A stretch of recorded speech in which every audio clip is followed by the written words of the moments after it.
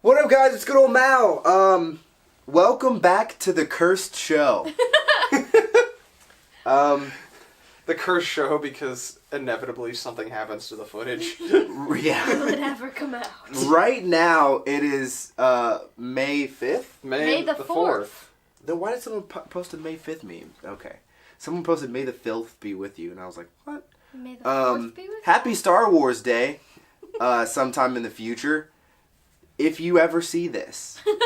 So, who knows with this shit? I mean, like, fuck, man. And if you're wondering, end up on the cutting room floor. If you're wondering why the Tangent Club doesn't come out, like COVID makes things difficult for everyone to get together. But the real answer is it's my fault. I just haven't been scheduling Tangent Club. That's the same reason that you haven't seen any solo videos from me for a million years. So hi, I'm back. We'll talk about it later on in a different video. But it's also like there have been random bumps that have happened, like we've misplaced an SD card that is somewhere in the ether. We have no idea where that's at. It exists. It's where the island of lost things is. Right. Yes. Our computer crashed. Our editing computer crashed. Like with footage on with a finished version of the last Tangent Club on it. Oh. It was done. I was just like, okay, I need to like let this breathe. I'll go back in. I'll export it tomorrow. Yeah, I'll export it tomorrow, and then like I came in the next day and it was like not turning on. So, so this is the Cursed Show. You probably will never see this. Who knows? Because the camera could just fucking self-destruct right now. But for the time being, we're going to be positive. Hi, I'm good old Mal, and I'm joined on the couch today by... I'm Kat. I'm Arden 13.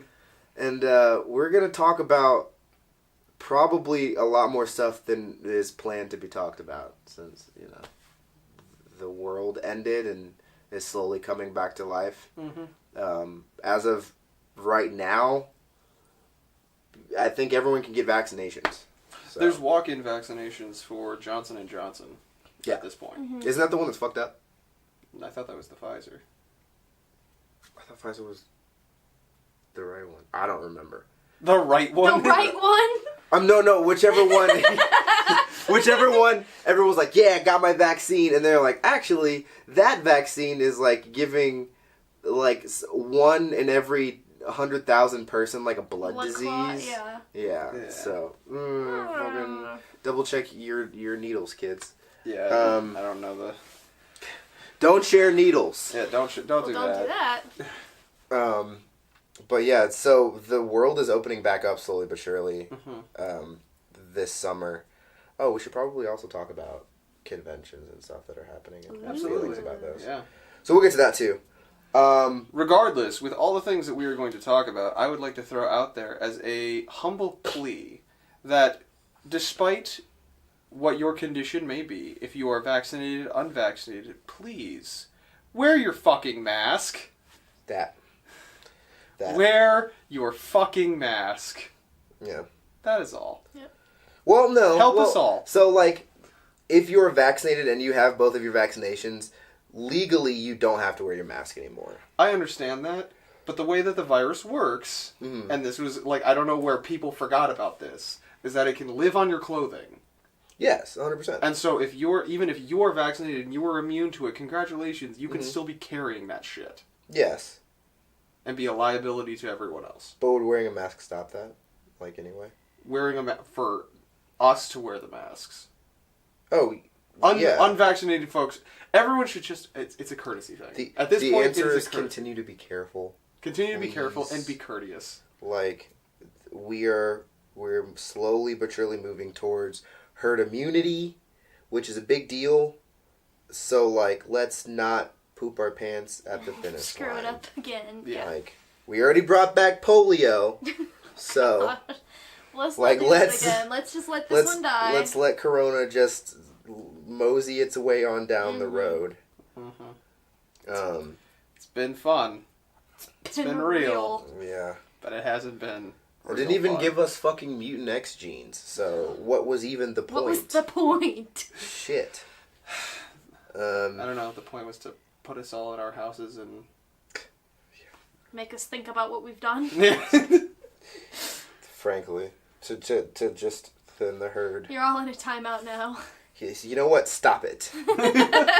Well, we're going to open up with not fake news today. We're going to open up with me stealing a segment from a completely different system of YouTube's. So, we're going to play a little game of word association. But because we're all nerds, here's how the word association is going to go. You will get 1 point if you can come up with just a reference that has that word in it. Okay. Or like the name of a show or song or whatever that has it in there. I'm sorry, that's not true. If you can think of a work of fiction or media that has the word in it, you get 1 point. If you can think of and sing a line from a song that has it in it, you get 2 points. And if you can quote a piece of media that has the word in it, you get 3 points. That's a lot to think about. Mm-hmm. So the goal here is I'm going to give you a word, and there will be a time limit. It won't be like a long time limit, but it'll be a time limit. If you can think of a nerdy reference, you get the most points. And then everything below that is meh. Okay. Okay. Who wants to go first? Not me. So do we want somebody to keep track of the points, or are we gonna do that up here? I will keep track. I will keep track of the points as we go along. Okay. Okay. How much time do we have? I was thinking like a minute and a half. 90 seconds? To think of a reference for one word. Multiple. We're going to see how many you get through. In a single word? No. You say one, you get a point, and then I go to the next one. Okay. And we're going to see how many you get through in 90 seconds. Okay. We can bump it up to 2 minutes if you want. No, that just 90 seconds seemed like a lot to begin with. Yeah, now it doesn't seem as much. Doesn't seem as daunting of a task. Well, I'll go first, and you can watch me crash and burn, and then cool. that'll be okay with it. Yeah, word association just makes my brain go like, zzz. It'll just be like, yeah, I don't remember anything ever. We'll Who am I? What is a... We'll see how long this list is, because this list isn't super long, so like a minute 30 might be too long for any of it. Yeah, that's what I thought. Alright, who wants to go first? I'm gonna go first. Okay, cool. Kat, do you want to pick his punishment words? What are punishment words? I mean, do you want to like pick out... Oh, okay, Jesus. Randomly? Sure. Okay. Okay. Ready? Yeah. Start. Encompass. We will encompass the globe. That's not a reference or anything. I'm thinking of Pirates of the Caribbean. Oh, we move. Yeah, move on. Okay, regret. That's your motto, yeah? Not even one letter? The no regrets. The no regrets. Yes. No regrets. Okay. Greatness. Greatness. Oh, God. Greatness comes in all shapes and sizes.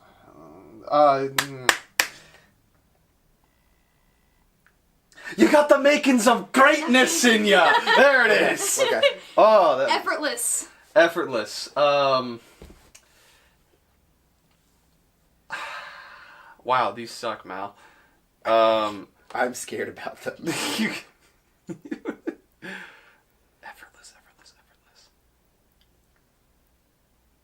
I have no idea. Hero?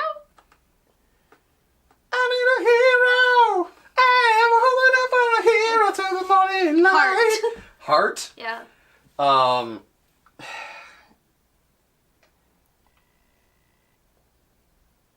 Oh God, what is it? Anakin, you're breaking my heart! Ooh, that's... Yeah. Time. That is 7. Fuck, man. That's 7 points. I will double check, but I'm pretty sure that's 7. So I'm putting 7 on the board for Arden. And I gotta peek at the words. This is not gonna be good.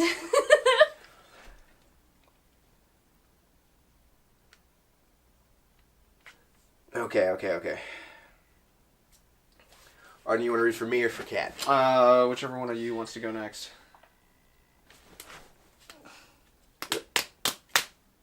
Okay. I'll go next, I guess. Okay. I'll get the timer up. 90 seconds, right? Yep. What? Go on. Kat, you can keep score. I can try. It's 3 points for pop culture reference, 2 for a song. And 1 for anything else. Okay. Three for a quote. 3 for a quote. From a pop culture thing. 2 for a song, 1 for anything else. Cool. Okay, ready? Yeah. Fuck. 3, 2, 1. Cloud. Cloud Strife. Vengeance. Oh fuck. I'm hearing Vengeance Will Be Mine, but I don't know where it's from. Pass. Cyber. Cyberpunk 2077. That's fucking. Oh boy. Destiny. Join me, Luke. It is your destiny. Lineage. Fuck. Pass. Fuck. Love. Zora, only love can defeat darkness. Sword. And my sword. You'll have my sword, yeah. There it is. There, yeah. Okay. Invasion. Invasion of the Body Snatchers? That's one. That's one. Inevitable. Oh, fuck. Something I am inevitable. What is it? Who is that? Fuck, who was that? That was Thanos. Thanos, god damn it! I was waiting for that one. That's the one on the list I knew. Fuck. All right. Okay, so last is cat, but we've gone through all of the words. Okay, points? Oh, I had fingers up. Fuck. 11 or 12. I'll take 11 or 12. We'll double check. I think I held up 13 at the end there, but I don't know. We'll say 12. Okay. Which puts me in the league. The league. So far. Yeah. There you got cat. Alright. We've used all the words, so are we going to come up with new words, or just going to run? We can come up with a couple new words. Okay. Oh god. I will write down a couple new words. Okay. That's fine. And mix them in. Make them easy.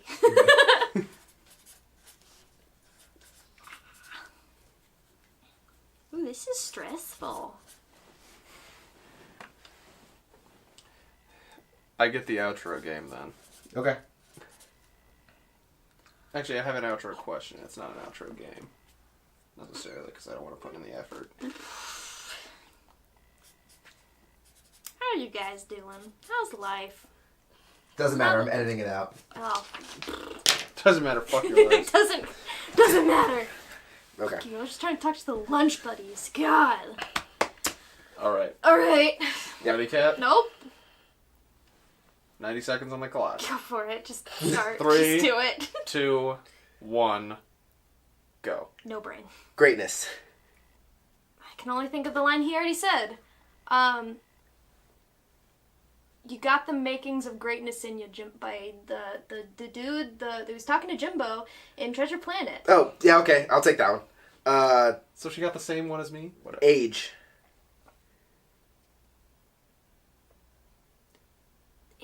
Age of Destiny? Age of Destiny. What is that? That's Star Wars book from downstairs. Okay. Role-playing Mage. game. Mage armor. It's a spell in D&D. Awful.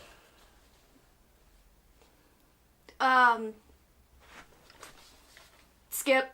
Nothing. Soldier. Falcon and the Winter Soldier. Sour. Sour Patch Kids. Spear.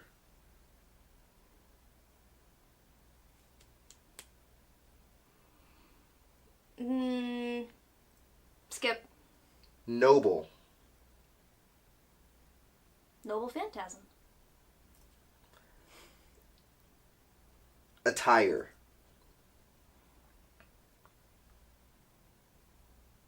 Skip. Fast. And the Furious. Tokyo Drift. No quotes, just word association. You're burning through them pretty quick based on association. That puts you at 8. Hey! Beat me. Yeah, but you had quotes in there. I was... Yeah, I mean, I couldn't... He also went first. Yeah. Encompass was also a weird one. She pulled Encompass out first, which was, like, savage as fuck. Not what I was expecting. Yep. You have to win. I have to win. Congratulations. You lost. I know. Well... Okay.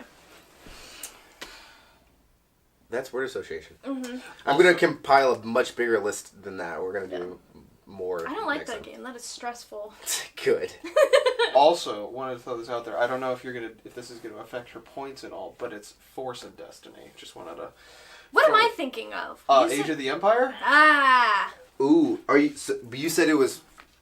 I said Age of Destiny. Age of Destiny. Like is that a Star Wars book? No, this is important. It's a system. It's Force and Destiny, Age of the Empire, and Edge of the Rebellion. Or Edge of the Rebellion. Wow, Edge of the Empire and Age of Rebellion. Okay. That's the 3 pieces. That is important because that is a tie for second place. Hey! What does that mean, though? That means that I have to think of a tiebreaker right now for no reason. Speed dating? I don't know. No, it's got to be word association. Okay. Here's what we're gonna do. Okay. Here's what we're gonna do. I didn't mean to do this to us. Is it Sharpie? Is there a utensil in the house? Yeah, dude. Yes. You need a pen or I don't know. It's whatever you're gonna be using. whatever I'm gonna be using. Oh, there's a pink one right here. I don't know whose pink Sharpie this is. It's getting used. Okay. You're gonna have the pink one. What if I wanted the pink one? Then you can trade. That's your prerogative. I am going to think of a very difficult word.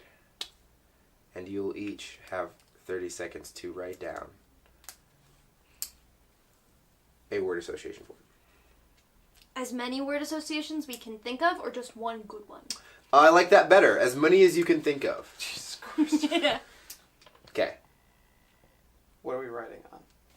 These pieces of paper. I have no word to write on this. Just right over top of the other stuff. Ugh, fine.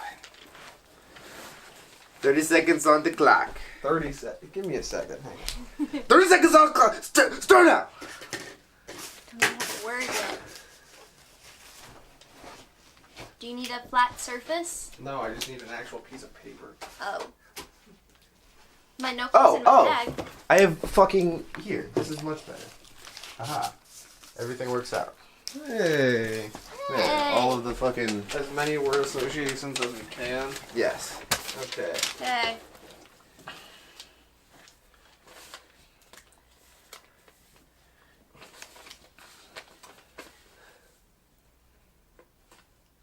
.30 seconds on the clock. When I say the word, I will start the clock. Okay. The word is spirit. That's not fuck. Do do do do do do do do do do do do.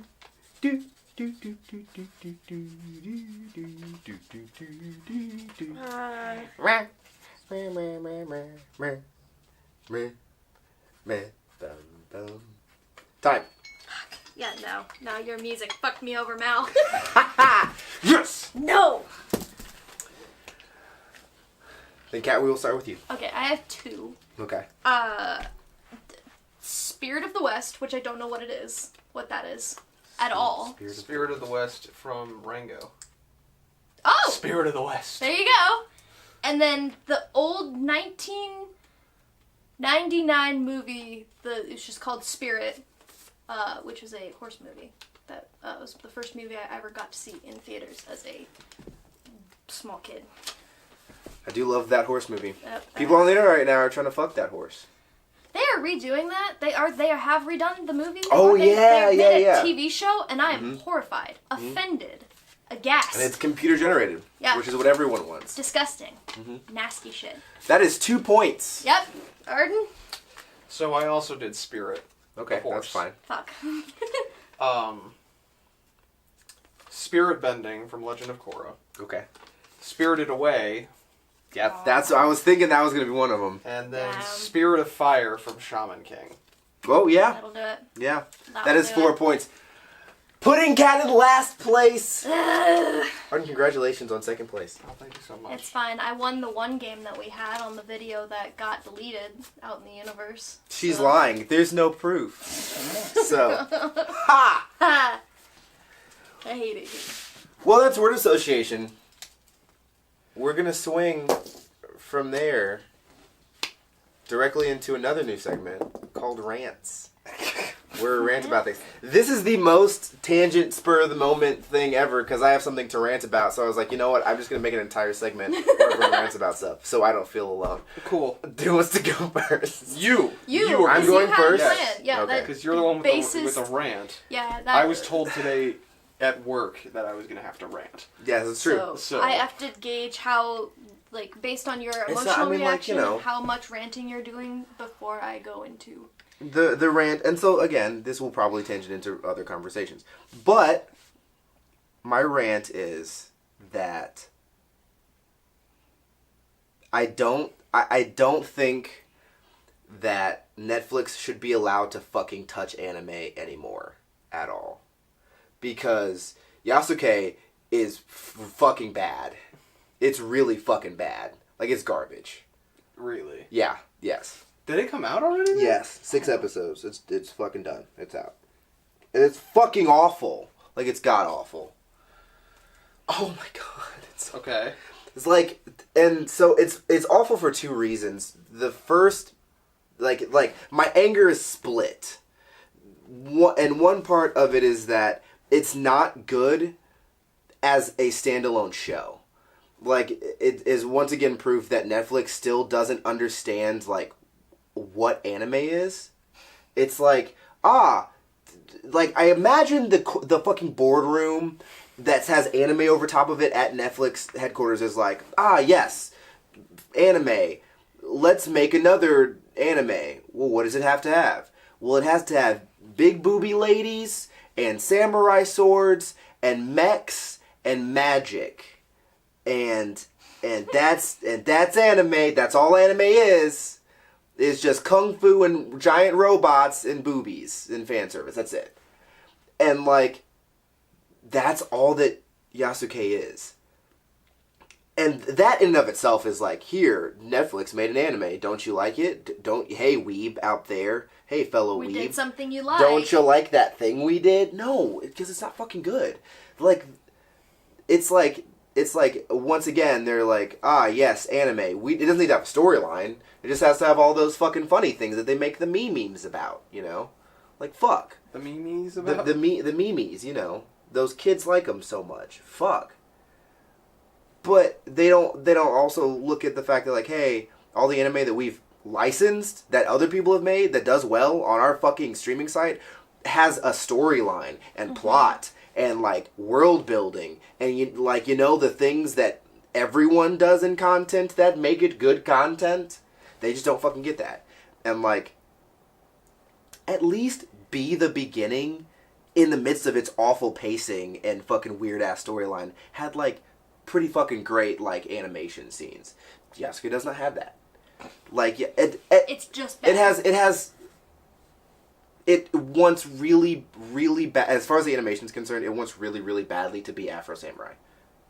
Oh. Like, the whole thing is just like... Oh, no. It's just like, we gave a black guy a sword, and he's just dismembering people, and blood is splattering everywhere, and it's like... No. And, like, it doesn't have any, like, direction, or thought, or, like, cool shit.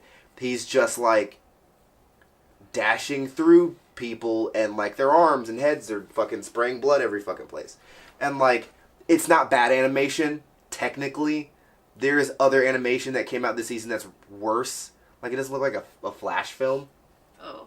But like, it's not like, wow, this is, I would watch that scene again. Like, I go back and watch Alucard and Trevor's final fight scene from the first season of Castlevania all the time. Because that's how good the direction and the animation is in that fucking fight scene. This is not that. I would never fucking go back.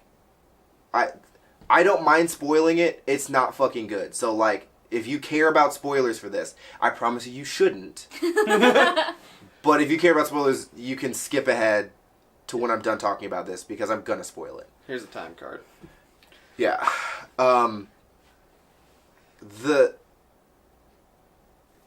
So when you... when I found out they were making the show, I was very excited. If you don't know anything about Yasuke historically, he was a slave brought over by, I believe, Portuguese, sailors, who came... It was Portuguese slave ship. Yeah. Well, no, he was a marketing... I keep marketing. It's fucking, the merchant. He's a merchant. He's the slave of a merchant, who owned a ship. They sailed to Japan. They met Nobunaga, and none of them had ever seen a black person before. And so, the first, Nobunaga's buying all of this shit from the West, because that's the kind of weird, crazy ruler that he was. And,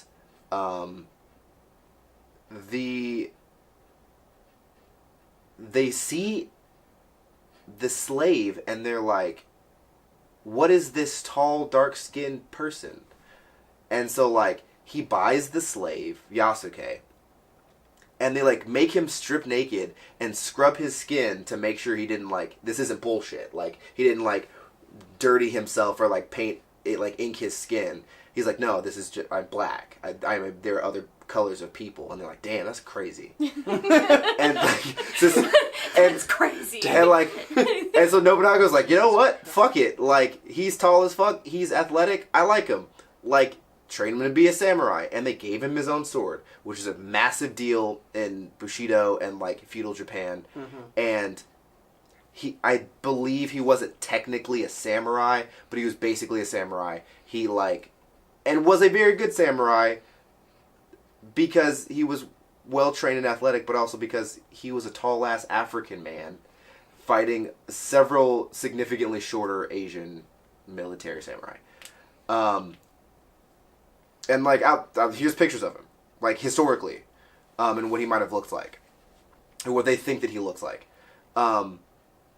When I found out the show was coming out, I was so excited for it that I did not really watch most of the trailers. Did you guys watch the trailers for Yasuke? I think I saw a singular trailer for Yasuke. Okay. The principle of his story and history was that he was a black samurai who fought for Nobunaga, and when Nobunaga and his whole big thing as the unifier of Japan and trying to bring all of Japan together, when that failed and he was killed, they didn't even give Yasuke the right to seppuku or death by combat. They were like, no, he's not a human, and they stripped him of his clothes and they sent him out into the wilderness. Some accounts say that they sent him back to the Church of England. But that was a big deal because he spent years as a samurai and everything like that, and then basically at the end of his time as a samurai, honoring his master, defending his master, they were like, no, you didn't even get the final rights of Bushido. You do not get to die in service. Go, you're done. Fuck off. We're gonna pretend this never happened. And so it's a really compelling story historically. And I don't know about you guys, but that's what I assumed that the anime would be about. Right. Maybe some historically accurate, cool... Well, I hoped that it was going to be historically accurate. At most, I was expecting some Sengoku Basara, Sengoku samurai Basara kings, level shit. Yes, are they samurai, but they're also flying through the air, and their sword swings are doing all this crazy shit. Your lordship! Right. And so, like, it's not historically accurate, but it is somewhat, like... It's not historically accurate, but it's entertaining. Yes, it's technically historically accurate, but it's embellished with a bunch of anime tropes. Historical Exactly. Shit. Yeah. Yes. Historical fiction with generous peppering of anime tropes. Yeah, and the generous peppering is fine with me in Sengoku Basara because it's not over the fucking top. Like, it's over the top in, like, a fun way, if that makes sense. Not in a way that's harmful towards the story or... Right. Like, they're not message. casting magic at each other. It's just that they're so good at being samurai that, you know, it's the Dragon Ball Z thing. Yeah. They're just martial artists. Yeah, okay. Yasuke opens up on a battlefield, basically the final defense of Nobunaga's temple, and it's like 10 seconds in. People are fighting with swords, and it's like crazy, and there's a battlefield, and like people are getting dismembered. I'm like, oh, okay, cool. 20 seconds in, there's a giant mech that lands on the battlefield, and like smashes through waves and waves of bad guys. And then like we cut to like a main fighting force fighting another main fighting force, and all of the bad guys lift their arrows into the air to like arc them into the enemy. And, like, a spider 8 trigrams magic circle appears, and they fire their volley through the magic circle, turning them all into lasers that fall on the other side. That was nowhere. Yeah. In the trailer correct. that I saw. It was What? nowhere in the trailer. What?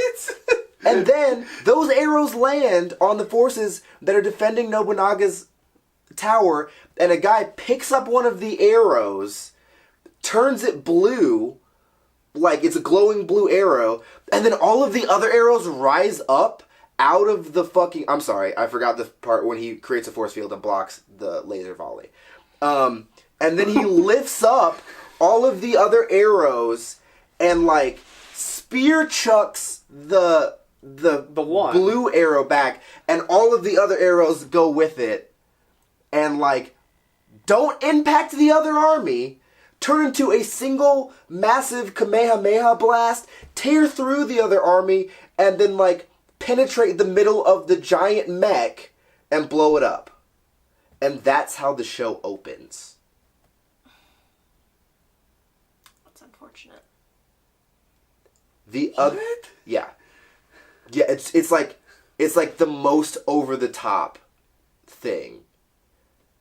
And then you find out that like this is the final siege of Nobunaga's like tower, and Nobunaga you cut to Nobunaga alone getting drunk because everyone left him except for Yasuke, and then like he's like, Yasuke, I'm like, this is it for me. He commits seppuku, and like Yasuke has to decapitate him. Yeah. And then you find out that all of that is a flashback. And Yasuke wakes up 2-3 years later as this old Ronin with dreads who just is referred to in the village that he stays in as the boatman. And he just gets up every day, gets drunk, gets on his little fishing boat, and rides out into the river and fishes. So the anime series isn't even about his story as Yasuke. It's just a fan fiction about what happened afterwards. Yes. And like, do they have flashbacks that show how we got there? Yes. But in a 6-episode series with all the other bullshit that they try to throw into the fucking series, that is like not even really cared about. Let alone them just like giving it like a reasonable, I don't fucking know, like writing at that fucking point. They basically imply that the reason that everybody betrayed Nobunaga is because he was letting outsiders and women learn the ways of the samurai. And so there's this whole like internal thing in like the 2 flashbacks that there are where it's like, well, we don't respect him that much anymore because he let a black guy and a woman be samurai, and like even though the black guy is clearly the best out of all of us, like we're just gonna keep trying to fuck him over, but nothing's gonna happen because he's the fucking main character. So like, Yasuke has no fucking personality. He's just the black guy, and in the flashbacks they're mean to him because he's black, and in the main storyline he has no personality because he's not even the main character. He's not the main plot point of the story. Which is fucking... So, like, they imply that Nobunaga's gay, and it doesn't feel like, yeah, this is, like, an interesting take on Nobunaga. It's like, Netflix being like, yeah, and we'll get the progressive crowd, too. Check! Because, like, to get it, he's gay, and he's got a black friend, and he lets women be in charge of stuff. Come on, bro. Like, fuck. Just tell the story. All anyone wanted was you to make an anime version of Yasuke's story. That's it. That's all anyone fucking wanted. And, like... So would anyone like to guess the plot of the actual fucking 6 episodes? I'm getting... That happened? I'm getting vibes of, like... He's hiding out in Japan. Is he still in Japan? Mm-hmm. So he's hiding out in Japan. He's still in Japan. And it's somebody comes to him that's like an old friend and is like, you need to protect this person now. It's either an old friend or a small child. See? It's so cut and dry that these two people that hadn't seen the show just picked out the main plot. Is it a wolf and cub sort of situation? Yes! Oh my god. They were just like, ooh, the Mandalorian! No. Fuck! The Mandalorian. You know what? No, you know what, guys? 2020 was hell. 2020 was rough for a lot of people, but you know what brought a lot of people some, joy and sense of purpose? BLM and The Mandalorian Season 2. Mm-hmm. That's true. Let's smash it together. Let's just fucking make it... Make it one. Make it one thing. Throw some samurai at it. Cool. So what's the plot? No plot. We'll do. So what about? The plot writes itself. What about the writing? The plot writes itself. Well, we don't need to write. We can just wing it. Robot. Yeah. No. Lasers. He's just a fisherman, a dishonored Ronin that has changed his name to Yasan, and everyone's like, "Oh yeah, that tall, dreaded, bearded, dirty, scruffy black guy who fishes." Yeah, no one thinks about him. He's definitely not a legendary samurai. Like, no one ever comes looking for him. And then, all of a fucking sudden... A little kid comes looking for him. This woman goes... Well, so he's, of course, got this little kid who's like, I'm gonna be a samurai one day, too. Yeah. And, like, makes him, like... Has a little fucking bow cannon. He's like, haha, I'm gonna try to sneak attack you every time I see you, Yasan, because you're a samurai. And he's just like, oh, leave me alone, kid. And, like, effortlessly dodges because he's the main character and we have to show that he's cool in the first fucking scene. Sure, whatever. That is a part of the formula. Yeah. Wow, you knew that. I know. That kid's sister and mother, that kid's sister is like, I don't know, the Avatar? The second coming of Japanese Jesus? Whatever. She's got incredible psychic powers. So she dies. No. Oh. Well, here's the thing. I don't know, because I'm like halfway through the last episode, but like lots of things are falling apart, because I was so bored that I just started playing League of Legends while it was playing in the background, and glancing over every time that I died. So, like, So not much. fucking... Like, well, a fair amount. But, like, the principle is just that she's like, yes. The mother's like, will you please ferry my daughter upriver to the next town to the doctor? She's getting sick. And she's got a mysterious illness. And he's like, nah, I'm not going to do that because I'm the reluctant hero. And then they're like, but what's the sickness? And it's like, the sickness is that she can shoot glowing blue brain blasts and lift up objects with her mind and like is super fucking powerful. Oh no. And he's like, how sick. and he's like, yeah, no, that's none of my business. I don't care. I'm just a black guy who fishes. I'm a reluctant, dishonored hero. And then he's like, you know what, actually I will just take you upriver. This is all in the first episode. Right, I would imagine Yeah. as much. 6 episodes. And so he's taking her up the river, and of course, the villains come to take her to because she's the MacGuffin child. Right. She's the child of prophecy. Yeah, she's the fucking child of prophecy. She's literally the child of prophecy. She was foretold she would defeat me. Blah, blah, blah. She was foretold. She was foretold in the scroll. Yes. Right. So like, you know what? We're gonna keep playing this game. There is a group of henchmen that are sent to get her. What do you think the group of henchmen is comprised of? There's a like four of them. There's I a think. fat stupid one. That's big and round. Big and round. There's an overly eccentric one. There's a hothead, and then there's like a really deep and brooding one. One of them is very skinny and has a bow and arrow. One of them is big with a bigger weapon. Like a bow, not a bowcan, but like not a tonto. What is that called? It's a big bashing weapon because he's big. And that's Big all rod he can stick do. with rivets up the length. Oh yeah, Yep. Kanabo. Kanabo. Yep. Yep. Okay, I like that. You're thinking too normal and average, like this would actually be a Japanese anime. Oh. You're not thinking like Adventure Quest enough. Okay, so so big axe. Close. So you're dealing with Big hammer. Oversized samurai sword?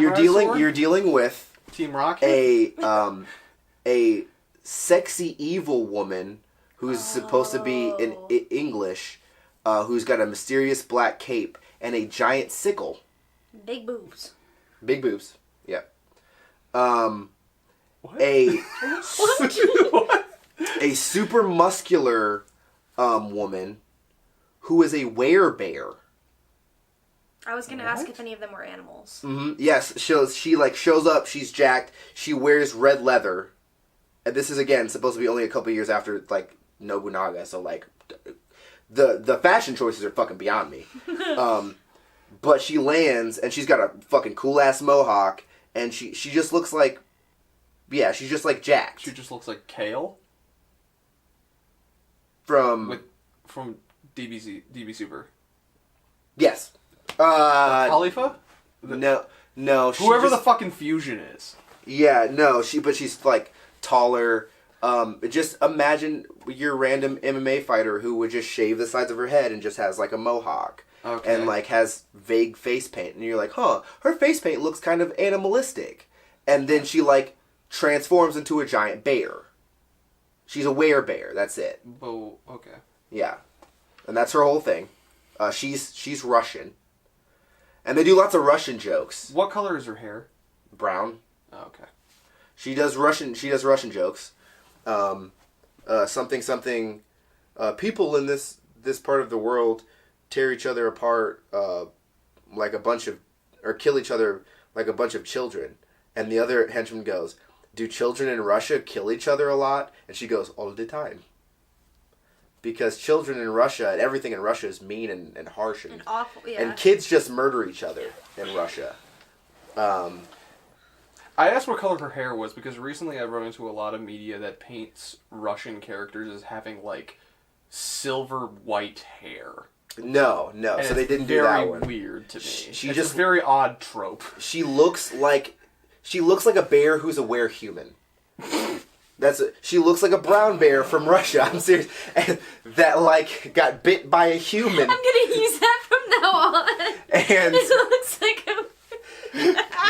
and like transforms into a human that vaguely still looks like a giant fucking bear. Right. Okay, that Yeah. wears red leather. The honestly, surprisingly, the rash one is the random African character who was in the middle of Japan wearing like, it's not a loincloth, but it's like hip cape skirt with no top on and like beads and like a beaded bracelet and like African headdress and face paint. And he puts his hands together and astral projects like magic clones of himself to fight on his behalf. Which never do any good. Like, he like makes an energy clone of himself. What the fuck was the plan Yeah. here? Like, I am so- like fucking Korra in the, Yeah. when she fights, Unavatu. Yeah. Yeah, I'm gonna look it about too. Yeah. It's just a green version of himself pops out. And it never works. Like, he summons it, and it gets blown up immediately, and then he gets punched in the face. So, there's fucking that. Okay, so they are incompetent.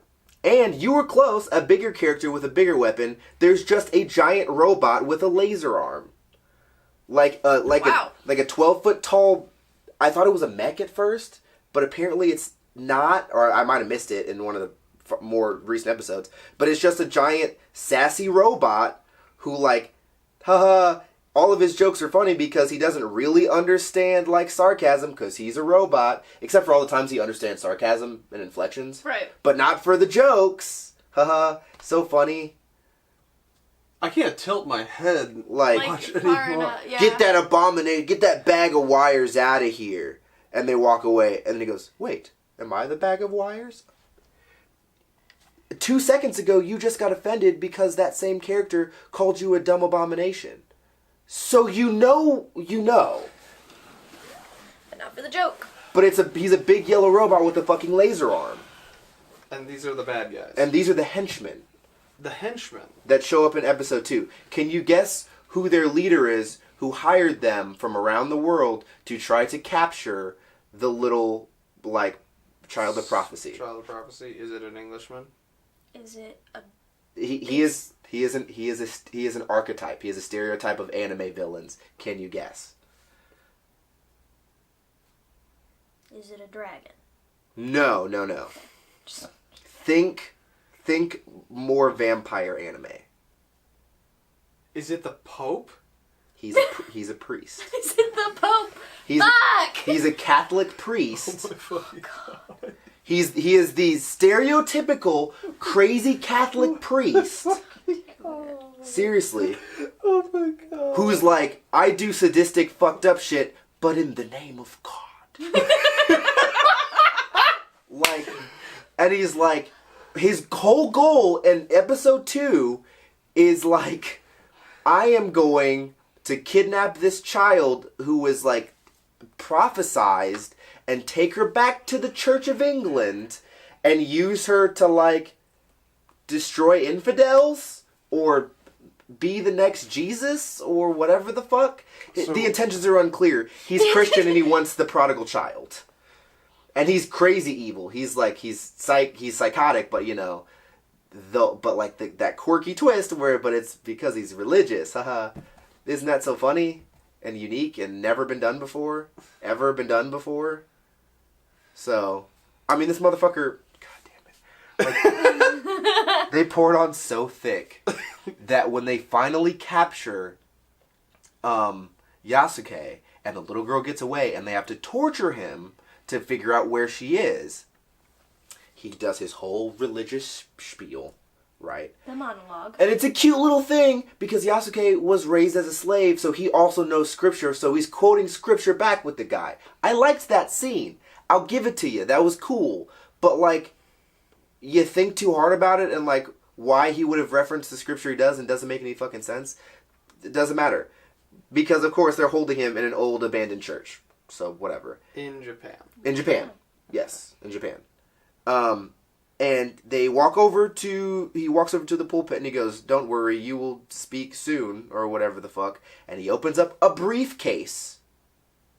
A pretty high-tech looking briefcase at that, but he opens up a briefcase and pulls out 2 brass knuckles that say in Latin, oh shit, God. What is it? Oh. It's like Domini something. It's like Domini Sanctus? oh god.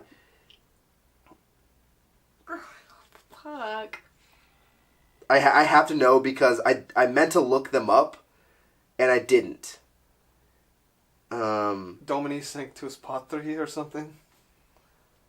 Oh god damn it. I can't find where cuz they meet in the middle for no reason.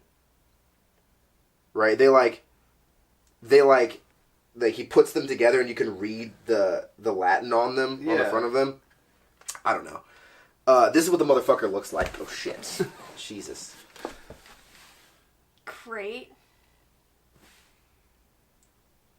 He's just... He's got a big forehead, so you know he's the religious bad guy. Oh my god. And his eyes are just like that perfect amount of far apart where you know he's crazy. Mm-hmm. Yeah. Fuck me. Bro. I've got to find the fucking Latin on it. But, like... So, yeah, that's the whole... Like, I mean, just in case you thought I was bullshitting... And then does he just beat Yasuke with Yeah, he beats the fuck out of Yasuke. And then, of course... Does Yasuke, through his own skill as a samurai, free himself? No. He's like, just kill me already. And then the little prophecy kid, girl comes and saves him. Yeah. So that's the fucking... Right. This is the death that he has always wanted. The death... Or the trial death... by... Yes. The death that dying he was in denied. combat or whatever. No, it's not even like that. He's just like, I don't care. Like, it's just like, do what you gotta do. Right. My life is meaningless anyway. Even Because though I he was kind of denied like... his shit, yeah. Even though I kind of already have like found new purpose in helping this child, but I forgot about that. But I'm gonna give up for the moment, that way she can come save me. Right, yes. Great. Damn, that's fucked up. I mean, I guess just in case you thought I was bullshitting, here's the African guy and the Russian bear lady. Oh, wow. Wow. Oh my god. Yeah. Oh my god. What the fuck? Mm-hmm. What are these fucking designs? It's so out of left field that they're sailing on this river in the end of the first episode, and all of a sudden the entire river just turns to ice because the giant robot has a laser that turns things to ice. Great. And then they just all land there, and I'm like, what the fuck is this X-Force bullshit? Like, what is this? Like, where's What are we Deadpool? watching? And they just start swinging on him. And I just, fuck me, I guess, right? So, at the end of the second episode, the priest dies. He is removed from the story. Okay. I'm sorry, hold on. What? He is removed from the story. I thought he was the He antagonist. was just, oh yeah, that's what I thought too, until I finished the second episode of this 6-episode series. He dies. And like... Okay, so first before we move on, can you answer the question for me? Because I am fucking lost. He is a priest of the Catholic Church or the Church of England? I think he says the Church of England. He might have said the Catholic Church. But again, it's never fucking brought up after the second episode, so you get no backstory for this guy. Like, he's just a holy man who works for God and wants to kidnap this child and mold her into, like, a weapon of God. Well, that's it. Okay, so my confusion then is, like, clearly no research was fucking done. No, that's fucking out of the goddamn question. Because nobody was... Oh, God. Even the most ludicrous portrayals of the Catholic Church understands the difference between Catholicism and the Church of England. Yes. Even the most insane representations of that shit. Okay, so Catholic or church guy dies. Church guy dies. So church guy dies. Are we going through all of the episodes? No, because I didn't pay attention enough to be able to give full descriptions of all the episodes.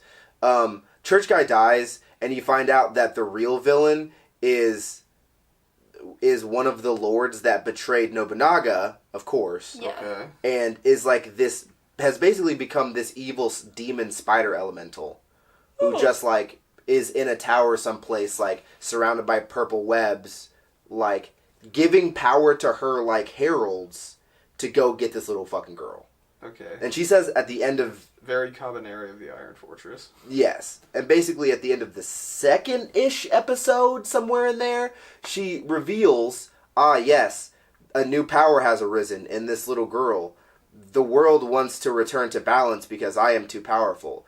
She is destined to be my downfall, but she could be the thing that, like, frees me from this prison of Japan. She's the MacGuffin. That's it. Like, that's it.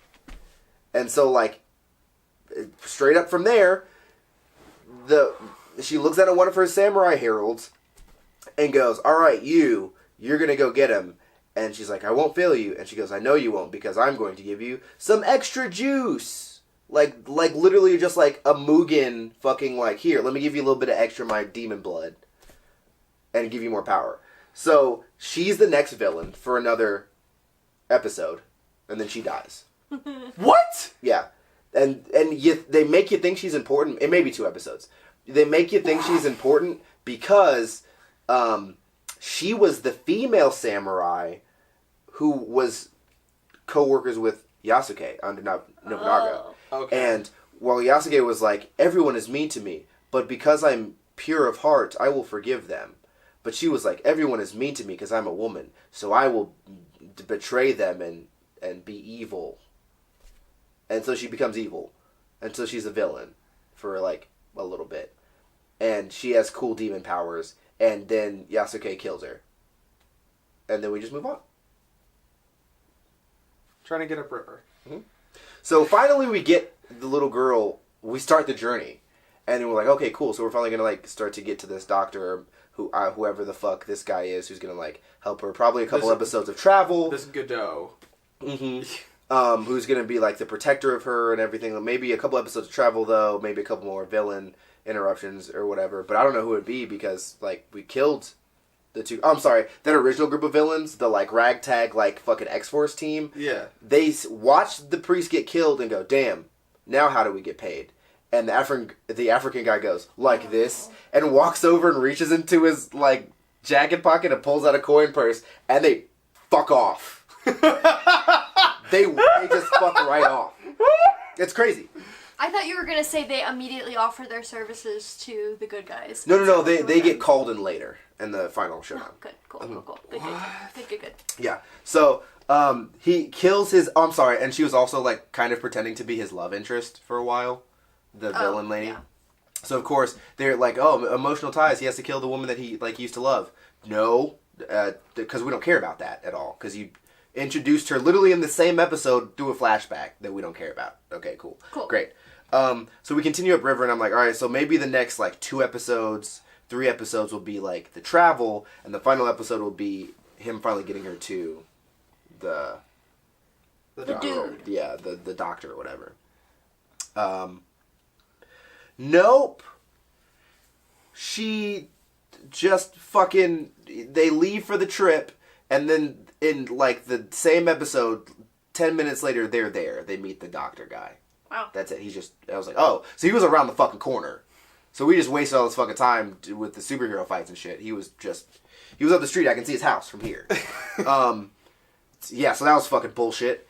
And then you find out that, oh, the doctor guy is the cool guy from the opening scene who threw the arrow back to defend Nobunaga's that guy. What? He was the doctor the whole time. Whoa, what great writing. And like, so, and he's running a school of psychic kids. He's running Japanese Professor Xavier's school to prepare to like rally. We needed a school. Yeah, because it's an anime. Yeah, because he has to teach. His whole goal is teaching her. Oh my god! Because she's the prodigy. She's the child of prophecy. So the guy who threw the no, you're on the right track. Yes. The guy who threw the arrow is Professor Xavier, and the child of prophecy is Jean Grey. Mm-hmm. Yeah, she's not quite in control of her powers, and she passes out when she uses them too much. But she's super powerful, can defeat all the villains. Yes. Ding on the nose. Yep, that's it. So they arrive there. He's like, Yasuke, it's been a long time. Great samurai. And he's like, I'm not a samurai anymore. And he's like, I haven't been a samurai for a lifetime. And he's like, it hasn't been that long. And he goes, you know what you should do, Yasuke? And he's like, I don't care what you say because I'm sad and I haven't gone through the character development to do any of this yet. He's like, you should join us and help us fight back against the evil spider demon lady who defeated Nobunaga and have your revenge and your honor restored and all that shit. And he goes, okay. And shaves his dreads, shaves his beard, goes back to looking like he did in the flashbacks, picks up his sword, puts on samurai armor, and the final episode or two, this is where I was shaky because I was playing League, is him fighting against the, once again, basically a replay of the opening scene, except he is out on the battlefield fighting against the Spider Demon Lady's army, while, like, oh, and then, like, the little girl uses her psychic abilities to reach out to the group of the X-Force and call them in. So they just show up and help in the battle, too. Even though, clearly earlier, they were like, we are not from Japan, we don't care about anything, we just want money. We want money. But they're like, hey, come help. And they're like, okay, yeah, we're not doing anything, fuck it. So, like, there's that. So they show up to help. And I'm sure, and so, like, here's Yasuke leading the army and the forces against these demon people and shit.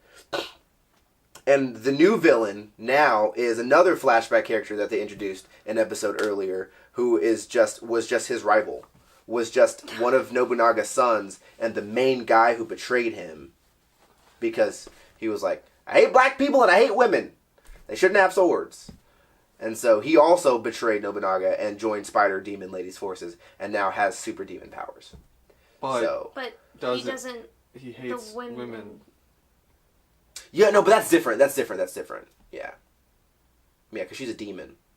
And kind of androgynous, so maybe she's not. Whatever. Yeah. It's one of those situations where it's like her face is very clearly drawn, sort of effeminate, but her lower half is always in a gown, and she's got like weird multi appendages, and her eyes glow, and she's sitting in a spider web. So like, who knows what she is? Like, she's a demon, so it doesn't matter. But you know, he's defending. So he's fighting Yasuke, and that's Yasuke's, I'm assuming, final villain battle. So I'm sure you're wondering where the Spider Demon Lady and the Magic Child and the teacher are during this final battle. Well, they're in the spirit world having a spirit brain fight. Because the Spider Lady uses her spirit brain powers to kidnap the girl, and so the teacher has to dive into the spirit world and like grab like save her and shit.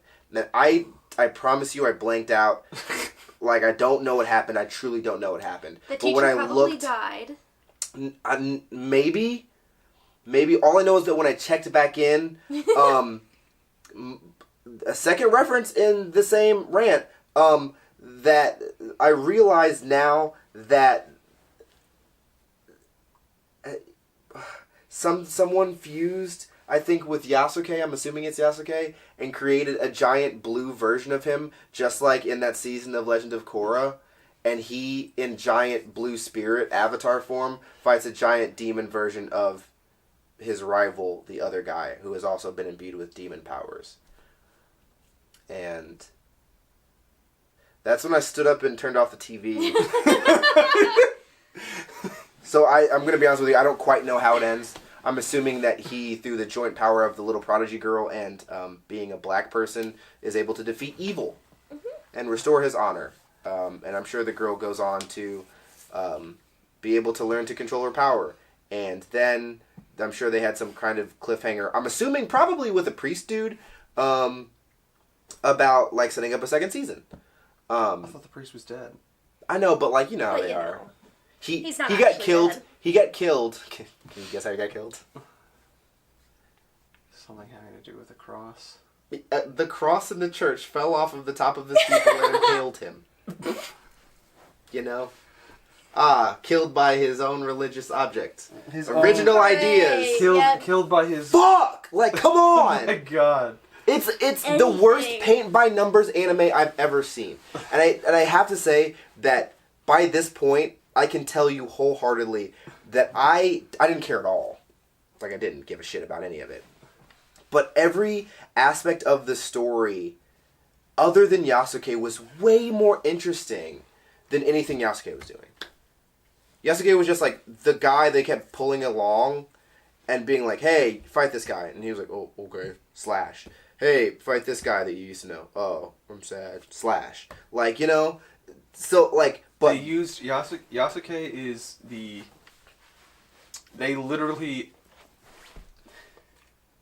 The only reason that the show is called Yasuke is because they knew they weren't going to be able to sell this show unless they had a black samurai protagonist. Yes. Damn. Like, and that's the truest statement. If you took the name Yasuke out of the show, it wouldn't be any different at all. Like, if you took out his name and the aspect that he was black, the only thing that would go missing are some of the random flashbacks, and that's it. You wouldn't even have to take out the flashbacks. He could still just be an outsider, but that was it. Nothing would change. It's not even fucking about Yasuke. It's about this little girl and all of this demon magic and shit. That's and it. mechs. Yes, and mech suits. I'm sorry, just like a sprinkling in. Do you want to know how the mech suits came about? They talk about it in a flashback. About how they started building mech suits? Building? No, stole. Nobunaga says, yes, the real problem was that the reason that the Mongol hordes were able to wipe us out so readily is because they had already developed mech suits in their technology. Okay, I love so that. when we I'm defeated sorry. them, I love that. So when That's we defeated fantastic. them, we took that technology from them. That's why Nobunaga and the Japanese had mech suits. Because they took them from the Mongols? Yes. Yes. Or the... Yes! I actually kind of like that. I want to see that. Not bad. Not bad. I want to see Mongols with mech suits. And so, but they don't show the Mongol versions of the mech suits.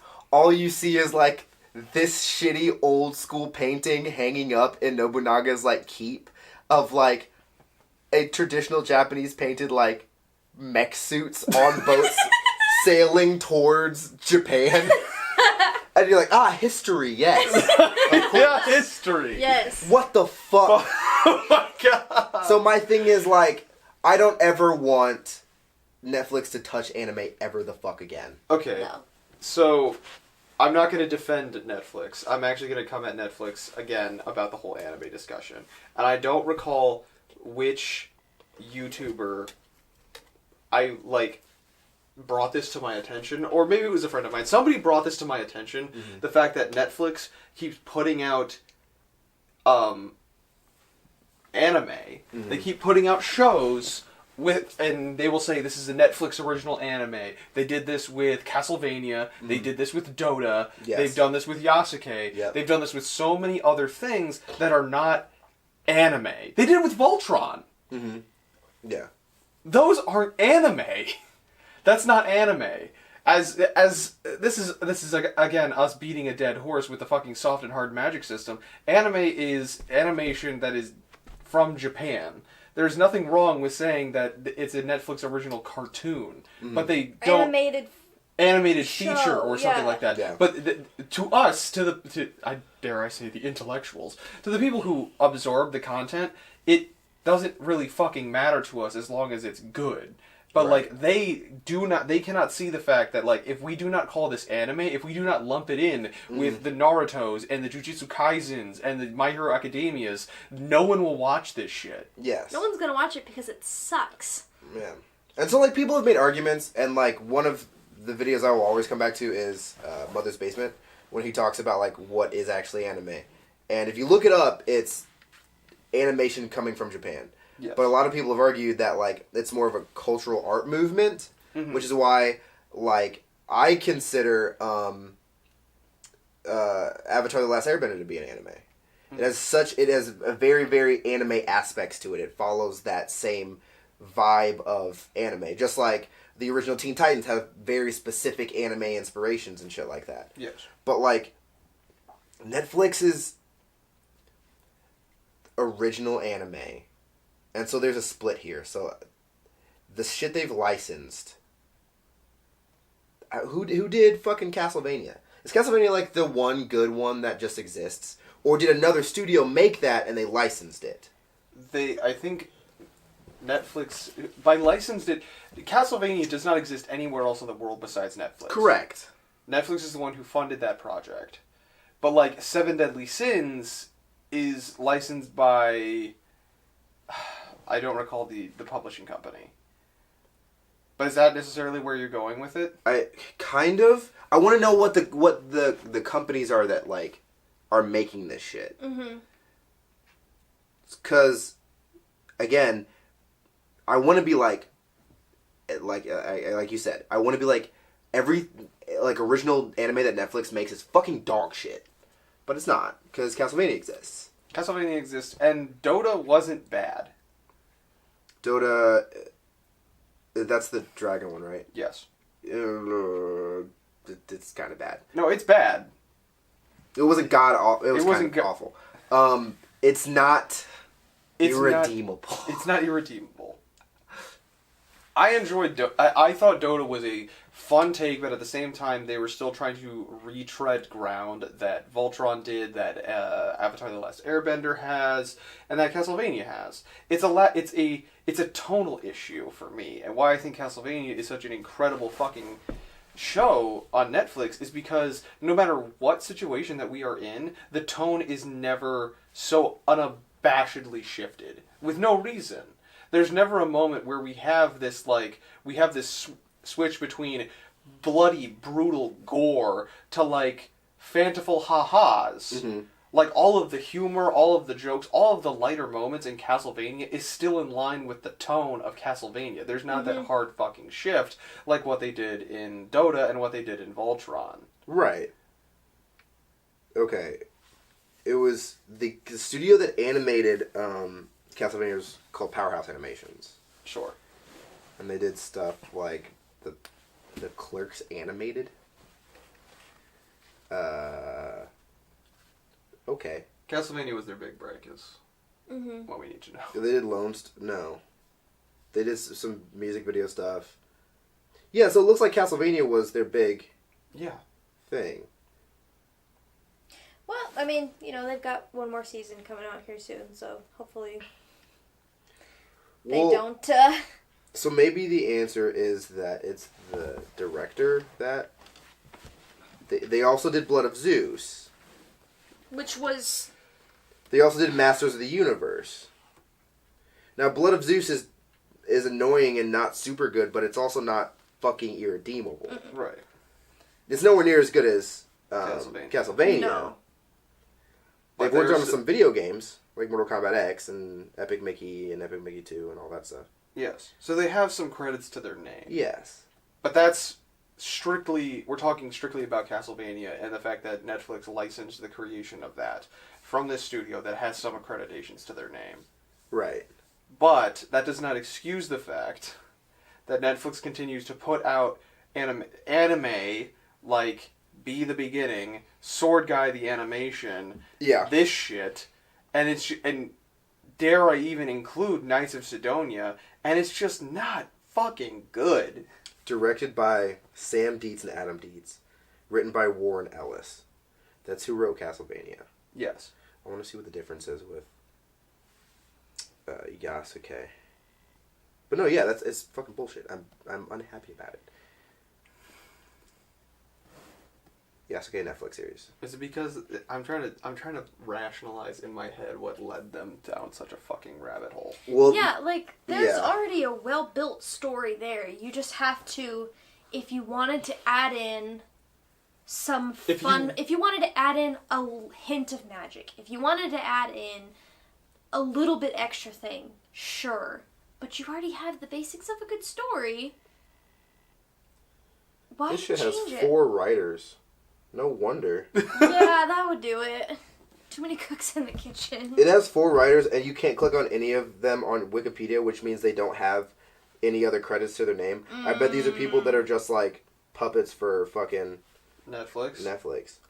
What's the studio? Studio Mappa?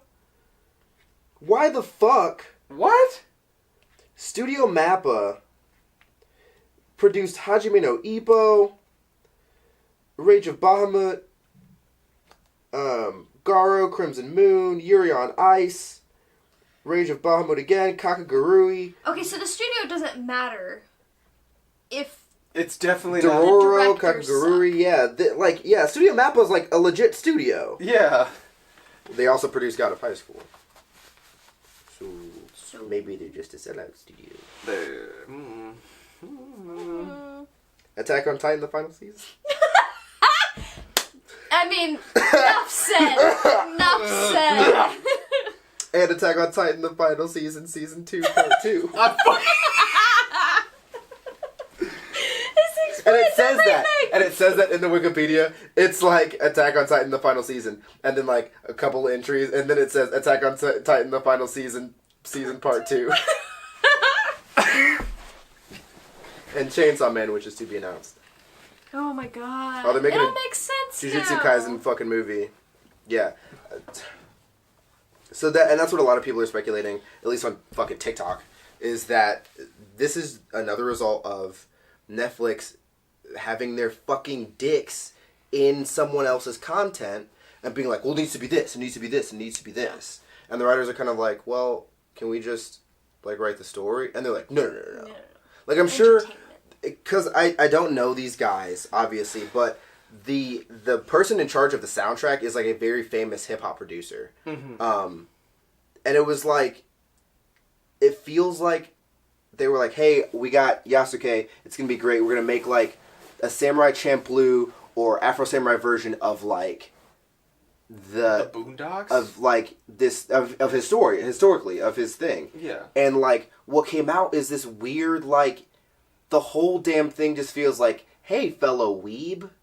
Like, that's what it feels like. You know, like, this trope? They spent way too much money. You know, like, this trope? Fuck. Sorry. Yes, that's what it is. They spent way too much money on the fucking intro. The, like, intro, like, song and everything.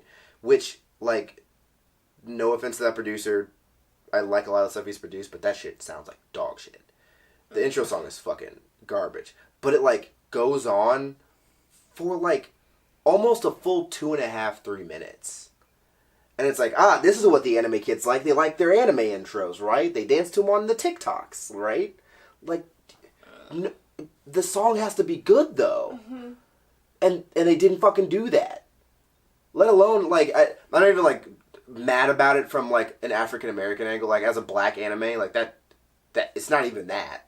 Like, it has nothing... Like, they keep dropping shit in it, like, in all of his flashbacks, like, as a reminder, like, you're a black guy.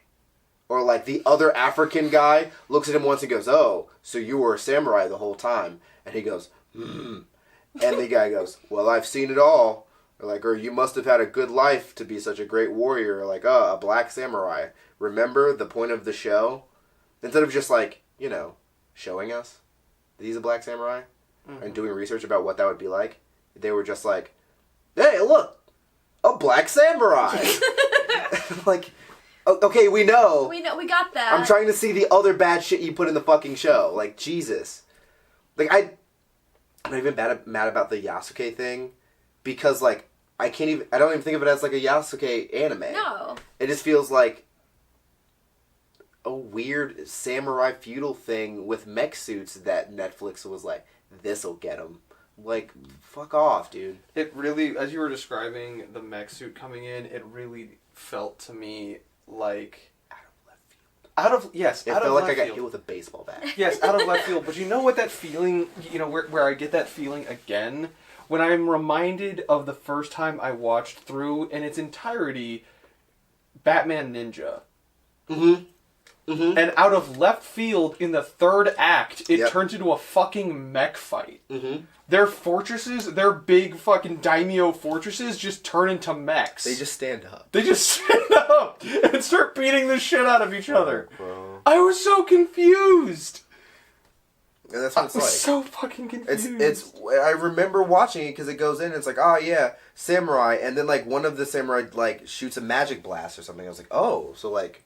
We're not going full historical. We're like, there's a little bit of Sengoku Basara. Yeah, a little bit of magic in there, and then a mech just comes and goes. Then I'm like, it's not even nothing has ever taken me out of a piece of media so quickly. Just mech. What? What the fuck? And I was like, well, this mech, I guess, and like, I could understand that maybe like, the villains have mechs. Which is why they win. They've, like, sold out. This is, like, a metaphor for selling out to, like, in the industrial aspects of the world, which was a big issue in feudal Japan. No, everyone has mechs. Your uncle down the street has a mech. But they don't matter because, like, Uncle Iroh over there can throw laser arrows, like, through them. What? And then he wakes up. Dude, if I had a nickel for every time some dramatic shit happened, and then it smash cuts to the main character waking up, like, he was dreaming about a perfect memory that he had. That thing that you do, when you just have dreams. Dream about that exact moment. The thing that happened, that exact thing. Fuck. And the only thing about it, like, from an African American aspect that really does piss me off is we're not gonna get a Yasuke thing anymore. Like, that was it. Yeah. Like, there's not gonna be like another studio's gonna, like, come along and be like, hey, let's make a Yasuke anime, because, like, Netflix has it, they have the rights to it, they made it. That's it. Mm-hmm. So we're not gonna get like I know accurate. That, like, I'm crazy for this, but I felt like I was expecting Afro Samurai again. And I just know I shouldn't do that, because that was, like, Samuel L. Jackson, like, throwing his heart into something. Mm-hmm. But, like, I was like, it'll just be a cool thing about, like, this historical thing. And then a woman transformed into a bear. A bear. And Russian kids kill each other. I have to be done. I have to stop talking about it, because there's plenty of other stuff. I'm probably going to cut most of this rant down. That's how long it was. Yeah. I'm sorry. Can we just... something else? Please. He's like, don't kill him. We need him alive. And the African guy immediately pulls out a dagger and tries to stab him in the fucking throat. And the giant robot blocks the knife and says, we need him alive, right? And he's like, God damn it. Yeah, you're right. And then the robot smacks him through 2 walls with his giant robot arm. And proceeds to fire several lasers at him. And I'm like, so the knife is too much. But the giant the knife lasers? Can sever an artery. Fuck me! Yeah. So I actually have one thing to round out this conversation about Netflix. Because Castlevania is also guilty of this. If it is if it is an original animation that they are passing off as an anime, mm-hmm. generally what they will do, and they did this in Dota, they obviously did it in Yasuke, and they did this in the first 4 episodes of the first season of Castlevania. Mm-hmm. They put enough in there to be interesting, to, like, kind of build something, mm-hmm. so that you have your interest in it, so they can push out, so they can, like, vie for a second season. Yes. Because that's exactly what the fuck happened in Dota. Mm-hmm. Tell me what happened in Dota. Not a goddamn thing. There was a genocide. Nothing. Yeah, nothing. Episode 2, there was an elf orgy that happened. I didn't watch Dota, so all of this is new to me. Yeah, there was one day when I was up here and I should have been editing a video, but instead I was watching Dota. I was very interested because the game has always interested me, but I've always found myself teetering towards League. Of course, there's that toxicity between those two fucking communities. Either way, there was a whole plot element in Dota about how the main guy, is, like, cursed to be the vessel of this dragon, who's, like, one of the ancient dragons, a part of the Thunder, which is actually kind of, I would say is kind of, like, a really cool name for, like, an organization of dragons, like a hierarchy of dragons, mm-hmm. the guys who rule the dragons, the Thunder. That should just be the scientific name for a pack of dragons. The Thunder of dragons. A Thunder of dragons. Yeah. I like that. Yeah, I dig that. Yeah, but it was, like, really cool. Or that element was really cool. But then it was, like, very weird what the fuck was going on. Basically, it was like he was a Jinchuriki, like he had a demon living inside of him. Yeah. And it would, like, take over whenever, like, he was almost about to die. Very, like, okay, we've seen this trope before. Mm-hmm. But then we've got, like, the cool female, like, semi-protagonist who's, like, on a quest to redeem herself. Mm-hmm. And she's got a spunky mute sidekick. I'm thinking about the right show. Dota Dragon's Blood. Yeah. It had a bunch of, like... Yeah. Oh, wait, no. I'm thinking of something completely different. What are you thinking of? It was a different Netflix show with a dragon in it. Oh, Dragon's Dogma. Dragon's Dogma. That's the one that's dog shit. That was the one that is fucking... Yeah, I haven't actually seen Dota. Okay, you haven't seen Dota. Yeah, Dota is interesting. Mm-hmm. Dota is very interesting, but at the very tail end of Dota, like, there is a genocide that is going on. There's, like, this whole conflict between, like, the moon goddess and the people that worship the moon goddess and the elves that don't worship the moon goddess. Mm-hmm. And then, meanwhile, while that is going on, there is, like, this archmage who... I don't know Dota lore like I do League of Legends or literally anything else that I'm, like, a fan of. But it's like, there's this whole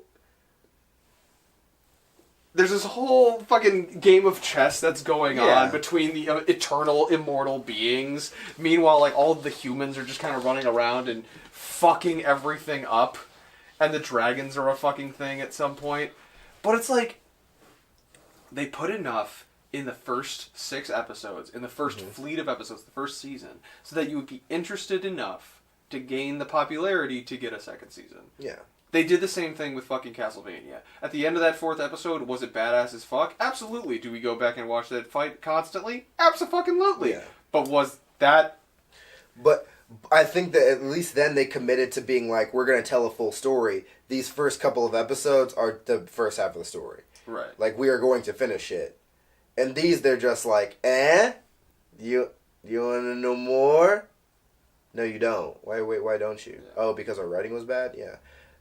I think what I'm discovering is the real answer is that I think they do a lot better, much like D&D, when they have a fucking source material that's already written out. Yep.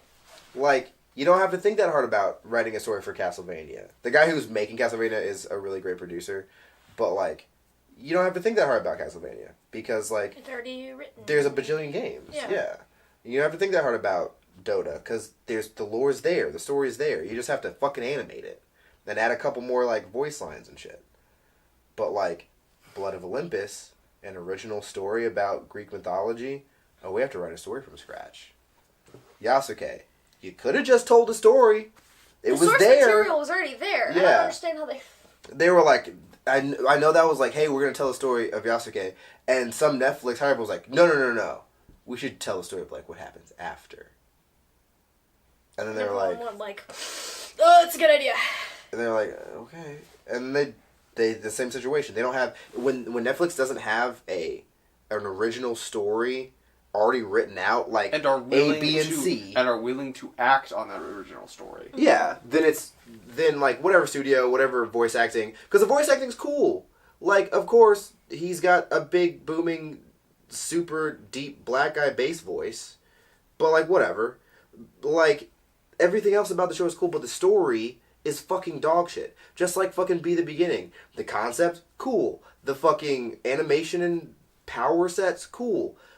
The storyline, fucking dog shit. Sirius the Jaeger, wow. Fucking concept, cool. Animation, bomb as fuck. Voice acting, great. Storyline, kind of falls the fuck apart, doesn't it? Yeah, I still can't get through Sirius the Jaeger. Because it's not fucking good. It's not compelling. It honestly, it feels a lot to me like Be the Beginning. It feels the exact same. It feels the exact fucking same. Because they're like, ooh, edgy character, dark hair, blue eyes, is secretly also some other kind of thing. Hunts monsters. Very simple. Pay by numbers. Very simple. Pay by numbers. And then they just fucking cash the check. Yeah. Shit. I will say, however, circling really quick back to Dota, at the very tail end of Dota Season 1, there is a part where basically they set up this at the very first episode in an exposition dump, but it's never ever referenced again up until the moment when it happens. So it's kind of like one of those moments where they're like, oh yeah, here's the payoff for that thing we talked about at the beginning of the series. It's like, okay, so you talked about this at the part where Galadriel says, like, the last alliance of men and elves fought against the armies of Mordor. Mm-hmm. Like, that's where you, like, foreshadowed this dude showing up. Mm-hmm. Nowhere else in the remainder of these 6 episodes do we ever reference this guy's power, how he is seeding into the world, or how he's doing anything. Mm-hmm. But I will admit, there is one line that I do greatly enjoy. Because basically the climax of Dota, if you don't want to be spoiled on Dota, here's the time card. Skip ahead to when I'm done talking about it. Basically, the whole thing turns out to be this plot by Archmage, who's mad at Moon Goddess because they used to be lovers, but now she's a goddess, and she's like... That's the one. And she's like, no, you have to worship me now. You can't just love me as your wife, or whatever the fuck.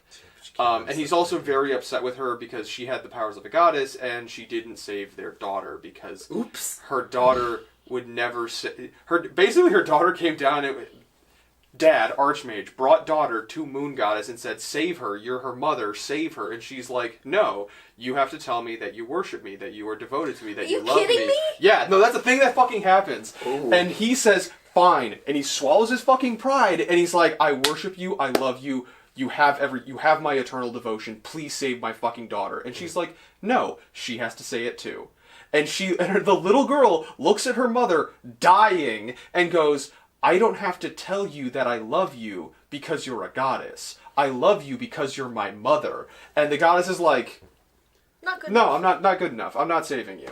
And so, like, Archmage is pissed at that whole situation. So basically, rightfully so. He orchestrated this whole fucking thing. This whole convoluted fucking thing. And I mean, you might just I'll get there. I implore you to watch it. It's kind of interesting how we get there. Basically, he makes it so Moon Goddess's servants accidentally summon demon, like archdemon boy, like Asmodeus, the dude himself, to the material plane in her fucking house.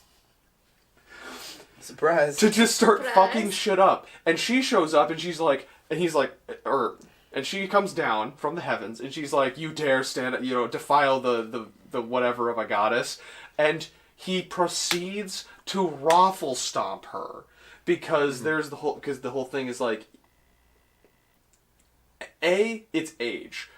The longer you are a god, the longer you have this power, the more powerful you become. Mm-hmm. Secondly, it goes by the D&D rules, where the more followers you have, the more devoted people you have, the more powerful you are. But the thing is, there's plenty of people that love and are devoted to the Moon Goddess, but there are far more that fear him. Yeah.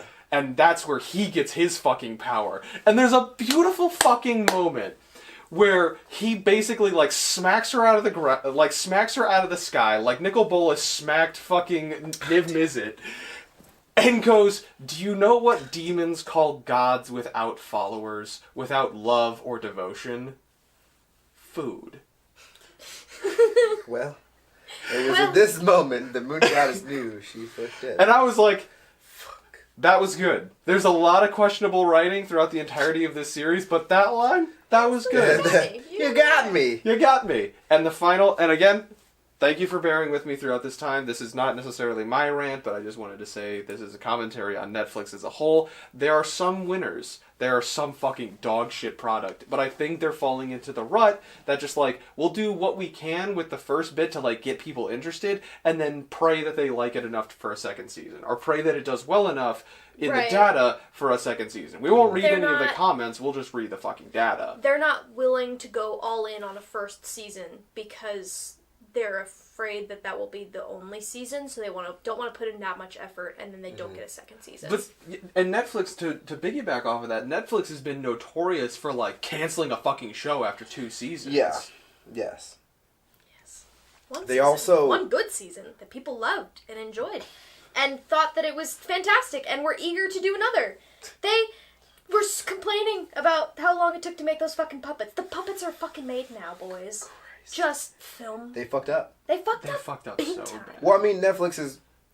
No, okay. Nope. It probably did. We're getting close on battery. But no, we're fine with doing, borderline child pornography. Yeah, that's fine. Awesome, scary puppets and eye beetles? That was... too scary. That was a great fucking series. Bruh. I think someone else said it too. They were like, Netflix doesn't care about anime. They've never, not the way that, Crunchyroll cares about, simulcasts for, that shows up, that new episode shows up the next day that it airs in Japan, and, Verve tries to bring you animation from smaller studios and stuff. Netflix is just we have money, we'll take most of the seasons of that show. Yeah, give us a license for just, season 1, and season 3, and maybe season 7. And so you sit down on Netflix where's the rest of the fucking show? because they don't actually care about anime and giving you the anime. No. They just know that they're going to make money off of people subscribing because a new Fate series is on fucking Netflix. Yeah. Yeah. The movie that. It's fine. It's fine. Cherry on top of Dota, and if I haven't encouraged you to sit down and watch Dota, it's a quick binge, only 6 episodes. It's gonna happen. Is the cherry on top is after Demon Dude just fucking raffle stomps Moon Goddess. Mm-hmm. He was only there like basically as an astral projection in an avatar state. Yeah. He's not there in his full form. So like after this whole like I'm pretty sure it was an eclipse. After the eclipse kind of starts to fade or whatever, he's like, "All right, so I'm going to go back now, but I'll be back. See you soon." And as Moon Goddess is like laying on the ground in this crater, just kind of like coughing up blood and twitching, Archmage, her husband, like steps into frame, and she has had this entire like her whole thing is, love and devotion, and she's been like that's been her whole fucking thing. He just steps into frame over her crippled body and says, "Do you love me now?" Yeah. I was like, well played, Netflix. and the fucking credits started rolling. I was like, yes. There you go. So for every Yasuke, there is a Castlevania, and somewhere in between, there are Dotas. I just want to make it better. I agree. Does that count as your rant? Kat, do you have a rant? I had a small rant, but I think I'm just going to make a video about it. It's going to be a video about how people aren't ready to address the fact that Barbie princess movies far surpass Disney princess movies on a level that people are not fully willing to admit yet. And I only recognized it because my sister and I were talking about it, because my sister loves those movies. And I was thinking about it, and I was like, I researched it today. In the period between 2001 and 2017, Yes. Mattel, the company, released 37 Barbie movies. That's an average of 2.5 Barbie movies per year. In that same time period, Disney was also creating a lot of movies, but the only princess movies that you got would be Enchanted, which... Okay, part of wait, that and we're talking about the CG Barbie movies that frequently went straight to cassette or DVD. Yes. Yeah. Okay. Yes. 100%. And this is a hill I will die on, because the princess movies that were released within that time period by Disney were Enchanted, which is cute, but meh. You have Princess and the Frog. Great. Most of the movie she's a frog, so Problematic. Problematic. Issues. Black erasure in a black princess movie, it's fine. No, it's not. But it's not. and then Tangled, which Tangled is pretty fucking great. Kinda. I would say Tangled is good. I had to play through that level too many times in Kingdom Hearts 3, so like, after a while. But Barbie did Rapunzel first. Okay, but hold on a second. We're not... That's true. There is a 4th Disney princess movie, and that is the one that took the entire world by fucking storm. That was in... Yeah, I guess Frozen was 2016. Yes. Okay. No, it was earlier than that. Okay, well, so I was a freshman before. But I was a freshman. Here's what I am going to need, though. I will need some kind of argument as to how straight-to-cassette DVD Barbie movies can stand up against the Mickey Mouse's army. Because in almost all of the Disney movies, for Disney princess movies, Disney movies that are directly supposed to be, this is a girls' Disney movie. Yes. Most of the time it ends with, and then they lived happily ever after, because the girl got her man, and they married, and they lived happily ever after. Mm-hmm. In Barbie movies, it is, she recognizes herself that while she has disabilities, and she is different, that does not deter her, and that makes her different, that makes her special, and that makes her unique, and that's a good thing. Power of friendship in a power of sisterhood way is 10 out of 10. They've got... Yes, at the end, sometimes they marry their Prince Charming, but it is always with the understanding of, like, hey, we have a genuine connection. You know how Disney's going back in their live-action stuff and adding in, like, but they were connected. They had a real connection. They liked each other. Barbie's been doing that. So it's consistently, like, they have a connection, and they're like the best significant friends. others. Yeah. Okay. Yeah. It's been more of a... It makes more sense versus you're pretty. Okay, let's so marry. wait. So these are specifically the Barbie princess movies. Mm-hmm. Are there not just straight up also CG Barbie movies? I mean, there are... Okay, so when I say Barbie princess movies, I'm talking about, like, Rapunzel, Swan Lake, Barbie Fairytopia. Barbie has created... Because I didn't know this. So Barbie has its own versions of several of these movies. Yes. So you have a Barbie Nutcracker and Yeah. Swan Lake and Rapunzel. Yeah. Princess and the Pauper. Okay. Princess and the Pauper is one of the best ones. Best ones out there. Fantastic. You know the TikTok song? There's a Barbie Christmas Carol.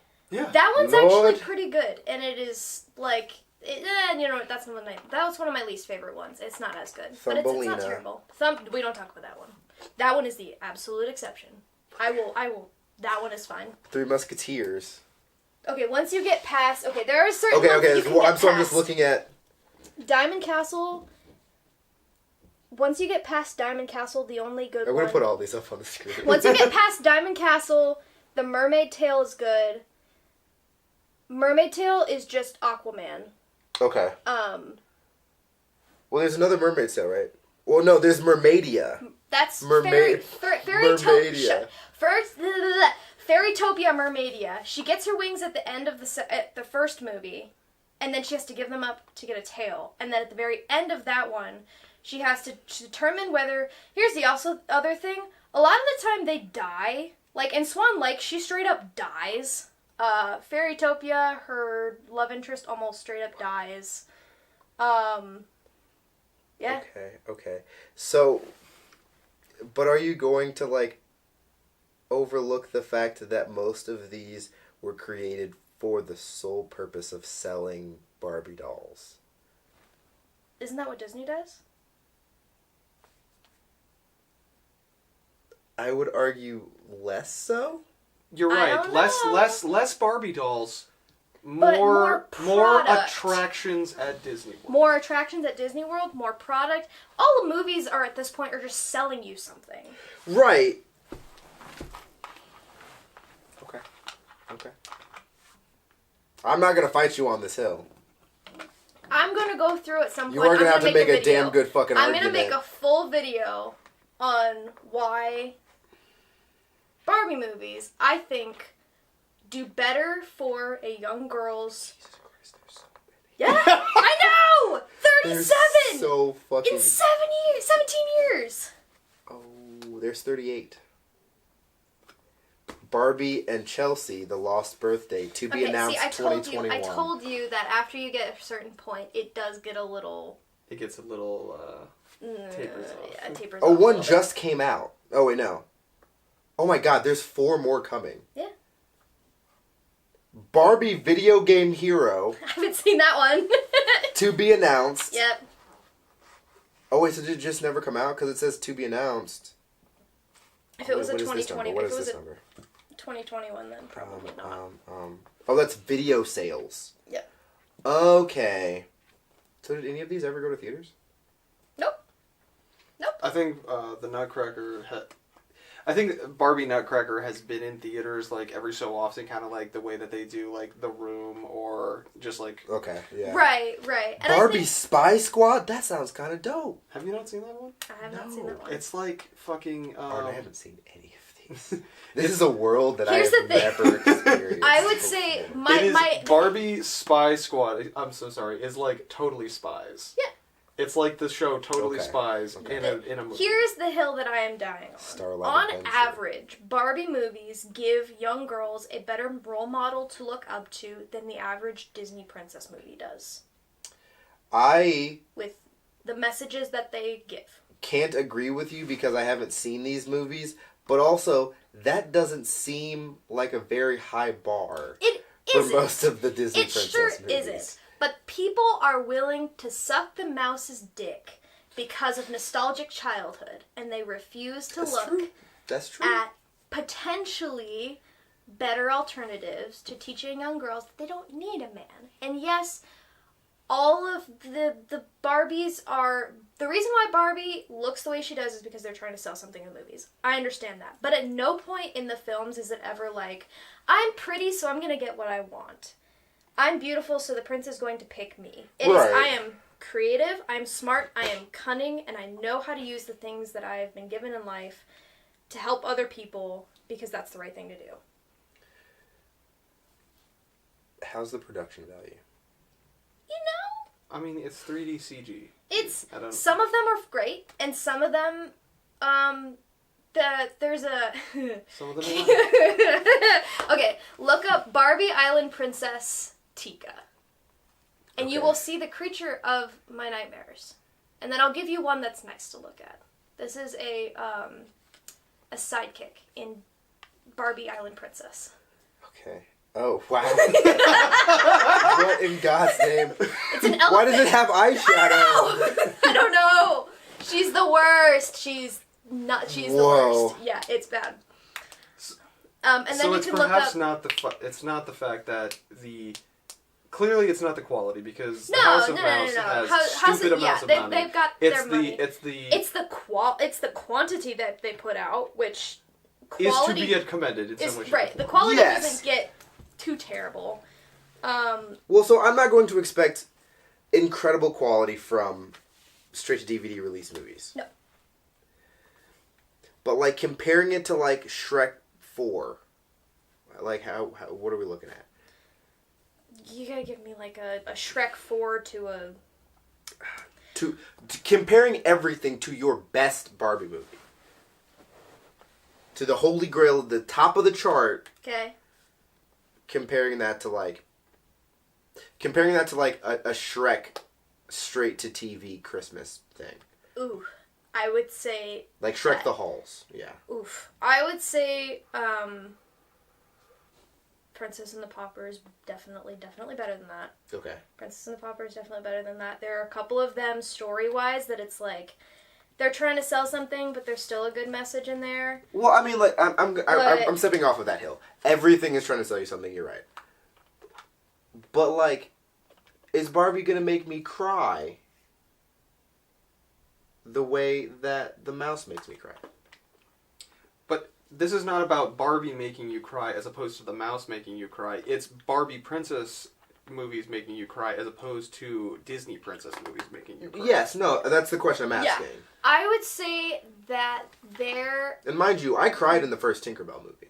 Yeah. I would say there might be one moment in Island Princess that kind of gets me because she's talking about figuring out her family and she has a moment where she's like, I don't know the family where I came from, but I know you guys and you guys are my family and we get to pick our families. And that's how it's going to be. I get to pick my family. And then is that like what is the most heartbreaking scene? Like, not a lot of heartbreaking stuff. Okay, because that's fine. it is for young kids. But I think there are some parts she fucking dies in Swan Lake, dude. Yeah, she fucking dies. Like true. dies. Well, I was like, so I'm not looking for like a Ohana means family moments, you know, where Stitch says goodbye to everyone and sacrifices himself because he finally understands that family is important. Right. But like, how deep are we getting here? I mean... Right. Is Barbie hanging off of a fucking cliff and there's wildebeest below her? You know? No. Nah. Most of it is family-friendly, good, heartfelt stuff. Oh! She gets trapped in a mine shaft. You know how, like, in Tangled, when Rapunzel and Flynn are stuck in a mine shaft and water is coming through? Yes. Yeah, Barbie did that first. Barbie did that first! And it's literally her looking at her love interest and being like, yeah, we're gonna die. And it's not sad, because they're having a heartfelt moment of like, yeah, but I really like you, I love you, you know, versus that, the Tangled version is more like, oh my god, we're gonna fucking die. It's more like, but I like you, you know, but like... Tangled never played up the whole idea of That was the fucked up thing concerning Tangled, was that I knew Rapunzel was one of the first like fairy tales that I actually gave a shit about for whatever reason, and I think it was because I was in like a evil little boy that was like, ooh, death is cool, morbid shit, because like the prince fucking died in that shit. Yeah. Climbed up, and then got kicked out of the fucking tower, and then fell in thorn bushes and fucking died. Yes. Or he got his eyes. His eyes is fucking dead. He's fucking dead. And then Rapunzel had to fucking bring his ass back to life. And they didn't... They, like, kind of played with that. The thing is that Disney princess movies is never going to really play into They're never that. going to... They stopped doing pull the that. fucking trigger. Yeah. The fucking trigger. Yeah. Yeah, they're never going to play into that shit. And there's a part of me that's like... I want to agree with you, but again, I haven't watched a whole lot of the Barbie movies. I know I've seen a couple. I know I've seen fucking Swan Lake. Yes. And I know I've seen The Nutcracker, and I know I've seen Thumbelina. But those are just because, like, I watched those with my cousin. Yeah. But, again, my mentality when it comes to Barbie is, like, the dolls, and when they were like, yeah, and boys can also play with Barbies, was fucking Ken. Yeah. And Ken is a troglodyte. Let's just be honest. And Black Ken. There's the Black Ken. Yeah. Here's the hill that I am dying on concerning this rant, is that overall Barbie movies have a better message to send to young girls than Disney princess movies do, overall. There are a few Disney princess movies that have the same-ish message that Barbie would have, but Barbie's already had it and done it first. Yes. So it's one of those where it's like, when you compare the two... Barbie has been preaching girl power for a very long time, where Disney has been doing... Only doing it recently. And I swear to God, if another fucking person comes at me about how Frozen is the greatest Disney movie to ever hit the market, literally you watch it one time and the entire movie is ruined for you. You can't watch Frozen more than once and get the same fucking reaction. That's true. You can't. Like, I remember when I first watched Frozen and the fucking reveal about Hans was brought up. I went to watch Frozen again for whatever reason in a fucking theater, and I couldn't fucking watch the movie because I'm just sitting here going, "This is a garbage fucking song." Yeah. I mean, fucking. You have one movie. It worked. Yeah. You have one movie. Which one is it? That I will watch. The one that we watch. Either Princess and the Pauper. Okay. Because that one's really good. Or 12 Dancing Princesses is also really good. It's got good music and sisterhood and girl power and things like that. Okay. Also, Barbie movies tell you not to take shit from evil parents. Well. They say, stay true to yourself and be kind, but do not take that shit. Again, Barbie and that whole industry has been preaching girl power since their inception, whereas Disney has just kind of started to get into that. Yeah. I don't know how well Barbie would be able to overcome original Mulan.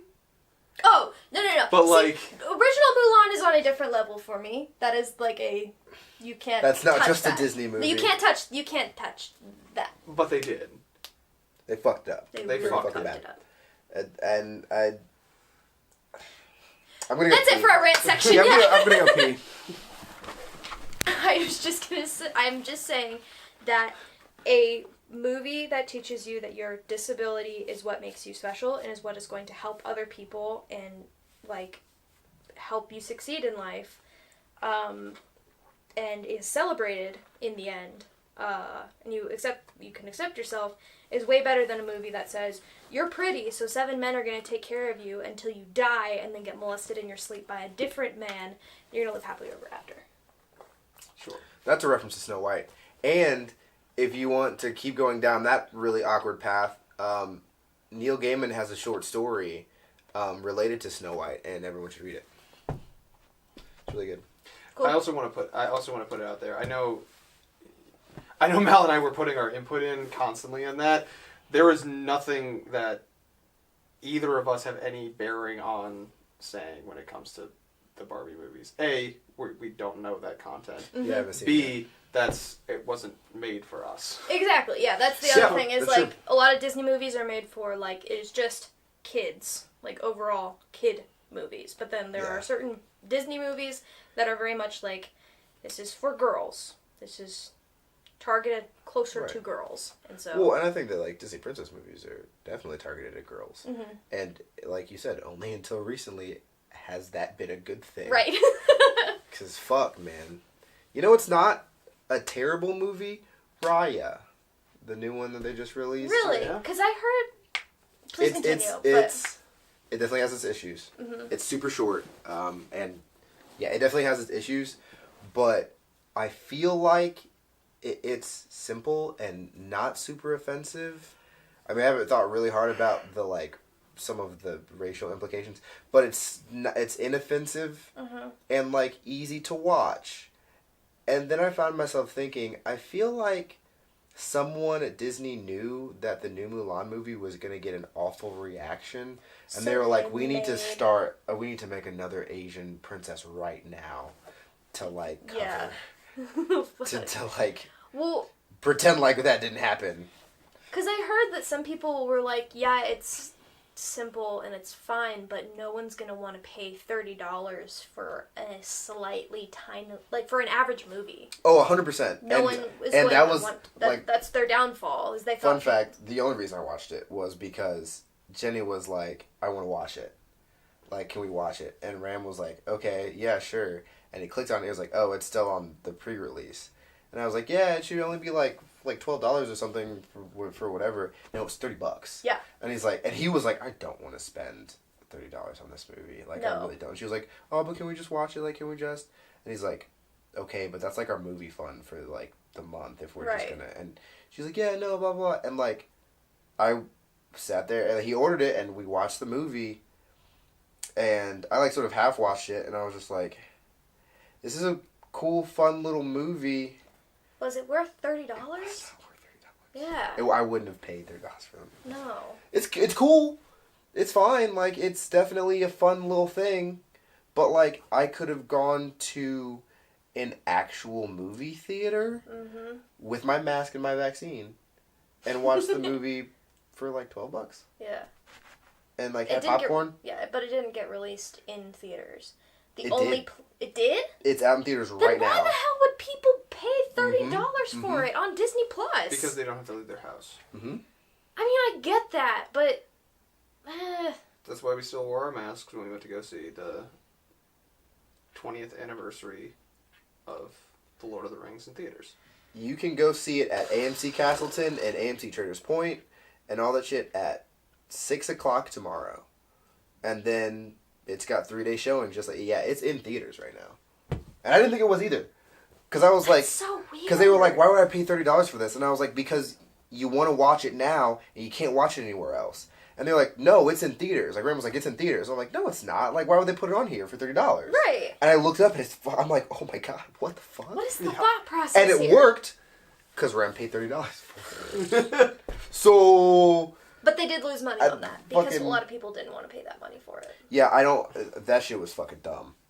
But I think my only real complaint about the movie was the dragons weren't cool enough, and they made me think that there was going to be a bunch of cool-ass kung fu, and there wasn't as much cool-ass kung fu. So... Yeah. Animated Dragons is hard for you because of How to Train Your Dragon. Well, I mean, even, like... Well, I was excited about this one because it was very clearly going to be, like, an Eastern rendition of dragons. Yeah. But, like, it was very... Don't crucify me. It was very Mushu. Like, the point of the dragon was just comic relief for most of the movie. And I was like... And it was also... She was, like, the MacGuffin, like, later on. But, like, I was like... I would like a big, like, super dragon.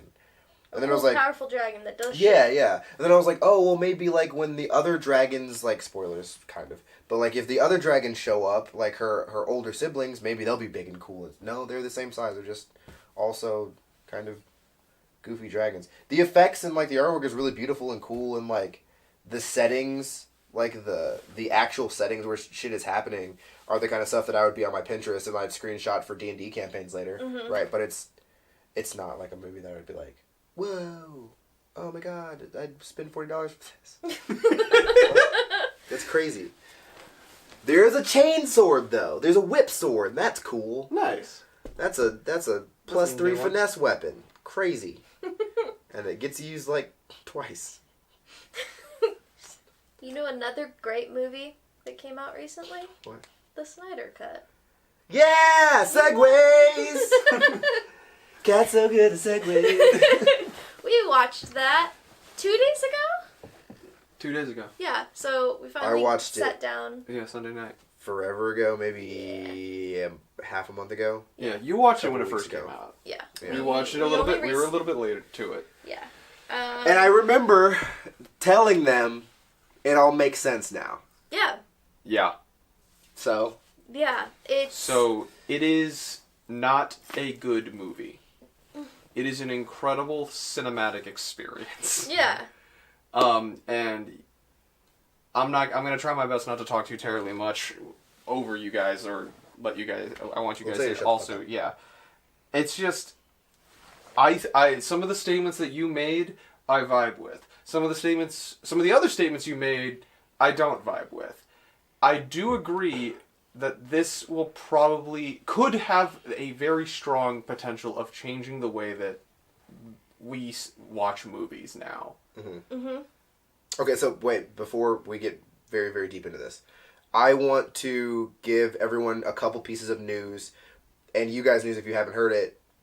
I know you've heard some of it because I've told you, but like, to color the rest of this conversation, if you guys don't know, the Restore the Snyderverse thing is in like full effect. People are still hashtagging it. People want all of his movies to come back. He has talked about what his movies would be about.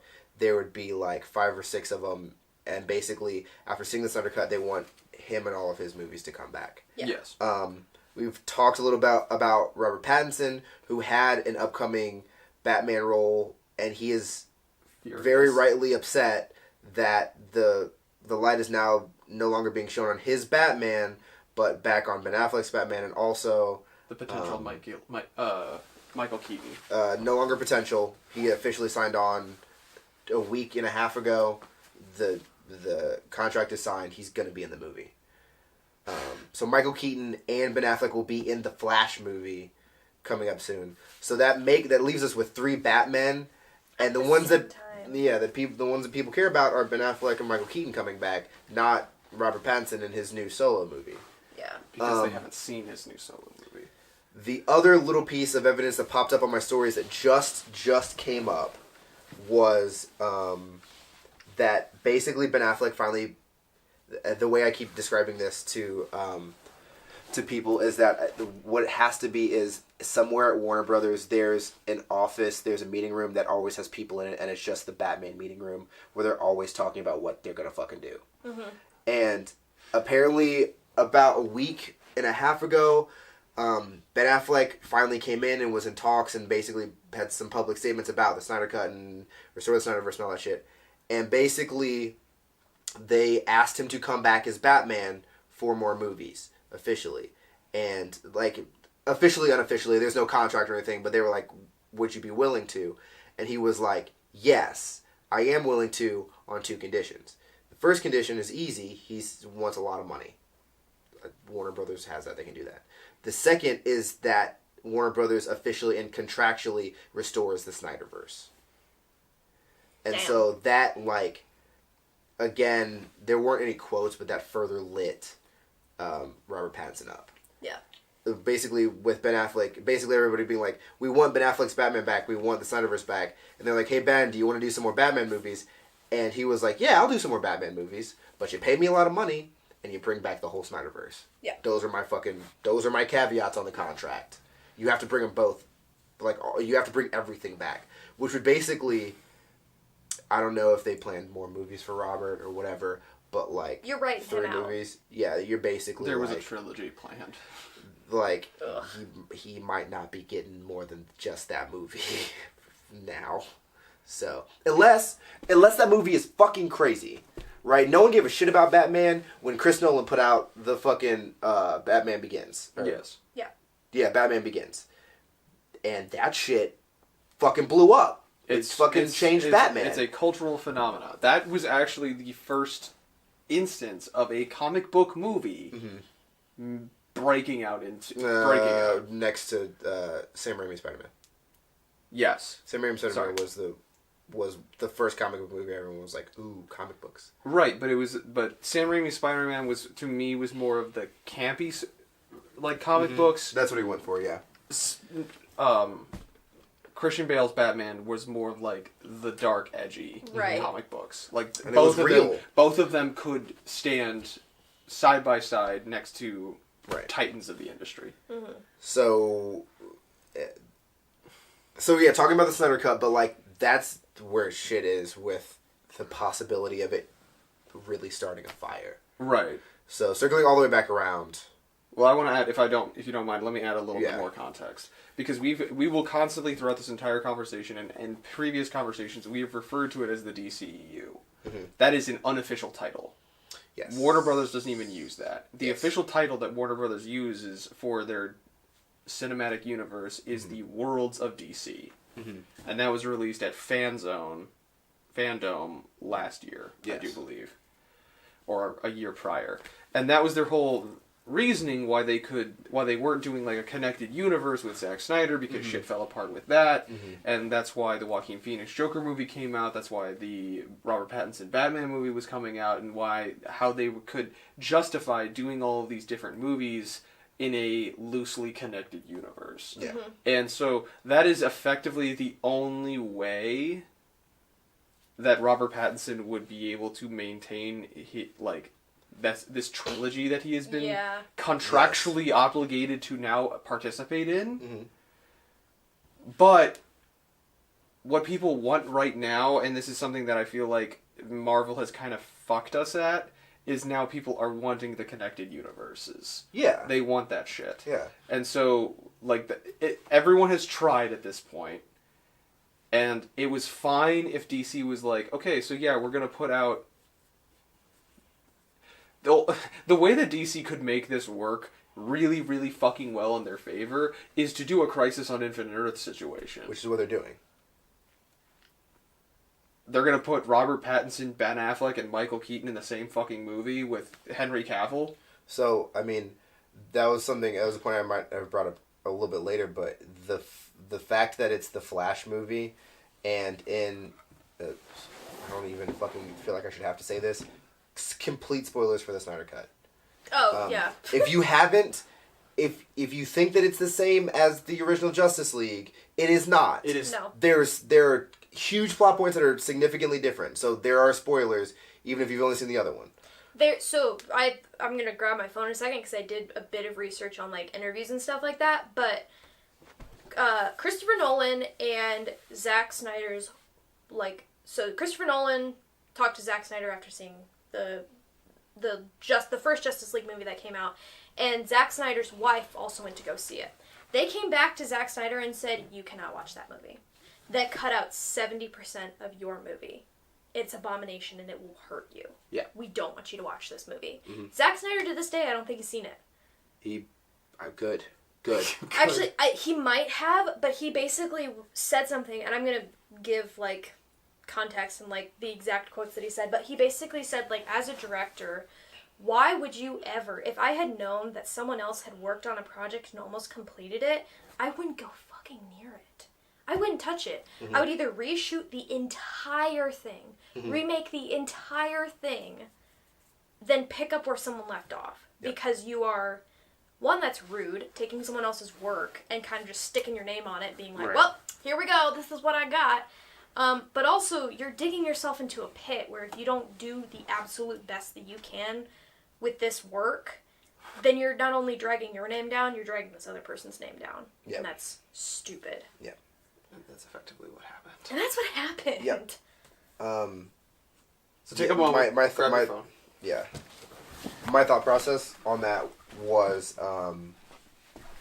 that the movie that Ben Affleck and Michael Keaton are going to be in is the Flash movie.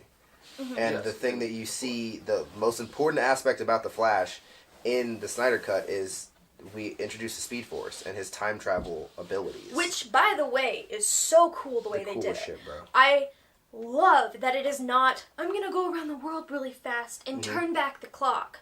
It is, I'm going so fast that I'm rebuilding reality, basically. And so the answer is that yes, this Flash movie is probably going to be about. It's gonna be Flashpoint. It's going to be Flashpoint, or it's going to be something similar to Flashpoint. It's gonna be that level of game changing. I'm just saying that what they can do to.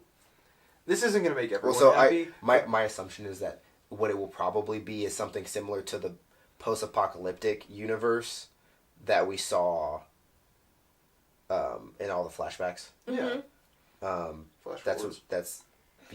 That's what I am assuming it will probably be. But like, it's gonna be Flashpoint, and that's why there's going to be 2 different versions of Batman. We've already seen, I forget his name. Who's Michael Keaton? No, the guy who plays Flash. Ezra Miller? Yes, I think so. Yes, Ezra Miller. It is. We've already seen him in the CW Flash show, like, go and meet the other version of himself. Yeah. So we already know that the Flash time travel thing in DC is a thing, and meeting alternate versions of yourself is a thing. It's fine. Yes, but in that respect, with the Arrowverse on CW, they already did Crisis on Infinite Earths. Yeah, but no one gives a shit about that. Fair. Fine. That was hyperbole. I know a lot of people give a shit about that. I have my own feelings about the CW show, universes, everything that the CW does. So, like, that's whatever. Yeah. But yeah, if they're going to do something like that, they'll do it they'll do it as movies too. Yes, I understand. I'm just saying that the only way to really to make anyone happy, namely Robert Pattinson, is to do something like that and give him the time and the energy to build, to have his trilogy and build towards something like that. But if it's not the Snyderverse, at this moment in time, if it's not the Snyderverse, nobody's going to give a shit. Yeah, exactly. People are... And that's not incredibly unfortunate. Yeah. Okay, so first and foremost, Arden, how do you feel about Snyder Cut?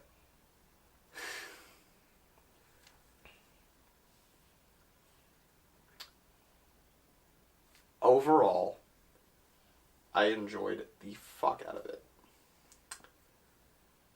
But I cannot sit with my happiness of how that movie was. Because again, I sat down, and by the end of that fucking movie, I was sitting there with Kat and Isaac going, I didn't watch a movie. I did not watch a movie. Yeah. This was a continuous piece. It's very hard to fucking describe exactly what it was like watching that fucking movie. Because yes, did it jump around? Absolutely. But 4 hours went by, and it did not fucking feel like 4 hours. It felt like time had gone by for sure. Yes. But it was like the fact that I am watching the fucking epic. The way that Star Wars was supposed to be fucking, like, produced to us as you watch the trilogy in sequence of each other, how you watch Lord of the Rings in sequence of each other, that's what I felt like. I felt like I had just watched the extended editions of Lord of the Rings back to back to back. You know why it felt like that? It is one simple thing, and I want everyone to look me in my eye. It is one very easy word that I bring up a lot in my videos, and I bring up in like these talks and podcasts and stuff. And if you ever meet me and talk to me about content, I will probably bring it up about it's like one of the key pieces of writing, and the reason it was so good, and why you can sit through the whole 4-hour fucking thing and not feel like you're dying. Pacing. It is the best paced shit I have ever fucking watched. There isn't a slow moment where you're sitting there watching it and you're like, this is unneeded. This is unnecessary. There's no unnecessary scenes. Everything is needed. Paced. And nothing is left out. Like, fuck. You follow every single point through it, and you're like, I understand why this character made this conclusion. I understand why this character is doing these actions. There is no confusion of, wait, why are they doing that now? Why is everybody teaming up? Are we just a team now?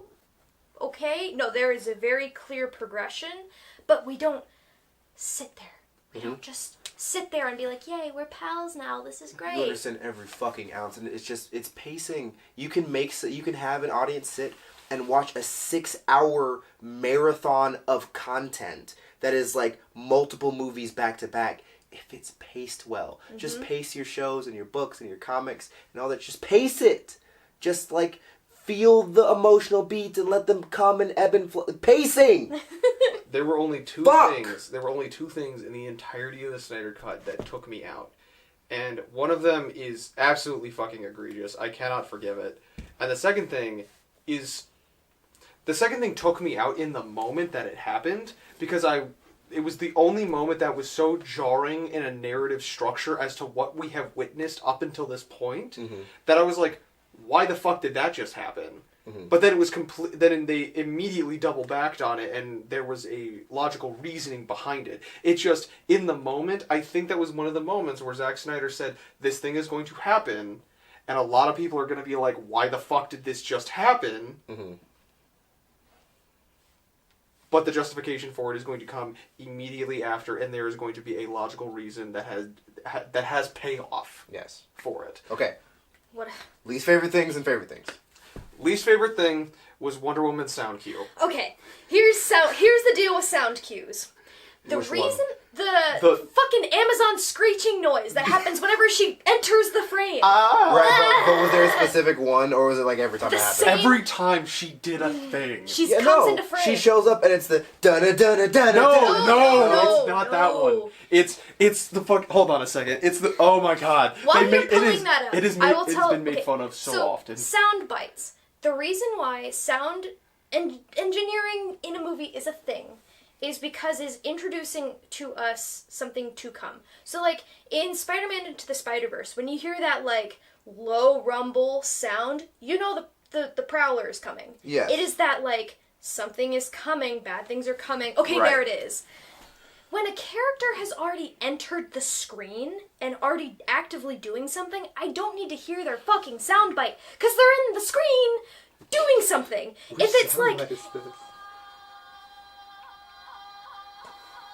Every fucking time she enters the frame, it's that... Yeah, okay, I'm with you. Every single fucking me time. off so much, and because it takes you out of it. Now, if I heard that sound bite, and it was like... if I heard that sound bite, and Wonder Woman wasn't on screen, I'd be like, what's happening? Oh, she's coming into screen now. Or like, if she was doing a sneak attack, brilliant moment of using that sound. That'd be great. But if she's already on the fucking screen doing a backflip, I don't need to hear the sound bite. I don't need the Wonder Woman alert. I see the I knew it, yes! So, okay, that took me out. That took me out. The only other part that took me out, but was immediately double backed on that I just mentioned, was, I don't remember, Dr. Stone, the Cyborg's father, sacrificing himself. Yes. Because I was sitting there with Kat, Isaac, and Nick was over there playing League, and all four of us, Nick was playing League, all four of us just stopped, watched the moment, and went, what the fuck is happening? Why did this happen? Oh, when he died. When he died. When he got lasered. When he got lasered. When he sacrificed himself. But then, like, basically that scene kind of, like, rattled on. It ended. Fucking Steppenwolf fucked off. And then we're still, like, sitting there not just yelling at each other. Like, why did that happen? I hate when movies do that. And then it immediately doubles back and they're like, we did the laser earlier in the movie. You watch them do the laser. You know what the laser does. And the explanation came. And we're like, right. Oh! He wasn't trying to destroy the cube, he was superheating it. Yes. So right. they could track it. I think there could have been better ways to go about that scene to make it more of like I'm going to push the button now, and now I'm dead. Maybe having a bit more of that emotional connection, like maybe just a half a second of a scene more, where like... What's his fucking name? It's not Arthur, because that's Aquaman's name. Stone? Vincent Stone? Vic. When he's like looking at his dad and his dad is running off with the cube, like they have a quick moment of like dad trying to say something and then his dad runs off, or like something just a little bit more to make that scene a bit more of like a oh shit, he just died, you know? Like I like that. I understand what you're saying. I mean, but Just something a tiny bit I think more. that subtle shit was enough for me.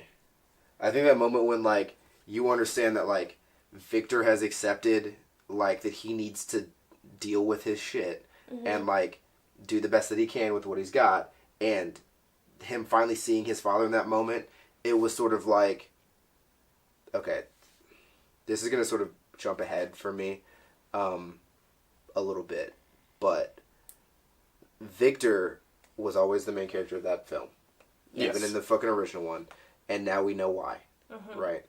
In that moment, and I do plan on doing a video about this in the next couple of, probably in the next month or so, because it's kind of an important video. I think it should be.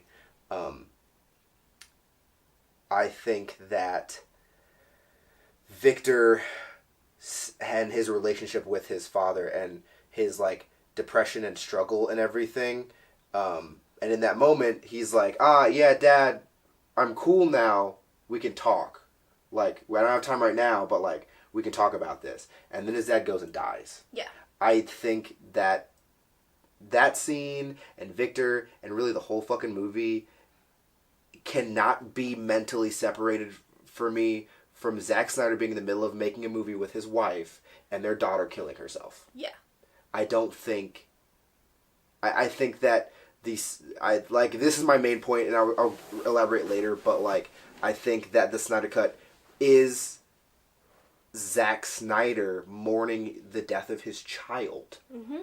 And that's the whole fucking... I think that's the whole...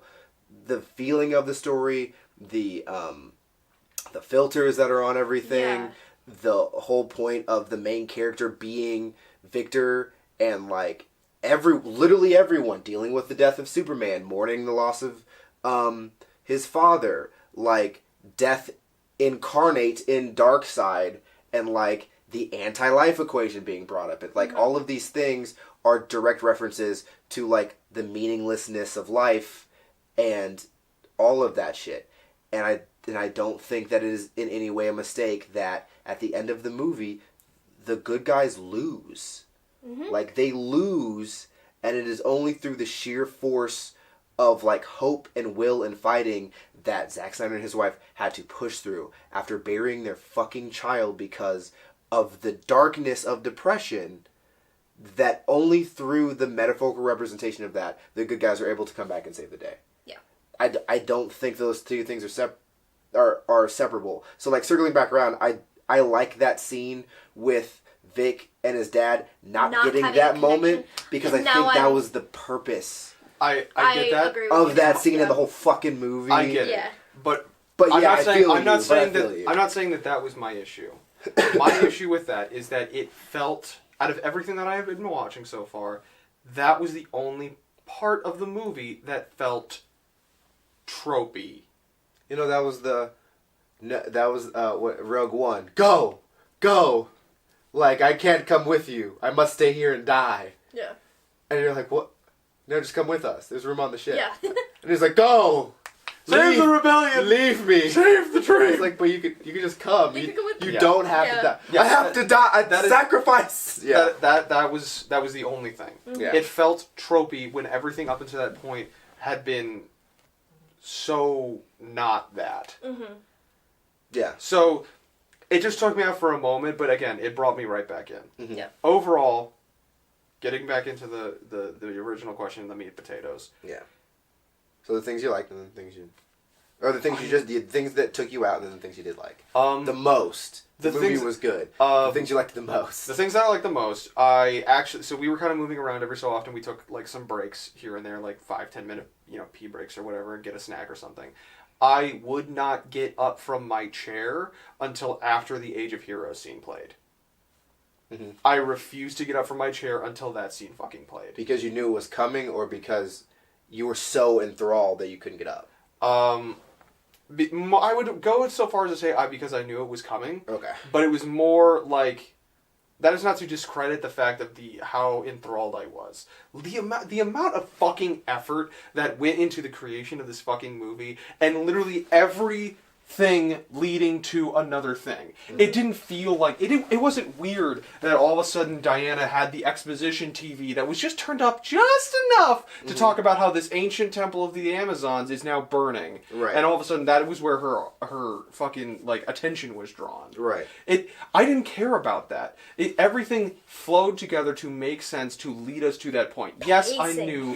Yes, Pacing! Ah! Yes, I Just knew. do it! Oh my god, let your characters breathe and your moments breathe. It will fix your story. Yes, Shit. I knew that it was coming, but I was so excited for it to come. Because Yeah. in the last one, sure, it was like, it was kind of cool, it was entertaining or whatever. It was like, oh, this is who Steppenwolf was, and they had to rewrite that entire fucking monologue, which was absolute fucking, don't do that shit. Don't ever fucking do that shit. Rewrote which monologue? I'm sorry. Gal Gadot's monologue talking about Steppenwolf's invasion of Earth way back in the day, yes, and yes, the whole yes, yes, yes. the whole thing about the Unity being replaced with Darkseid and his initial invasion of Earth. Yes. With the anti-life equation, which I love the fact that like he slammed the ground. We saw the anti-life equation like sprawled out, and I'm sitting there because I know what the fuck that is. And I asked Kat and Isaac, I was like, "Do you know what the fuck that was?" And they're like, "No, we have no idea." I was like, "Okay," but like, I loved explaining that to Danielle.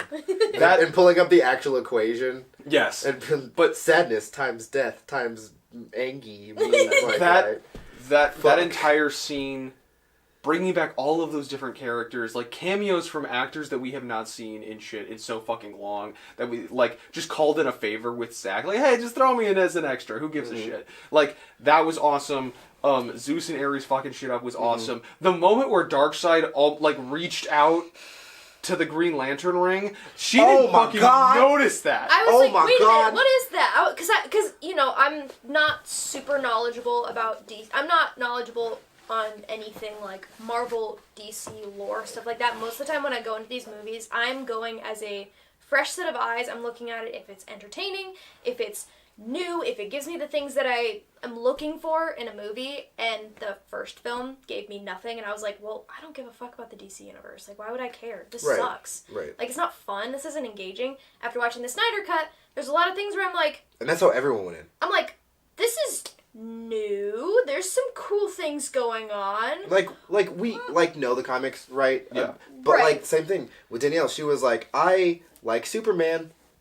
Then that's it. And like this movie I was know like, the big headers, but I don't know the full story. And so when I saw the little green orb start flying around and him almost reach it and grab it, and I was like, like when he said, "Oh, that's the ring," my brain went, "Oh, that would have been really, really bad." the most That bad. would have been The most bad. terrible. Very bad. The So- only thing worse is if he had gotten the Black Lantern ring or a Red Lantern ring. And that was Let the me thing. tell I you also- about this very, very bad, not good thing that almost happened. I also didn't recognize that was his ring flying off because I wasn't paying attention that much. I was more like, oh no, Green Lantern just died. No, I had to And pause it, yeah. And I, I almost saw missed it. like the little green orb leaving, and I was like, oh, is that his soul? Is that his thing? And then we said, oh, that's the ring. I was like, oh god. So that was sorry to add that in there. The level of I know it was all CGI. I don't care. The level of care that went into the detail. Holy shit! Darkseid has never looked better. That's real. He has never looked fucking better. Holy shit! The level of detail into the animation and the CGI in that battle scene, everything was so just. It felt brutal. In the last one, I didn't feel the brutality that was behind that. I was like, oh, it's a bad guy that's invading, and this is a fucking backstory. I think that there's a lot to be said about. I spent a lot of time thinking about how they were going to make Darkseid, because Marvel had a little bit easier. Thanos is just one of the Titans, and or he's from Titan, and he's like sort of just grumpy. Like he's just sort of a tall, large, grumpy dude. And his whole thing is like, well, I'm an arrogant overlord. You can portray that. The thing about Darkseid is like this god of death and destruction, and he's ominous and shit. And I was like, there's no way a movie's going to be able to do that well, because when you see him in the animateds and stuff, he's just floating there. Yeah. And I'm like, you're not going to... That's not going to portray the same shit to everyone. And he shows up, and you see him, and you feel it, and you're like, oh, fuck. When he first showed up, that also the design of Desaad. Desaad has never looked better. That's the truth. Assad is an eternal. Assad has never looked fucking better. Holy shit. He is that was an incredible fucking design. And yes, he's not that fucking cool. He's not that cool of a fucking character, but he looked cool as fuck. Yeah. You know what I'm saying? He's like a normal like, dude. Like, yeah, He-Man. Like, fucking... that's who he... But all of a sudden in this, he's like, I am the servitor, priest of evil. I am the servitor of Darkseid. Also, go fuck yourself. I don't know if this was in the first version of Justice League or whatever, but like when they were talking about who's like, you still owe me 50,000 more worlds. Yeah. My brain went. When you quantify that like, shit, excuse me, Yeah. like, and that was him being. That was a punishment to a dude that got a little too big for his britches. Mm-hmm. Who, like, yes, he betrayed people, but like 50,000 worlds. Yeah. Oof. that's 50,000 worlds left on his sentence. Yeah. I think it was that was the Meaning other thing. that he had. He had. That was the thing. And that, again, one of my favorite thing overall, besides the fact that Aquaman was so much of a better character, I actually cared about Flash this time. Mm-hmm. They were all better characters. They were all better characters overall. Just overall. And the design of Darkseid, the design of Planet Apocalypse, period. The fact that we got to see that.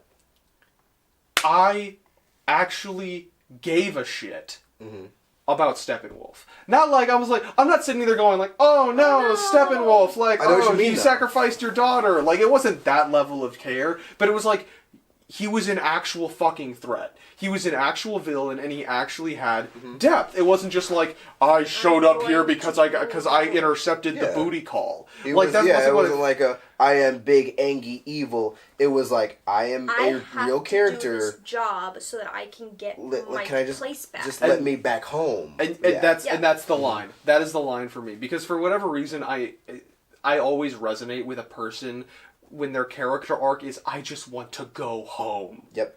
For whatever reason, I don't know what psyche issue that is with me. It's compelling. But like, it's the moment when he's just like, when he still comes to Desaad, like, kind of proud and like, hey, I have found the mother boxes here. I understand that the Unity is here. I'm gonna do this thing. Please talk to him. Yeah, just ask him. Please just ask him. Ask him if I can bring the Unity. If I can do this thing, conquer this one. Yeah. Wow. Fucking But you know Mario, what? the Mario death sound. But you know what? I didn't hate that. I didn't hate the Superman scream at the beginning of the movie. I don't know. I didn't. I I had no feelings about it, so I don't know. I didn't know think it got people a were little- shitty about it. I think it got a little goofy. But But having that, like, this is how far-reaching this specific person's death is. Mm-hmm. So. And it's not. We understand when we're looking at it. To finish the thought about fucking Steppenwolf. Yeah. It's the fact that he came to Desaad and still had that fucking proud demeanor, that, like, veneer of, like, I am a fucking warrior, and I conquer planets in my sleep. Yeah. That is what I fucking do. And he comes to Desaad and is like, please, just fucking talk to him. Yeah. Just ask. Yeah. I'm not asking you to get a yes. I'm just asking you to ask. Yeah, and he's so tired. He's so tired. He's so fucking tired. And the moment... Because I remember how they changed his fucking lines in the Whedon cut, where he's just like, conquer it for this, conquer it for that, conquer it for Darkseid. And Darkseid is said when nobody is on screen. It is just the camera. I remember distinctly. The camera is like panned up and watching the top of the fucking the nuclear tower. Right. And he says Darkseid. And we're like, oh! He said the D. He said Darkseid. Yeah. So we are referencing Darkseid. Yeah. Right. But, like, I was saying it today. I was saying it today at work. When I was just walking around. I was saying the line, he will know my worth again. Mm-hmm. Yeah. And again, his character just fucking resonated. Also, that's terrifying because as a note to be like, you have this dude who has come to this planet who is just like, this is just another checkbox on my list so I can go home. And to have him looking at something else and being like, please just talk to him because I can't reach him because he's so much bigger and better than I am. Right. Like- He won't even pick up the phone. Exactly. That to Yeah. me reaches... I enjoy that a little bit more than the idea that Marvel had been building up where it's like, okay, you've got Loki. And then now you've got this guy. and now you've got this guy. And then Thanos shows up, and we don't really get a reveal as to, like, the big bad. Even Thanos isn't the big bad. Yeah. So, like, getting that reveal until, like, towards the later movies, I think having that, like, that's who you're dealing with, is the dude that the current bad guy can't even get on the phone with. Well, and so that's another thing that, like, sort of leans into pacing. Another thing that you need to do as a writer is set up and payoff. And, like, that was the thing. You have, what, 3, 4, 5 times throughout the course of the movie.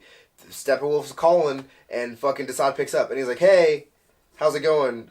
Will you talk to the big guy?" They kept and he's playing like, the pronoun game, and Yeah. I didn't hate it. and he was like, and they were like, he was like, "Yeah, just keep doing your fucking job." And then he comes back and he goes, "Hey, Did you have talk to have you him?" talked to him yet?" And he's like, "Keep doing your job." And then, like, finally, after getting, like, the third box, he calls up and he goes, "Hey, Desaad." And Desaad goes, "What?" It's and when he goes, sees the vision and he of goes, the anti-life. Yeah, and he goes, the anti-life equation's here. That thing that he wants is here. I found it. I'll get it for him. And in that moment, when you've been, like, dealing with Desaad, just talking on the fucking phone, Desaad goes and steps away, and Darkseid picks up the phone. Yeah. For the first that shit gave me chills. Yeah. And, like, because you see him in the earlier sections, and he is shown to be weaker. He doesn't have as much armor on, and he gets fucked up. He's juvenile. And he gets fucked up by Zeus and Hades. And the Amazons, and, like, and finally, he fucking, like, you finally see him at that point in the movie, and that's, like, that payoff. It's like, yeah, hey, can I get him on the phone? No. Hey, can I get him on the phone? No, fuck off. Hey, can I get him on the phone? No. Hey, I have the anti-life equation. And all of a Okay, sudden, yeah. he's like, talk. And Yeah. you're like, ooh, shit. Yikes. Yeah. Ooh, and, shit. And again, Fuck. to put another notch in the character arc that is Steppenwolf, we have seen his fucking symbiote armor, which is so much fucking better than the original. And his random ass plate mail. I mean, come on. This random ass, like, great value brand Atlantean plate mail. We see his, like, it's moved in various ways, it's done different things, but we had never seen him look or be vulnerable. Till the moment Darkseid picks up the fucking phone, and his armor just goes away. Yep. And it's the humility. It's the coming to Jesus moment when you know you fucked up, and the reason, and your overseer addresses the fucking problem. Yeah. Right. And he has the fucking humility to drop the armor, to drop to his fucking knees, and be like, please. Because even then, and, like, I think that I might be overthinking this, but I think a lot of what Snyder might have wanted us to be thinking at that point was like, oh man, the the anti-life equations on Earth, like, Steppenwolf's going to try to, like, supersede again. He's going to try to, like, take up the mantle of the betrayal that is Right. implied in the course of the movie, and that doesn't happen. That's how horrifying Darkseid is. He's like, hey, I have that thing that you want more than anything. Any standard run-of-the-mill, like, I can't believe I'm saying this, Marvel villain would be like, haha, I'm the evil now. No. But Steppenwolf was like, hey, I have the ultimate power over here that you want. Can I come home now? Please. Yeah. I And will take Darkseid's this like, planet for you. and Darkseid just goes, get the job done and we'll see. And I'm like, damn, fuck, bro. And that is not antiquated, but that is amplified by the ending fucking scene, because everyone's like, oh, this is everyone says it's a really cool scene because of, like, the vibe and the mood and the look and just everything. There is something that always will resonate with me when I think it's the Latin education behind me, but, like, whenever somebody references something in a classical way, that always hits me. We will use the old way. Gather the armada. Yeah. That was Yes. They're like, we're going to boom tube to Earth. We're going to teleport there. Yeah, it'll be fine. And he's like, you know what? Nah, man. Just pull the We're car gonna around. roll up. Pull the fucking car around. Yeah. We're just going to pull up on them niggas, man. Yeah. Like, Fuck. bruh. I thought, again, cinematic experience. Changing the way that we will watch movies. I think that's probably valid. Because so many times I have been in a situation, I've been in a conversation with somebody talking about the Lord of the Rings, the extended editions, and they're like, oh man, that just seems like a lot of time to dedicate to watching a movie. Yeah. Yep. here we are again. Yep. It's true. Any other favorite things? Mira's voice. Mira's recasting, but that's just... Did she get recast? No. She's still her. The bitch who's abusing Johnny Depp? Yeah. Yeah, she was in the Snyder Cut. Yeah, Yeah, that was still her. that was still her. Is she? You Why can't did tell she- that you can't tell that she has red hair because of the filter, though. Which people commented on. Why does she have an accent? I think she had an accent in that one. She had an accent in the original Justice League that they just sort of like pushed away for Aquaman. Oh. Yeah. Well, then I guess cut that part out. I don't Yeah. like her. Yep. Just... It makes more sense. The pacing, it makes so much more sense. The story makes so much more sense. Mm-hmm. I give a fuck about Henry Cavill's Superman, Mm-hmm.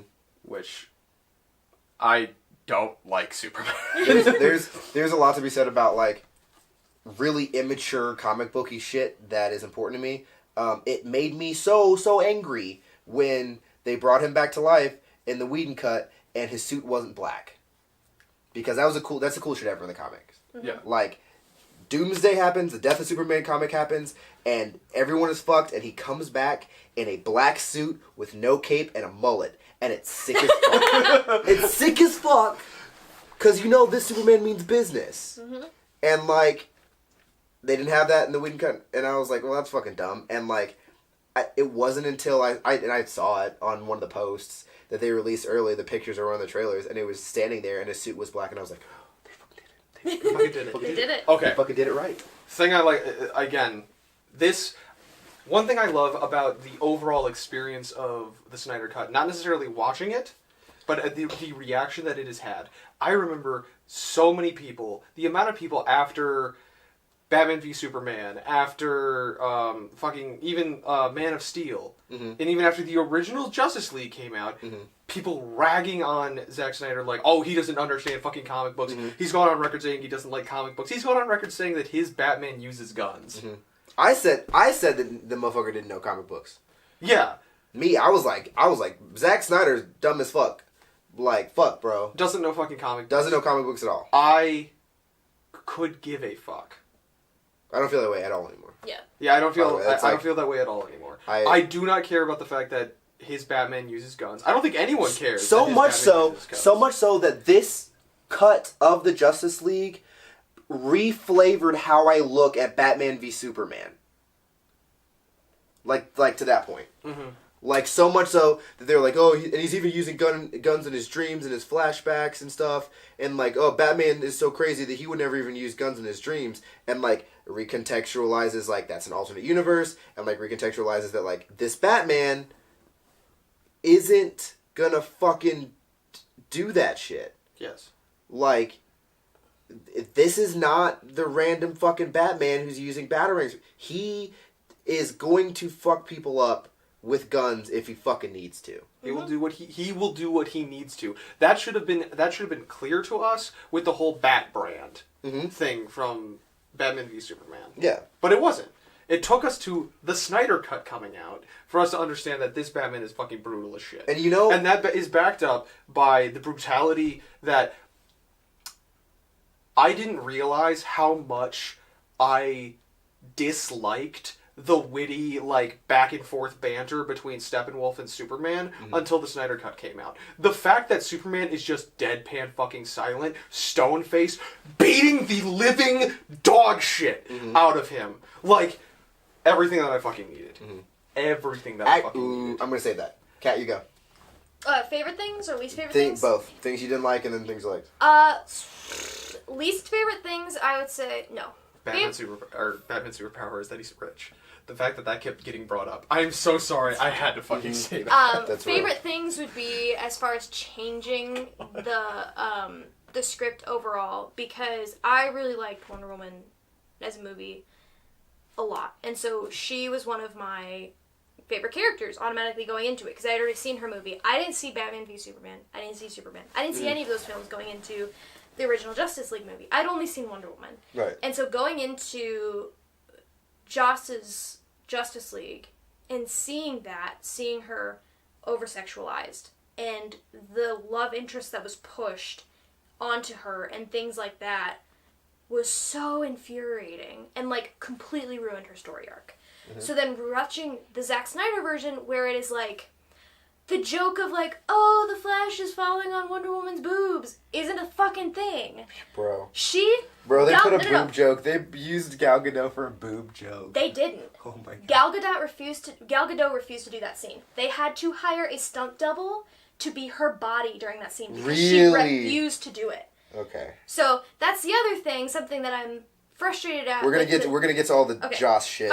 Fine, yeah. But so that's something that I was really happy about because it made sense with her character. Her character arc. Wonder Woman didn't need a character arc in the Justice League. She needed to be there for support because she's joining the Justice League, and that's great. She's already had a full character arc before this. We're good. I know that you haven't watched it, but she had a better character arc in this movie than she had in 1983. We're gonna pretend that one didn't happen. Yeah. Because fuck that movie. The rest of the DC universe pretends that Shazam didn't happen. Yeah. I would say that overall, I didn't have there weren't many things I didn't like about the Zack Snyder cut. I thought it was a lot better. I would say that the sound bites got me sometimes. That was infuriating.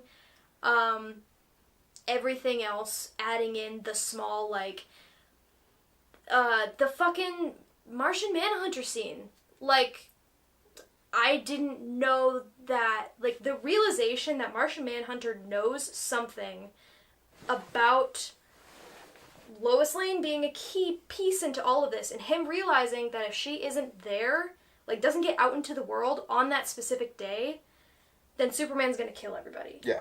So he knows something, and he specifically chose that day to show up and be like, hey, it's time for you to get out into the world, so that she can literally save the entire planet from being demolished.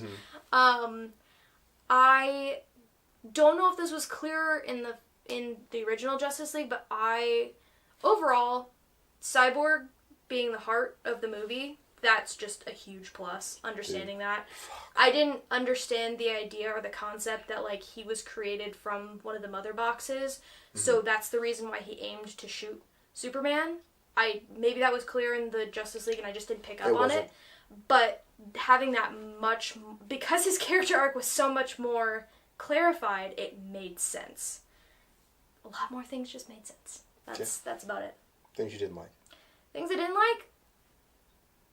Nothing much. Not much. Yeah. Not much. I mean, a couple sound bites. That fucking Wonder Woman soundbite. Yeah, that fucking Wonder Woman soundbite. There were a couple things that I was like...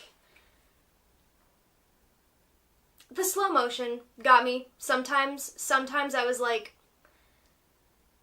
I mean, seeing Aquaman shirtless, diving into the waves for, 2 minutes is fine. But, like, there are sites where I can go watch that shit. I don't need to watch it during a fucking film. Like, get to the point. So... He does like his slow-mo. He does like his slow-mo. And there were some points where it got a little annoying. But at the same time, I was like, but I'm also watching a comic book movie. Mm-hmm. So I'm okay with that. I can get over that. If that's the thing that annoys me the most, I'm gonna get the fuck over it. Then it's a good fucking movie. I'm gonna get the fuck over it. And you sat through a fucking 4-hour movie? Yeah. Yeah, I'm fine. Epilogue. Huh? The epilogue. We can talk about the epilogue later, because that was a fucking trip. That's another thing we're gonna talk about. That's actually what I put up in my brain. Things that I didn't like. I really don't need, like, I know that he was, like, in a special place, but, like, I really don't need, like, the Icelandic folk song to go on for, like, 4 minutes. I didn't understand while, that. Like, Aquaman walks away. Do we have clarity on what they were singing or why that was a thing? They could have been singing something important.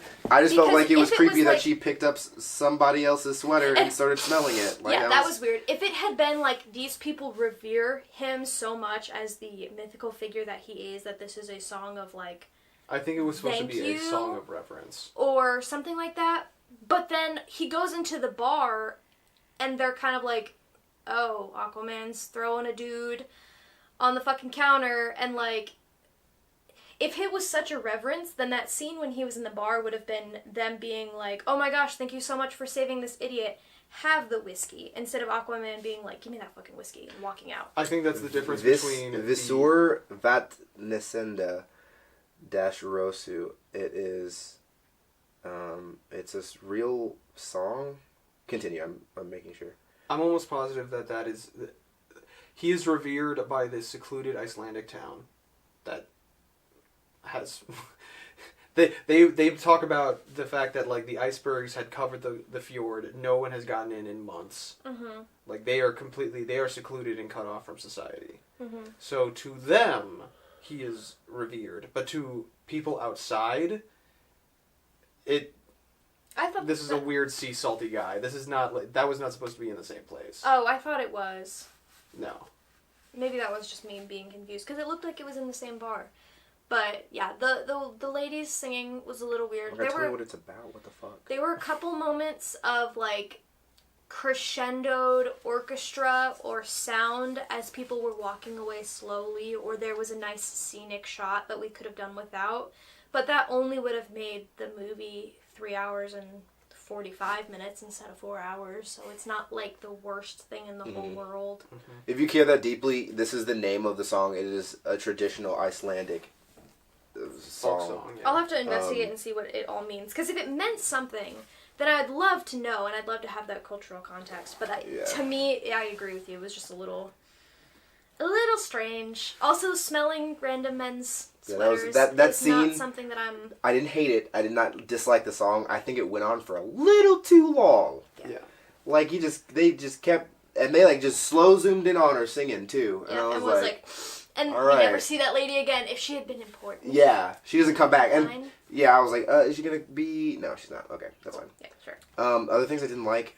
Fuck. The Flash saving...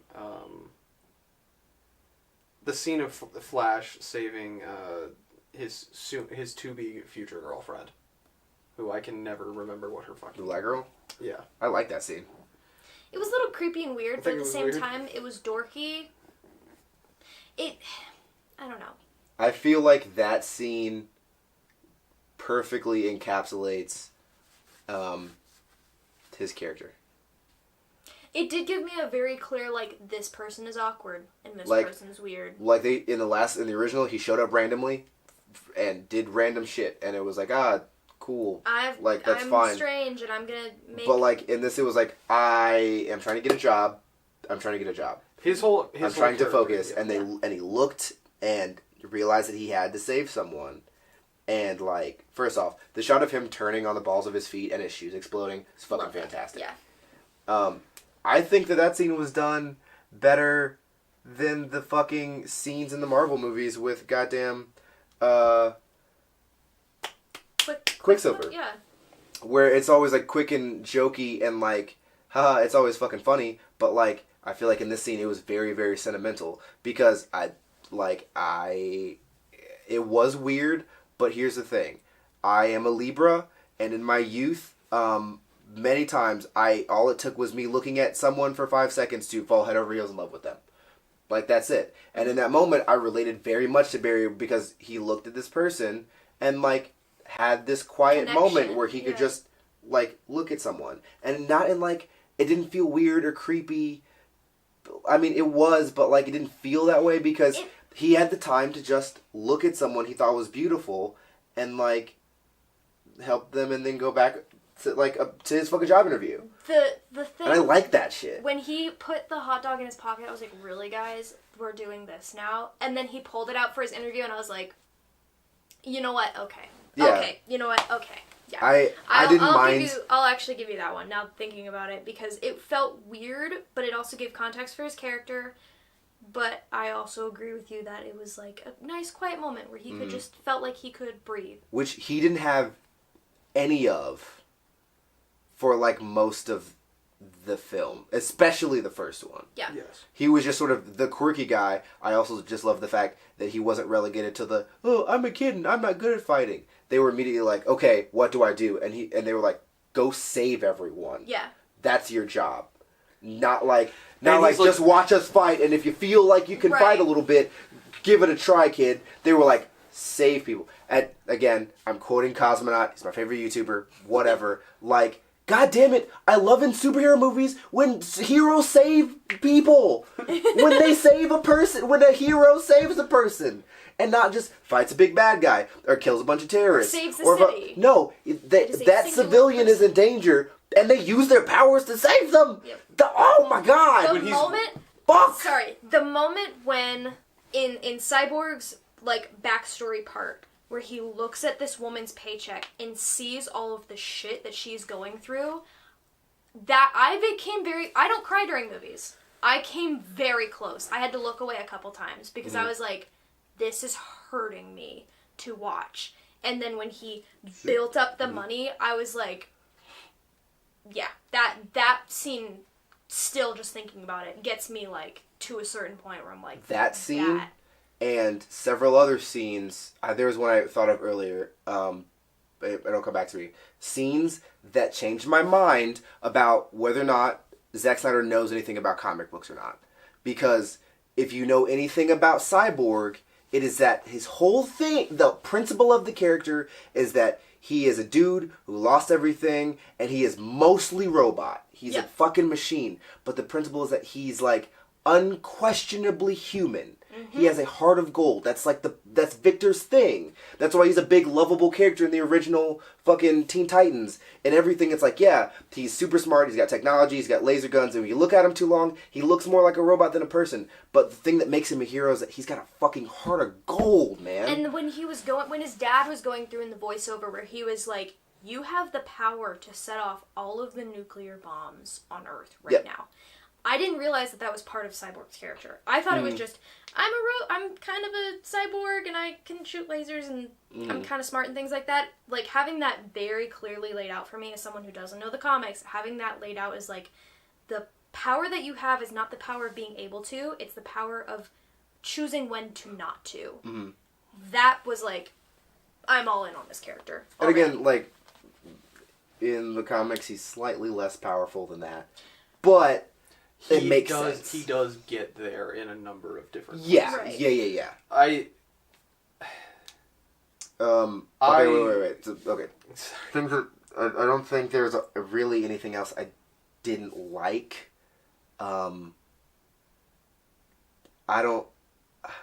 This is a personal thing because in this series, I love the Amazons. I don't like the Amazons getting murked. So, like, I understood it was important to show how powerful Steppenwolf was, but, like, I don't like that ancient, ageless warrior women were getting murked as easily as they were. That's a personal thing. It's fine. I wish it had been whatever. made, like, their efforts were worth it, and maybe the army had gotten cut down, or maybe Steppenwolf at the end had, like, maybe that's where he loses, like, a quarter of his horn, or something just to show that, like, they did something. Right. Although, the scene of them, like, doing the hammers and the good ab twists of them, yeah.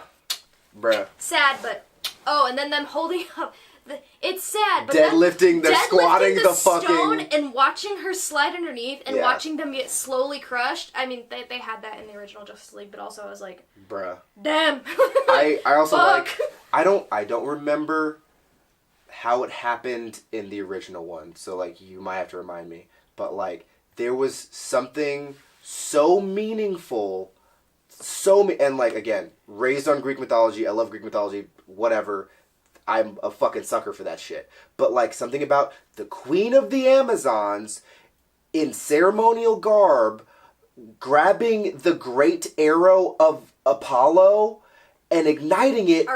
Artemis, and, like, igniting it, knocking the arrow, and just firing it as the warning. And it lands at the fucking Parthenon, and that's the warning sign for Wonder Woman. Bro, the fuck out of here, bro. That was the single dopest shit I've ever just fucking, like, doesn't look. It was a no look. She just, boom, and it soars. We also... And it like, arcs, and then it just kind of just goes straight, and I was like, this is the dopest shit ever! The gods just... What?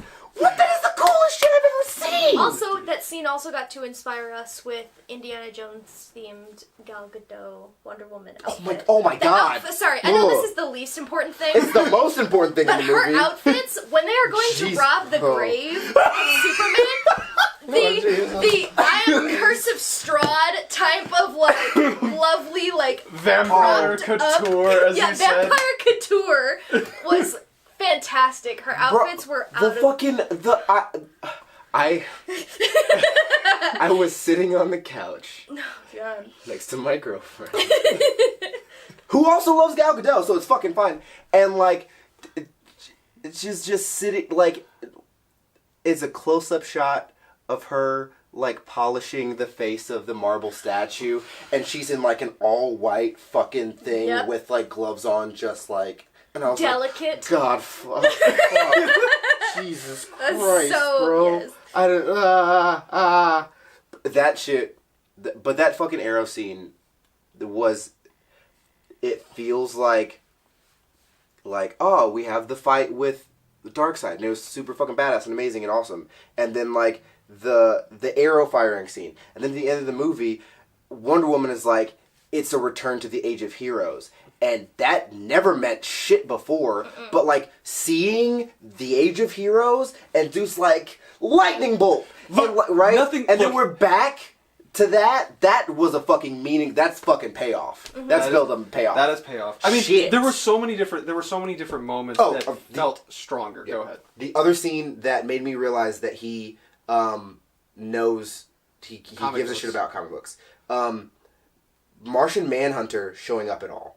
Yes. Right? So, I had to come in, I think, here for something, for a meeting or something.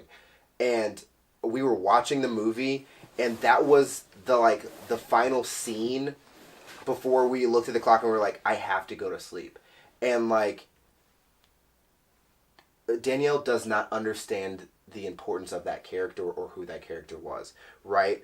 And I'm, like, sitting on the couch, and Mama Kent walks out of the apartment and her eyes start to glow red, and we're like, oh fuck, it was a trap, and then like transforms, and I'm like,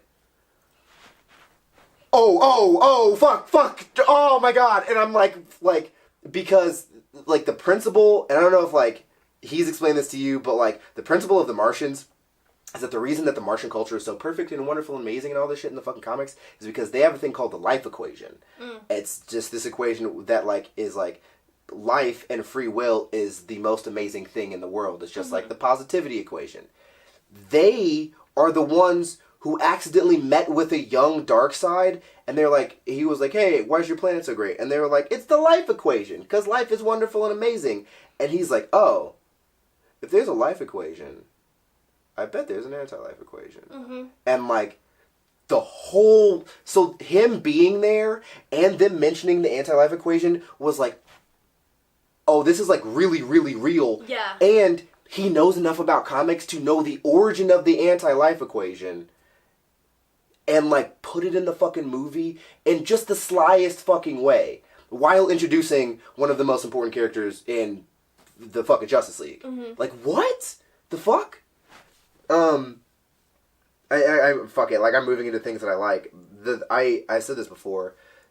There's nothing more amazing than like the build up of like from the moment Superman lands and just like I forget what the split is because I watched the old versus the new and I think he like catches the axe or something like that or whatever in the original. Yeah, and this, he just tanks it. Yeah, and he's just there, and like that shit was fucking incredible. Beats the fuck out of him, and then like they build up. And I remember in the original, they're like, oh, damn, they're going to pull the boxes apart. But the boxes, like, looked different in this version. So it's like, shit, how is fucking Cyborg going to reprogram so that, like, Superman can pull them apart? And, like, they're about to go for it and fucking do the thing. And then the fucking boxes reach singularity. And explode. And the heroes lose. And everything is destroyed. And I was like... It took me a second. But in that moment, I was like, oh... What? They fucked up. They lost. And I was like, because me and at this point, right, this is the beauty of a slow burn, is like, you don't realize you're getting amped up, but you're getting amped up. And so I'm watching Flash run around building up energy, and I'm like, come on, dude, just make the run, touch him, come on, dude. And then he gets hit in the leg, and does it, and I'm like, oh, fuck. Okay, I guess Superman's gonna have to save the day somehow, whatever, and he doesn't. And the good guys lose. And, like, it was a microcosm of the same way that I know that everyone felt in Infinity War, when you're like, Thor's here, he'll save the day, and he doesn't, and the good guys lose. And you're like, wait a second, what the fuck? But the difference was between them is that we, after that moment, after the good guys lost in Infinity War, we had, like, the extended burn of sitting with their failure. We didn't get that in Justice League. We had the boom. We had the right. There was no, and it's like, them on the farm. We didn't see we didn't see. I'm sorry. I switched them, but yes. Yes, it's like we didn't see the faces of our heroes realizing that they lost. We didn't get to sit with that. We saw, the only thing we really got was Batman going, oh fuck, and then jumping, and then the explosion happened, and all we're left with is fucking Flash. Right. And Okay, and so that's another pair up and build off. Obviously, like, Flash using the Speed Force, which is, like, the principle for the entire DC multiverse, was really fucking fantastic. Little things that they changed, like, these are, like, really, for me, these are the moments where, like, I was sitting there on the couch going, wow, I want the Snyderverse back. Yeah. Was in the original Joss Whedon cut, and I guess we can kind of segue into, like, all the fucked up bullshit, but, like, in the original Joss Whedon cut, like, they're like, we have to wake up Superman, and it's like, okay, cool, and it's like, you need to touch the cube the second that it hits the water, and in that cut, he sprints from the back of Superman's ship to the front, and he touches the water, or touches the cube, the second that tip touches the water. And so they do the same thing again. And these, like, these little moments, I don't think anything's going to be fucking different. And he's running, and the cube is falling, and then the cube hits the water. And then the cube goes into the water a little bit. And I was like, okay, whatever, like, it doesn't matter, I guess we'll just still touch it. And then, like, he hits, like, a certain speed, and the cube comes time goes backwards, and I was like, yeah. Oh! Oh my god! And, like, if there was ever a way to show that the Flash has powers over time in a subtle, beautiful fucking way, without that was him it. going around the fucking world. Right? It wasn't him running through a portal in the Speed Force or doing what he does at the end of the movie. It was just subtle. He kept running, and, like, he missed his chance, and then his chance came back. And I was like, oh, that's cold. That's fucking disgusting. And it works. And he even mentions it's so good. It's so subtle, but it was fucking perfect. Look, we already mentioned that, all of everyone had a better character arc. Aquaman's character arc makes so much more sense. Little things. Aquaman was a complete dick, especially to Cyborg in the Whedon cut. And then he has the fucking scene where he's like, we're asking a kid who just lost his father to save the world. Like, it's not fair. And he, like, has lots of moments with lots of the characters. Like, this is the difference between the two cuts right here, is in the most emotional moment for Aquaman in one cut is him, like, understand this, right? Him, a character who knows all too well the pain of losing losing a parent, not being able to have a parent. His whole principle in his own movie and in his, like, first appearances, he struggles with parenthood. He wanted a mother, he couldn't have a mother. He knows how important parents are. Looking at a kid, probably close to the age that he was when he really started to grapple with his mom not being around and being killed. And, like, being like, we're asking a kid who just lost his parents to be the king of Atlantis. He's looking at himself. Right. And the reason that moment is important is because he's like, I'm relating to this team in a personal way. We shouldn't be asking him to do this. Because they shouldn't have asked me to do this. And, like, I think that we can all, like, understand the fucking, like, wanting to save your younger self. Mm-hmm. Like, that's the whole fucking principle of, like, everything, right? And that is the most emotional, deep, well-written moment in this cut, not only for Aquaman, but also for the writer-director married duo who had lost a child, who were like, we wish we could save our fucking child, but we couldn't fucking do that. As opposed to Joss Whedon's most emotional moment for Aquaman being the time he accidentally sat on Wonder Woman's lasso and started talking about how awkward he was and shit, and how attractive the second sexualization of Gal Gadot for no fucking reason. And everyone's like, haha, it's so funny. Okay, let's go save the world. That's the difference in the movies, right there. Yeah. Right. Aquaman's emotional climax, a fucking an emasculation joke, or him grasping, like, for once, like, the grief of his what? I want to. I have not been able to say it, and I feel like we have not given enough lip service to the Flash. My relationship with my father is, like, very, very, very important to me, because of the shit that I have gone through with my dad. Right.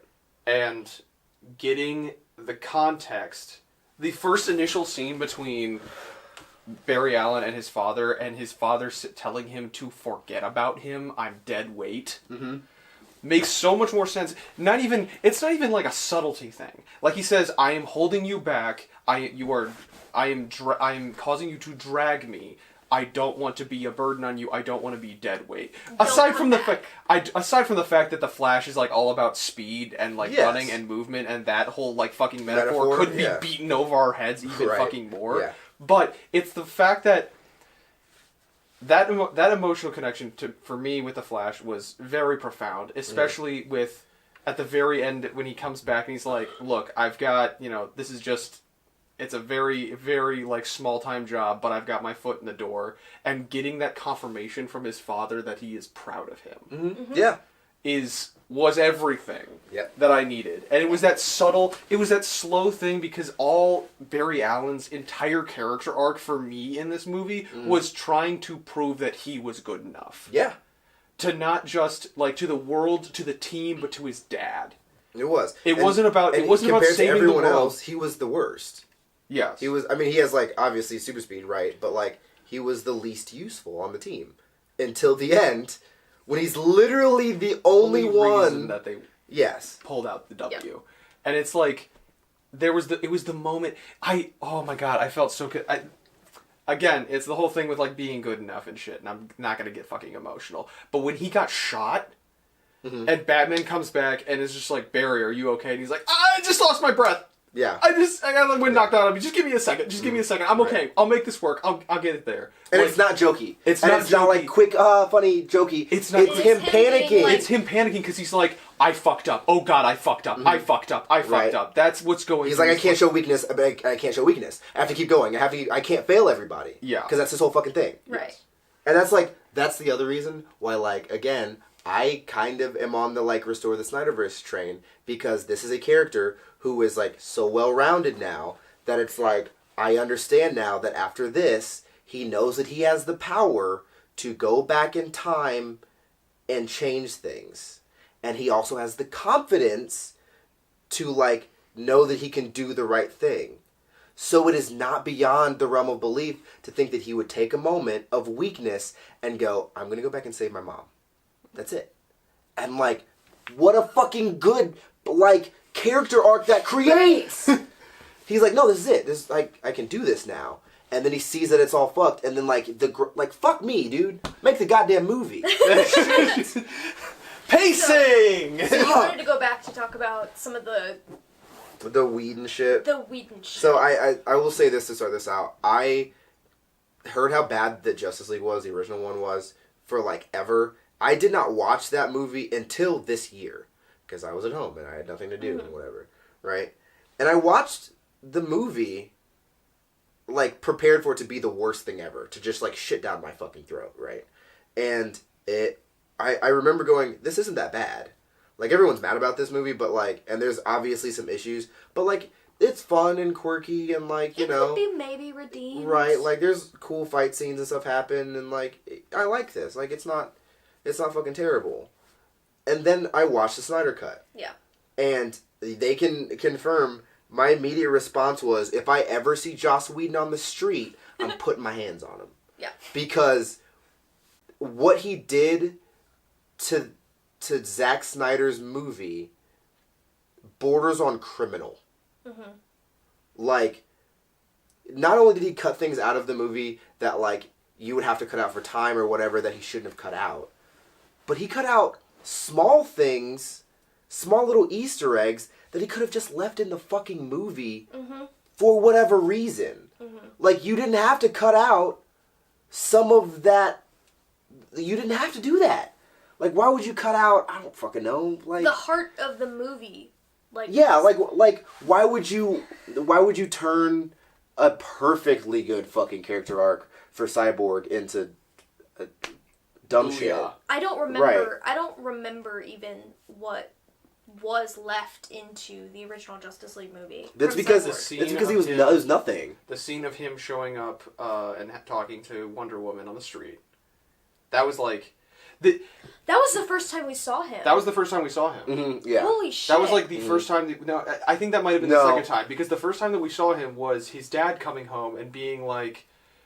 Cyborg gives some fucking like offhanded monologue about monsters or some shit like that. And his dad's saying, "You're not a monster." And he's like, "It's funny that you thought that I was talking about me." Yeah. Oh. Yeah. And it was like... I felt it. It was cool. Yeah. But like that whole movie is like... The original movie, it's all like, there's Cyborg, he's mad. He's moody, he's angry, he hates his dad. And then the movie's, at the end of the movie, it's like, oh wait, no, he's a good guy now. Okay. Booyah. But he's a good guy. I don't know when that happened, I don't know when that character development happened, but I guess he's a good guy now. And here's the thing, so I've got written down... Also, what was his power set? I don't know. He could shoot lasers at Superman and fly? And turn off the lights on the street when he met Wonder Woman. Mm-hmm. That's, yeah, sure. So, when you were talking about him being, like, angry, mad... Mm-hmm. Oh, no, he's a good guy now. So, on a previous Tangent Club... No, on a Tangent Talk, I mentioned that... You can go back and look at it. I'll put the link someplace. It was a Tangent Club. It was the one where... It's the one that's on the machine. No, I think it was the one before that. I think it's one that's out, isn't it? No. What are we talking about? I had at one point talked about Ray Fisher talking about how abusive Joss Whedon was on set. They were in a Twitter war for a while. Yeah. So, that being said... that's on the machine. So according to Fisher, there were discussions between producer John Berg and Warner Brothers Production, president at the time, Toby Emmerich, about not wanting an angry black man as the movie's center. They turned it into that by taking out the character arc and the story. There's a lot to unpack in that one little thing right there. Yeah. That's fucking fun. Elsewhere, Fisher explained that he felt the need to explain some of the most basic parts of what would be offensive to the black community to Whedon, who's 56 years old, like his character saying the catchphrase in this instance, "Booyah," which Cyborg does say in the animated Teen Titans series. However, this isn't an anime. This isn't. They're trying to reinvent things. And that wasn't in the original. That wasn't something that Zack Snyder had introduced to Fisher. He had like, where is it? You know where they could have worked in the "Booyah" and it would have made complete and total sense. The scene of him playing football. Mm-hmm. I wish that it had been something like, or even just like calling it out. Where is? Or like I could even have been okay with Whedon doing some dumb shit like fucking the Flash doing something cool, and being like, booyah, and like Cyborg being like, what?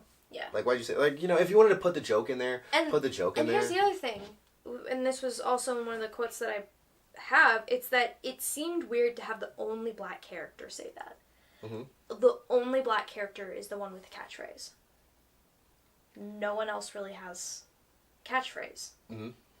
And they wanted to add that in there. So those were a couple of the things. I've got a lot more. I've got like 3 or 4 links. Maybe Joss Whedon is the one that doesn't know anything about comic books. So with Snyder, they always considered Cyborg's story to be the heart of the movie, and that was something that this article says allegedly shifted when Whedon took over. It obviously they just wrote it out. It's crazy because again I saw Ray Fisher, the actor who played Cyborg, getting really angry all the time on Twitter and talking shit about him, and I was like, I mean, like, why are Some of you? your I scenes understand, got cut. right? Like, no. Can you chill out? Like, why are you being a baby about this? And then I saw the original. I was like, oh, no. So furious. and that's what I kept saying to Danielle. I would be mad too, because he acted his fucking ass off in that movie. Mm-hmm. The breadth of emotion that Cyborg goes through in that fucking movie is incredible. And they left that shit on the cutting room floor. Yeah, so this was something that the screenwriter said with a white writer and a white director. We both thought this is when Snyder was involved. Yes. We both thought having the perspective of an actor of color was really important. And Ray is really good with story and character, so he became a partner in creating Victor. This was Fisher going up to his director and screenwriter saying, these are the things, this is the story that I feel like we should tell with this character being who I am and how I can add to the story. And they listened and they said, yes, that's great, let's do that.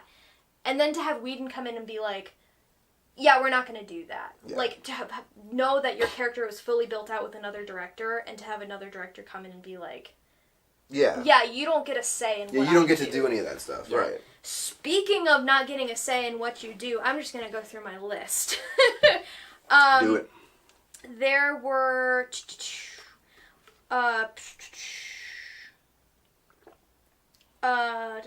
where is it?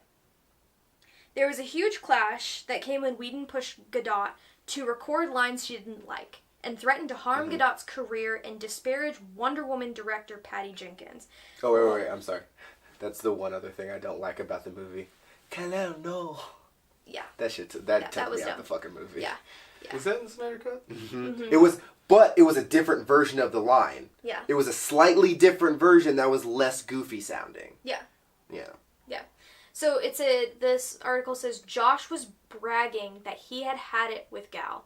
He told her he's the writer and she's going to shut up and say the lines, and he can make her look incredibly stupid in this movie if he wants to. She said that Gadot had more issues with her character being more aggressive than her character in Wonder Woman. She wanted the character flow to move into the next battle, or into the next movie. They obviously got things sorted out. Are they referring to 84 or like a future movie? She basically was like, my character, this isn't how my character acted in the last movie, and I would like for things to flow into this movie. I don't want my character to suddenly be hyper aggressive and hyper sexualized. Okay. Gal Gadot refused to shoot a comedic scene that involved the Flash landing on her body, and when Whedon persisted by bringing a body double to shoot that scene instead. That's so fucking she didn't insane. Want to film that scene, so Whedon did it with a stunt double. That's why you can't see her face. That's crazy. A fan was quick to point out that scene in question is virtually the same as a similar moment in Age of Ultron, when Bruce Banner lands on top of Natasha Romanoff. The fact that he did the same exact gag in Age of Ultron just 2 years earlier really shows his growth as a comedy director. Don't forget to add... I didn't think about that until you started mentioning that. And I was like, oh, as soon as you said, I was like, oh my god, that does happen. Don't forget to add that he locked her in her room and threatened her career if she didn't do that scene. He locked her in her room? Yeah. A photographer who also worked with Fisher let people know, don't forget, he locked her in a room and threatened her career if she didn't do that scene. That is very important and should not be omitted. A lot of these things are allegations, and we don't have exact proof on everything. So that is something that, a huge disclaimer, none of these things have been confirmed.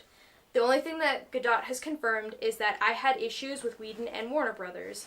We handled it in a timely manner.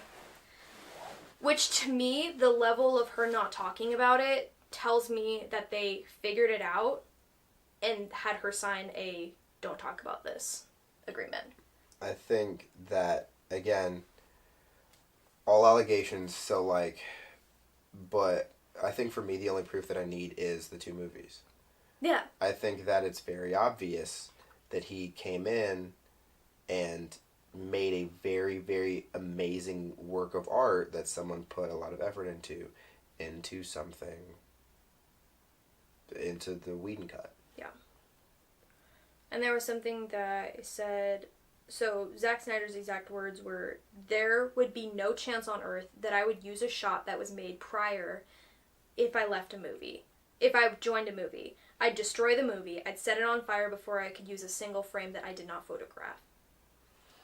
I would literally blow that thing up if I thought for a second anything you see in this movie would remind you of another theatrical release. Because that was a thing that movie was a thing I had done, and he borrowed for whatever that monster was that you guys got to saw in theaters. So he's probably still never seen it. He's probably never seen it, but he's actively been like, obviously Zack Snyder's extremely upset because he put his heart and soul into this movie that was him going through a grieving process, and then that's not funny enough. Let's just have someone land. Let's throw boob jokes in there because she's a woman, and that's funny. We're gonna laugh about that. So I need to do this to remind myself, because you had me do this before when I was preparing, like, for legal reasons, this is a joke, preparing a hit squad to go find Joss Whedon. I need to look up all of the movies that he's made. To remind myself that I can't use this as, like, the thing to throw shit out. I have to remind myself that he made The Avengers, and Age of Ultron, and Firefly, then Buffy the Vampire Slayer. Speaking of Buffy the Vampire Slayer, after Fisher came out with all of that information about, like, yeah, he was abusive and terrible, please. a lot of the cast members from Buffy the Vampire Slayer came forward and said, yeah, he is abusive and terrible on set. So these allegations are not, like, randomly coming out of nowhere where people are like, what are you talking about? He's the best director ever. Like, at least in his more recent stuff, people are saying, yeah, that maybe the Avengers shit went to his head, and he thought he can kind of throw his dick around and do whatever the fuck he wants, and he can write good movies, and if an actor's not listening to him, he can just ruin their career because he's just Whedon. He can do whatever the fuck he wants. Because, like, so let's be honest about this, and I'm gonna pick through this, like, very seriously, because I think it's a conversation that I need to have with myself about Joss Whedon. Your frame is just a lot wider now. Because I accidentally pulled back. I accidentally touched the thing. Yep. Whatever. It's okay. I think it's a conversation I need to have with myself about Joss Whedon. Buffy the Vampire Slayer and Firefly are both great shows. But they're both great shows because the writing is very good, and the actors freeballed a lot of the lines. And they're good at that improv and bouncing off each other and stuff like that. And a lot of the gags, because of the time period, 2002 to 2003, 1997 to 2003, those kind of fell into the boob jokes were like classic comedy. Like, wow, that sure is funny that you like I've never watched Buffy consistently, and I can think of episodes that were predicated around, like, putting her in a leather push-up suit where her cleavage was out, and that was, like, the gag of the episode. Yeah. And so, that is what it is. Angel and Serenity are just spin-offs of the first two shows. The Nevers is a show that just came out. It's on HBO. My only interaction with it is that it is a show that Jenny watches. I don't know. But it's weird and quirky in the same kind of way that supernatural heightened things are made jokey and quirky in the Avengers movies.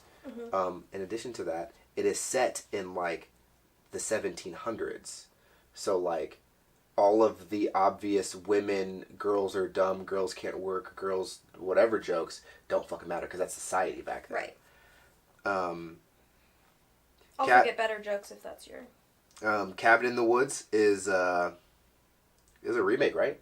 No. I don't know. No, it's not. There wasn't an old Cabin in the Woods? No, Cabin in the Woods Okay. is just the show about, like, teens going out to a cabin in the woods, and it's, like, people creating a horror movie out of, at these human beings' expense. Yeah, it's the deconstruction of that horror genre. I remember that. I didn't know if it was a remake, though. No. There's... Everything else is sort of whatever. That brings my only question... Oh, and Alien Resurrection, which I don't think is a good Alien movie. That's a personal thing. I think... Is that Alien 3? Alien... or is that Alien 4? I think that's Alien... That's Alien... The one with Hellboy in it. That's 4, and that's the 4. worst one. Yeah. The one where she's brought back as a clone. Whatever. Yeah. Fucking... Maybe that's 3. Which leaves us with... Dieter is the expert on Alien and Predator movies. Yeah. I don't... Which leaves me with 2 real contenders. I mean, Toy Story, but, like, I don't count Toy Story because Disney has such a heavy hand in everything that comes out of Disney that I don't even... Yeah. Yeah. The director doesn't matter. Yeah. Which really brings me to 2 real questions, which is Avengers and Age of Ultron. Mm-hmm. And if those movies are good movies... I personally didn't think Age of Ultron was a super fantastic movie. It's the weakest Avengers. That is the one Yes. that everyone shits on the most. Yeah. Yeah. And I think that is the original... I haven't seen the original Avengers movie in a while. And I have not watched it in a while. But is it as good as I remember it to be? Because I remember being younger and going and seeing that show in theaters at least 6 or 7 times. Because I thought it was the coolest thing. And I had no, like, context for comic books. Talking about Avengers. Avengers, yeah. Because I had never read comics. I didn't know anything about it. And having that, I was like, I'm interested in this and I really like it. And so I wasted a shit ton of money that summer.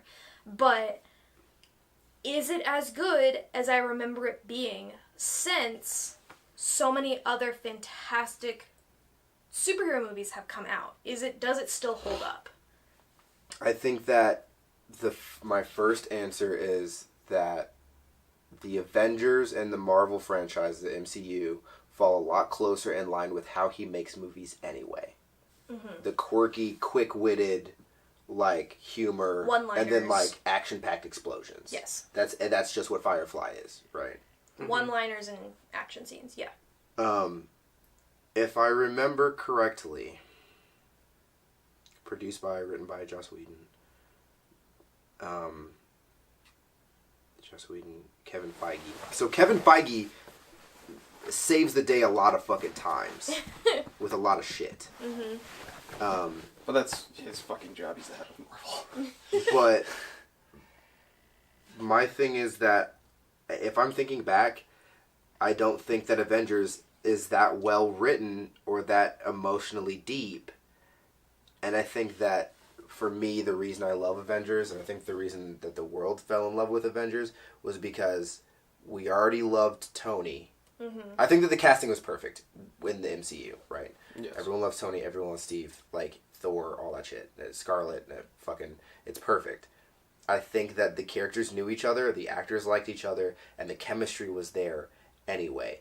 This movie is really one of those movies where they were like, turning on the camera and being like, go for it. Yeah. You just need to get to here. And they were sort of just like acting. But I think the answer is that for the first time ever, everyone was like seeing superheroes that we had gone to see their own movies with all in one place in New York City doing team attacks Come and together. shit. Right. Yeah. And so... But maybe at the end of the day, it's not that fucking good of a movie. I will argue it's not that well written. I will argue that Avengers is still a good movie. Mm-hmm. Does it hold up as a contender as one of the greater MCU movies? Considering what we have now? Yeah. Probably not. With the level of writing and with a level of writing and care. And care that goes into all of the Marvel movies that come out now, and the ones that are going to come out here soon, hopefully will continue this, but like, yeah, I think that it is It mostly... was a stepping stone. Mm-hmm. It was a foundation. Yes, and we can't take that away from it. And we can't take that away from it, but at the same time, that is, I think, we can put a lot of the blame on Joss Whedon, and I'm not trying to distract the conversation. Mm-hmm. I'm saying is that was the feel that Marvel wanted to go. They had the wherewithal to say, for the big movies that people, that's going to draw the biggest crowds, the Avengers... Right. This style makes sense, right? But and they were already doing that, and they were already doing that. But then you have this. Then you have all of the different movies that feed into the MCU, that build up the MCU.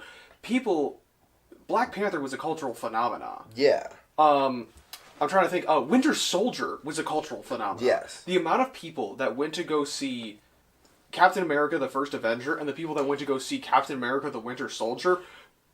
Disparity in fucking numbers. Yes. Because it was a spy movie. They were able to take different tropes and different flavors of movies and put that all into one cohesive... Somehow it was a cohesive blend that was and made up the MCU. Well, because the heart of the MCU was always the characters. Yes. It didn't matter what Iron Man was doing. If you put him on screen, Robert Downey Jr. was going to be entertaining. Yes. And if you put him up against...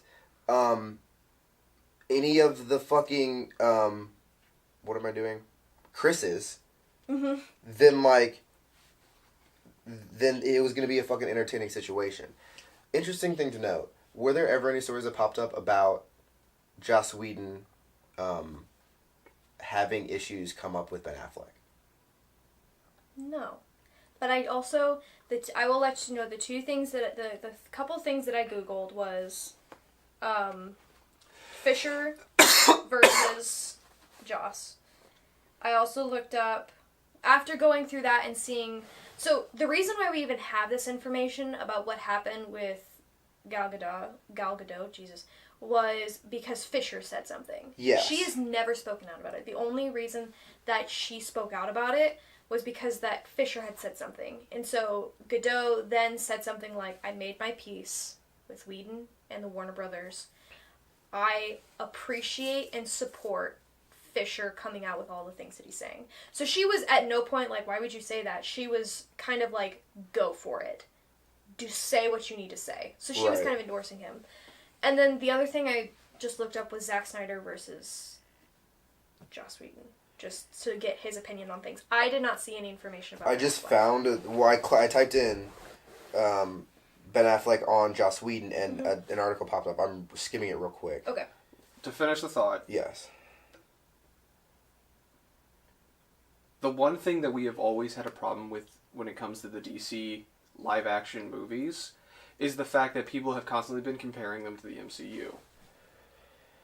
Because that's the standard when it comes to a cinematic universe. But that's not the direction that Zack wanted to take it. So when Warner Brothers started to double back, like, I will go on record and say, I think I've said it on a couple of videos, there's no fucking way that they were going to steamroll us to Darkseid before Thanos came out. This is 10 years of fucking build-up. There's no way you're going to be able to do that. If we had gotten the Snyder cut, things might have been things would have felt a little bit different. But that's not the direction that the DC universe was intended to go. It was supposed to be darker. Shazam is dog shit because it just throws away everything that was built up. And there's a cameo of not Henry Cavill showing up in the Superman costume at the very end. Because, okay, yeah, it's connected, whatever. No, they were trying to replicate the formula that the MCU had done without doing their own fucking thing. And I think that it's interesting that they, like, Marvel definitely leaned more into, at the beginning it was like, haha, catchy one-liners, action, action, action. And then that started to not work, and they're like, okay, where are we going with this? So then they took we're gonna be a bit more comic booky, and it's gonna be maybe a little bit brighter colors, some goofier bits. You know, we're really going to try and connect with people on this, like, happy, goofy level, which is why it hit so hard when the snap ending happened. That Yeah, freak out moment. it was like an up close magic trick with Marvel, like Yeah. it always has been. It's like, haha, everything's funny and jokey and cool and shit, And then like someone slips and dies, and you're like, oh, ouch! Yeah. Yeah. Versus with this Snyderverse that is being built, it is definitely more. It's darker. It's grittier. Things are getting done because they have to get it done. So when there are those moments of peace and happiness, like Superman on the farm, or like there is those genuine connection moments, it still hits you and it still feels good because it's just connecting in a different way. It's not, haha, we're having fun and this is great and we're laughing together and this is good. It is, we're connecting on a darker, deeper level because we're dealing with darker, deeper things right off the bat. We're dealing with deeper things. Right. That's the one. The thing about Ben Affleck is that apparently, did not know this, he was struggling with his alcoholism basically at the beginning of the shoot of Justice League. Oh. So he was like fucked up all the time, and he was basically using Batman as like this way to try to like get sober over the course of the movie. And he was like, I wore the suit to my kid's birthday, and he's like, my whole thing was just like, I was envisioning being Batman and being a good person, helping people and like doing the right thing and trying to embody that to help fight my alcoholism. And he talks about having slips and shit, and he said that it got a lot harder when basically when Josh stepped up, but like he was struggling anyway. So that was sort of like, that's sort of beside the point. The reason I brought that up was because I think that I haven't looked it up, but I don't think there was any big super drama in Avengers, The Age of Ultron with Joss Whedon and actors. And then I was thinking about the fact that all of the actors in the Avengers were pre-established actors who had probably a little bit more power than Ray Fisher, who I don't even know who was in anything. Yeah. The only thing that I can think of Gal Gadot being in other than DC is fucking Fast and Furious, and she was in a couple movies and got killed off. Like, Ben Affleck was having his own fucking issues. He wasn't fighting nobody. And Jason Momoa was a dude from a fucking HBO show that everyone thought was going to end perfectly. So like Jason Momoa has also done a lot of comedy work. Yeah. He was a comedy actor to begin with. Yeah. Oh, okay, yeah.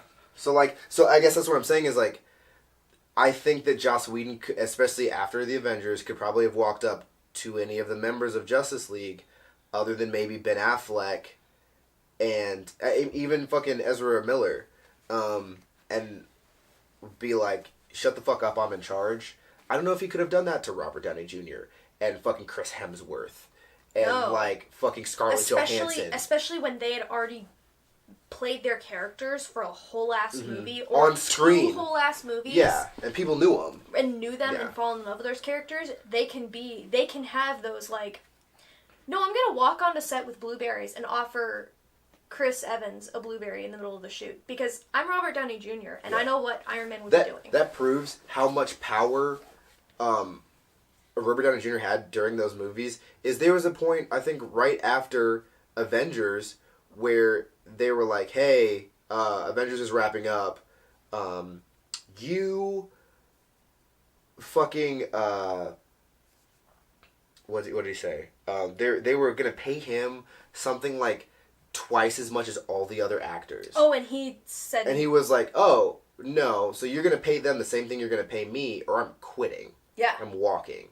And they were like, yes, we Mr. Iron Man. Yeah. And they paid everybody else what they fucking were owed. He was looking out for everybody on that team and making sure people were getting their shit taken care of because he had that power and he also cares. And he also, very similar to Ben Affleck, Tony Stark was his first role after being fucked. Yeah. Like, he was like, he talks about it in interviews, he was like, I was doing heroin, like, in the same week that I went in to audition for Tony. And then I got the role, and I was like, shit, I'm just gonna straighten up. And he, like, did everything he could to, like, sober up, and he became what he is now. But before then, he was like, I'm interested to see what, complete side tangent from what we've been talking about, but I'm interested to see what, if Robert Downey Jr. ever acts after this. I'm interested to see what he does because he has spent so much time and energy being Tony Stark. He did Dr. Dolittle. Did anybody watch that? I did. Okay. No. Heard. So, like, I'm interested to see if he can do what else he can do after he's been playing Tony Stark for so long, and can we as viewers detach Tony Stark from Robert Downey Jr., and can Robert Downey Jr. detach from Tony Stark? My argument for that is, I think that whatever role he steps into, he will fully encompass. Because when I see him, I see Tony Stark. When he's in the Iron Man suit and he's like next to everybody, he's Tony Stark. When I see him next to Jude Law, he's Sherlock Holmes.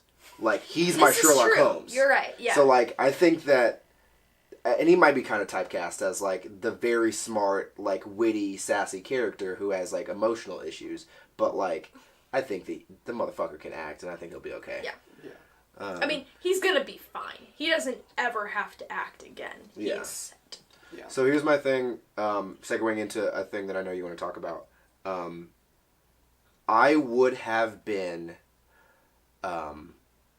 significantly more understanding of the Snyder Cut's Batman and Batman v Superman's Batman if Warner Brothers hadn't fucking fucked Suicide Squad. Because we all know from interviews and everything like that, Suicide Squad was going to be a movie that was almost more about the Joker than it was about any of the Suicide Squad members.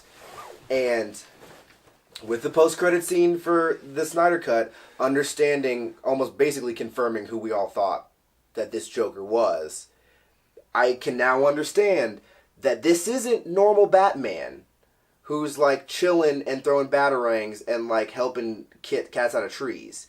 He's the one who lost fucking Jason Todd.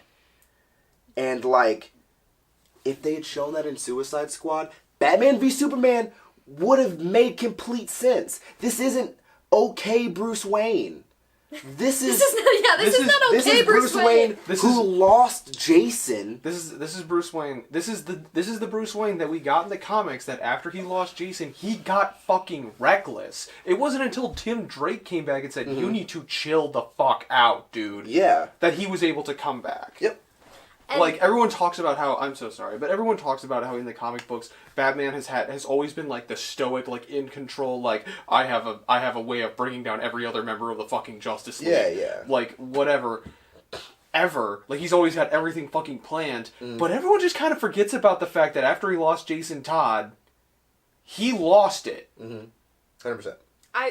That scene, so I only know very little about overall everything. So in that post-credit scene, I was a little confused. And when what's-her-face Ariel was talking, she held that it wasn't until she was holding the trident I was like, oh, Aquaman's dead. And like the dots started connecting probably a little later. It was like 1 o'clock in the morning when we were watching this cutscene. But like the dots were connecting a little late for me, especially when we saw Eye Patch Dude working with everybody. I was very confused, but then the dots started to click. And when he started having that conversation with the Joker, and the Joker started, like, poking pins, and he said that shit, and I was like, oh, he's about to get decked. And then he made the additional comment of Harley Quinn. I was like, oh, shit. This is good. This is fucking good. And so I was imagining what would have been if Warner Brothers and Joss Whedon hadn't fucked everything. What would have been the perfect character arc for Batfleck? And it is, this is an angry Batman who lost the Joker, who lost Jason, and had to watch him become the Joker, or become the new Joker, or whatever, and then deal with all of that shit in the Suicide Squad and all of that fucking bullshit, and understand more about the Joker, and understanding why this Batman isn't nice and friendly anymore, and he's using guns, and he's dropping criminals way, way too aggressively. And then he carries that anger and rage until he meets the symbol of hope. He meets Superman. And he almost kills Superman until Superman changes his mind and shows him that it's okay to be a good fucking person again. And, like, lightens him again. only to have Superman die. And so for the whole first half of the Snyder movie, he's trying to not only make penance for killing Superman, but fucking losing Jason. Like, that's why he's like, we gotta get him back. We need him back. Like, we have to save the world. Because, like, I couldn't save the guy who could save the world, and I couldn't save my fucking son. We gotta save the world. I have to save the world. The same thing with fucking The Flash. I have to be good enough this time. Because the past 2 times, I have fucking not been. And that's why there's, like, this almost panic in him when he's like, hey, like, will you guys join the team, please? Will you help us save the world? Because, like, I need this shit, man. There's also the moment, the interaction between him and Aquaman when they're all standing in the ship and, like, they're resurrecting Superman. Aquaman's like, this is a bad idea. And every time, it's a hard cut. It is a hard cut. Almost him interrupting. The cut is interrupting. Jason Momoa is saying, this is a bad idea. And it's Batfleck saying, do it. Yeah. Don't. Fuck it. Just do it. We need to do this. Yeah. And you get that level. I want to say, because at some point, I'm almost positive that there's some, like, angry clicking happening on keyboards if they're watching this part. Yeah. I don't think it's Jason. I think he lost dick. I think Snyder switched it and still played off of the death in the family, but it's dick. And that's only predicated on, in Batman v Superman, there's some clips of, like, him... There's an homage to a gravestone that says Dick Grayson on it. Mm. I mean, here's the fucking thing. Before I would have been like, who knows? It could probably still be Jason, or even like Tim or whatever. If we're referencing like the Return of the Joker in the Batman Beyond movie, right? Who literally becomes the Joker because of shit. But like now, I'm like, you know what? You're probably right. It is Dick. Because as someone who cares about comic books, the statue of Robin that they keep showing is holding a bow staff. No. Yes. That's Tim's weapon. Tim normally used the bow staff. But again, So wait. So then, even in that fucking case, as someone who gives a shit about comic books, which I now believe that Zach is that fucking person, who probably watched Batman Beyond Return of the Joker and saw Tim Drake become the Joker, and the statue that's standing there would be Tim's statue, that has the bow staff, not the tonfas or what was Jason using before guns? I mean, he had his own version of the Batarang, effectively. He used knives. But he's got an iconic one, doesn't he? I mean, it's always like the pistols now. Shit. Yeah, you're not really going to find it too much with Jason Todd. He used a whip, I do believe, at one point. Because of the shorts. Oh, that's true. Regardless, yes. Batman lost his fucking kid. Mm-hmm. Lost his son. And Deathstroke, eye patch dude, I did not fucking realize when I watched original Justice League, I did not realize that was fucking Joe Manganiello. Mm-hmm. I didn't fucking realize that. Yeah. Completely fucking different. He does use a bow staff as well, so Jason did from time to time. Yeah. So I'm pretty sure they all use bow staves. Well, But specifically, it's more iconic to be Tim's weapon. It would have, if it was Dick, it would have been 2 tonfas, because that's everyone knows that's Nightwing's is the sticks. Yes. But yeah. Either way. No matter what, Batman lost his kid, Yes. and that was a sore point. And that was a sore point. The conversation between... Again, you have said this in a number of your videos.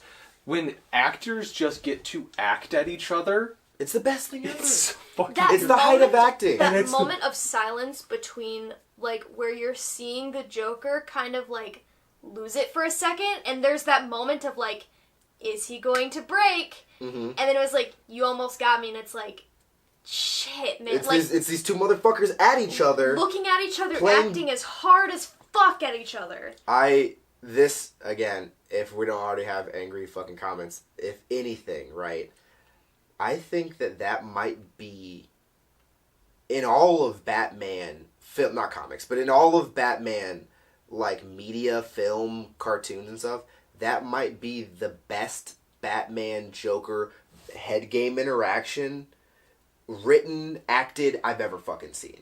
Yeah. Because, I mean, okay, maybe fucking The Dark Knight Rises. There might have been some back and forth there. But even this was like, no, this is like... The Dark Knight Rises was more... too aggressive. It was too aggressive, and it was more so like you're looking at... What happened with the Zack Snyder cut was more so... That was Heath Ledger acting up here, and everyone else just being like, yeah, thanks for this. Like, yeah, this is yeah, great. yeah. But it was... But the Snyder cut, it is too intelligent. It is a intelligent Batman and a scarily intelligent Joker. Yeah. Talking at each other and knowing exactly where to hit each other, but also knowing that they can't kill each other, because also evil Superman shows up as a shadow in the back corner, and you're like, oh, you guys are all fucked. Good luck. It's the moment, the interaction between the Joker is incredible to me, because it is a chess game. Because you have that tension. In in The Dark Knight, it's Christian Bale's Batman is a lot more aggressive, a lot more like hands-on, where Joker is more maniacal and more methodical and more he's outplaying Batman in The Dark Knight. Whereas this one, it's the two of them trying to outplay the other, and it's the moment where I could feel the palpable tension in my fucking living room of Ben Affleck wanting to kill him. Yeah, It's like, if you keep saying this, it's the fact that you say, be careful the next fucking thing you say. And the next fucking thing he says is, why did you send a boy to do a man's job? Yeah. Like... Yep. And that moment where you're like... So, it just... Bruh. Just... Oh my fucking god. Yeah. That shit was crazy. A lot of people hated Jared Leto's portrayal of the Joker, and the shit that happened on set. I cannot reconcile that. I mean, he was being fucking crazy, but like, method acting, and like, hey, at least he didn't fucking kill himself. Like, shit. Yeah. Like, not in a fucked up way, but like, the last person who method acted Joker didn't make it out okay. So, I really, which means, really this is the second one. Ray Fisher and Jared Leto now have been fucked over by the cutting room floor of probably one of the best acting and Warner Brothers performances of their career. After being told, you are the focal point of this movie. You are the center of this movie. You are the main star of the movie. And then going to see the show and realizing that your character has been utterly destroyed and cut out. And all of the hard work that you put into this character, all the method acting that you put in, all of the... This is my experience as a living human being person that I would like to impart onto you and into this character. Just, that doesn't matter. Didn't make the cut. Sorry. Yeah. And then, twice now. And then being blamed for how terrible your performance was. And then having fans come at you and say, why'd you do it like this? You suck.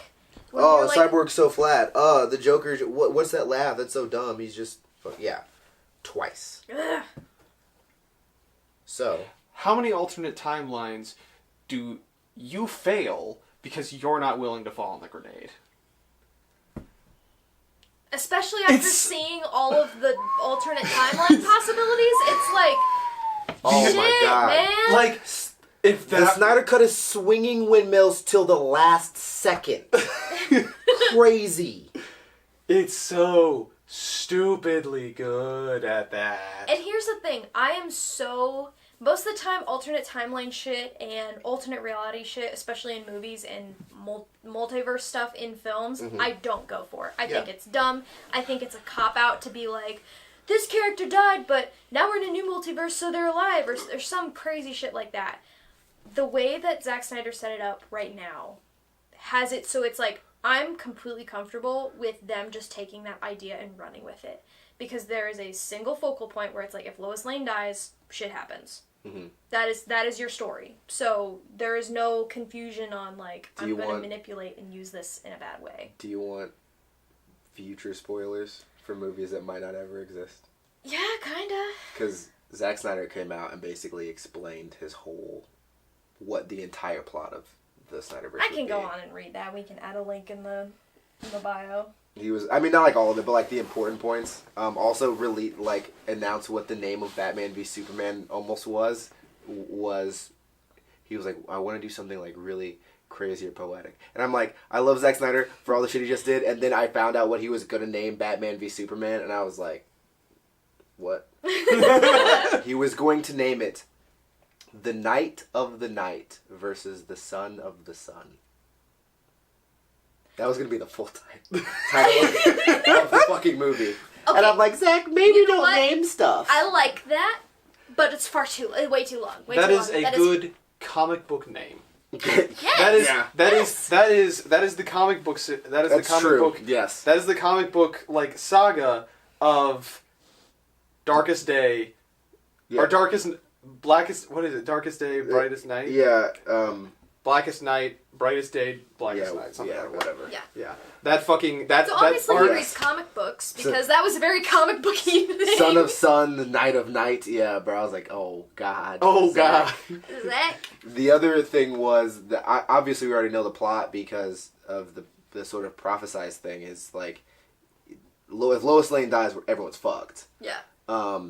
There will be like sacrifices that have to be made for the sake of Lois Lane, but they said that obviously Batman would be one of the sacrifices, depending on how he decides to write the timeline. Mm-hmm.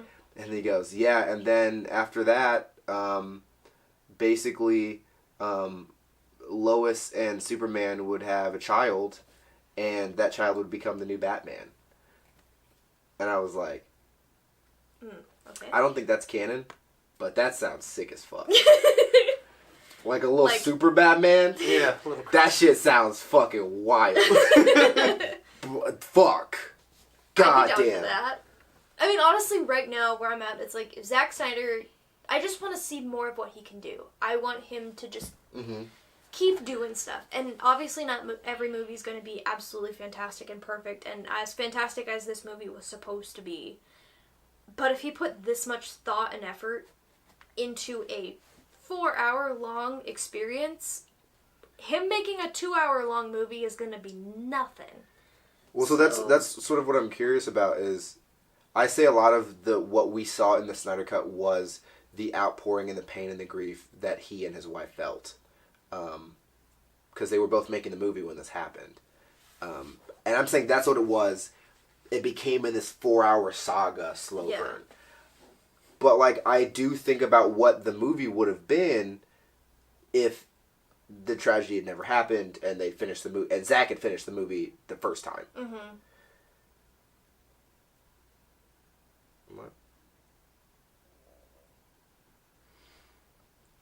What I will say, or what I would like to say, about the whole thing, and this isn't necessarily specifically about the Snyder Cut, but it is about movie making in general when it comes to these stories. Mm-hmm. And I'm going to reference Peter Jackson. Mm-hmm. New Line Cinema gave him all the money he ever needed. Right. To produce The Lord of the Rings. So when it came to The Hobbit, he did whatever the fuck he wanted with it. And he has gone on record as saying that is the way that he would have wanted to produce The Lord of the Rings if he had the technology. And people have their own fucking feelings about that. Yeah. But we cannot discredit the monolith that is The Lord of the Rings and The Hobbit. Yes. Just as a unit. Right. Peter Jackson is one of the few directors who is left alone to do whatever the fuck he wants. Yes. When we look at comic book movies, and we look at cinematic universes, specifically Marvel versus DC. Right. We spent this entire thing talking about Joss Whedon. We have not brought up really any of the other directors, but we brought up the other directors' works in the MCU. I can never remember the brothers, the duo who did Infinity War and Endgame. The Russo brothers. Mm-hmm. The Russo brothers, all these people that created the MCU and the monolith that it is. We brought his name up once, and that's Kevin Feige. Yeah. The reason the MCU happened the way that it did was because Kevin Feige had already written the entire fucking thing. Yes. And the only time that it changed, he has gone. We have like digital evidence somewhere in the internet of him saying, like, when they got Spider-Man back, they're like, we kind of had to rewrite a little bit of the MCU to fit this in. DC had Zack Snyder. Mm-hmm. But this is now me, like, trying to take a step away, like, from taking that, not necessarily taking the blame off of Joss Whedon, but putting the blame where I feel it rightfully belongs. Which is on the studio. Yeah. And that is the fact that Zack Snyder wrote this entire fucking story and had this story written out for the DC cinematic, the Snyderverse. Mm-hmm. But Warner Brothers said, you're not Kevin Feige. Yep. And they didn't let him do it. And they didn't let him do it. No. And they started fucking with it. And they started fucking with everything. Mm-hmm. Everything! I believe that if I believe if the Snyderverse intends to move forward, if cinema in and of itself intends to move forward by this cinematic experience that was Justice League, you have to have fucking faith in your directors. Mm-hmm. Yeah. You have to have faith in your writers and the people that are, like, giving you the idea. And if someone like Zack Snyder or Kevin Feige, if those people come to you with ideas, even if their names are not Zack Snyder or Kevin Feige, Yeah. You gotta trust them. you have to trust them. You gotta let have people. some You gotta level let of trust. fucking artists do what the fuck you hired them to do. And also, when they say, I need to take a step back, I cannot do this anymore because I'm in the middle of a grieving process. Do not hire a new director and say, well, here's this box of crayons. You can kind of just do whatever the fuck you want with it. Good luck. Have fun. We're just gonna, do whatever the fuck you want. Hey, We're not gonna finish monitor this. you. Yeah. No. You have this amount of time. Finish it. Make it good. Make it like the Marvel movie, so it make us money. Yeah.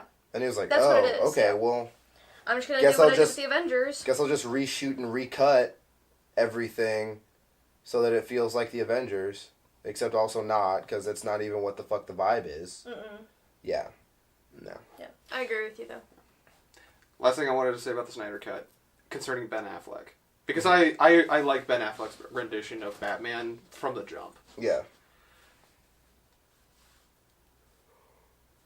Maybe this is me reading into it, and I don't know if this is, like, the actor observer in me just trying to, like, read people from their mannerisms. There is a scene that you can see of, like, the behind the scenes of them shooting the epilogue, where Zach is, like, right up in Ben Affleck's face with the camera, and he's, like, talking to Manganiello, and they say, cut, and he takes the camera off and hands it to his aide and walks off, and Ben Affleck, like, turns after Zach and, like, looks after Zach and has this look on his face, like, how did you think that how did you think that was? How do you feel that we're doing? Is this what you wanted? But he's already gone, and it's just this that look of realization of kind of like, oh, like, Yeah. Zach, don't go. Zach, wait. Yeah. Buddy. I need to know. Continuing with that was something that Zack Snyder had talked about in one of the interviews that I have written down, where he was like, I know that the actors must have gone through some terrible shit having to reshoot this. And I know they wanted to reach out to me, but they didn't because they knew I was going through a tough time. There is a part of Snyder that's like, he feels guilty. Yeah. For, like, having to dip out and leave these actors knowing that he's built something with them. And he's like, I'm glad they didn't reach out to me because obviously he needed to go through his grieving process. But, like, yeah, they wanted to reach out to him, but they knew that they couldn't because he was... Yeah. His mind was in other places. It always, for me, comes back to the good enough, and I know that Affleck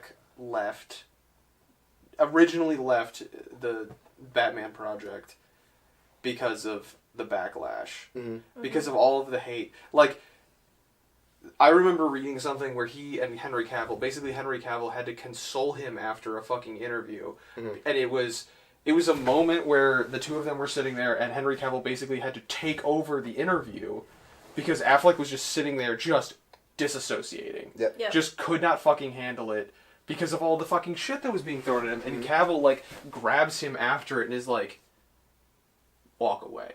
Yep. This is not... Yep. Walk away. This is not your problem anymore. I feel so fucking bad. It's rough, man. Yeah.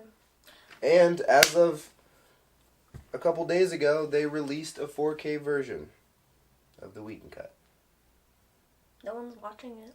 And everyone was pissed. Yeah. Why? Because it was probably already set to release.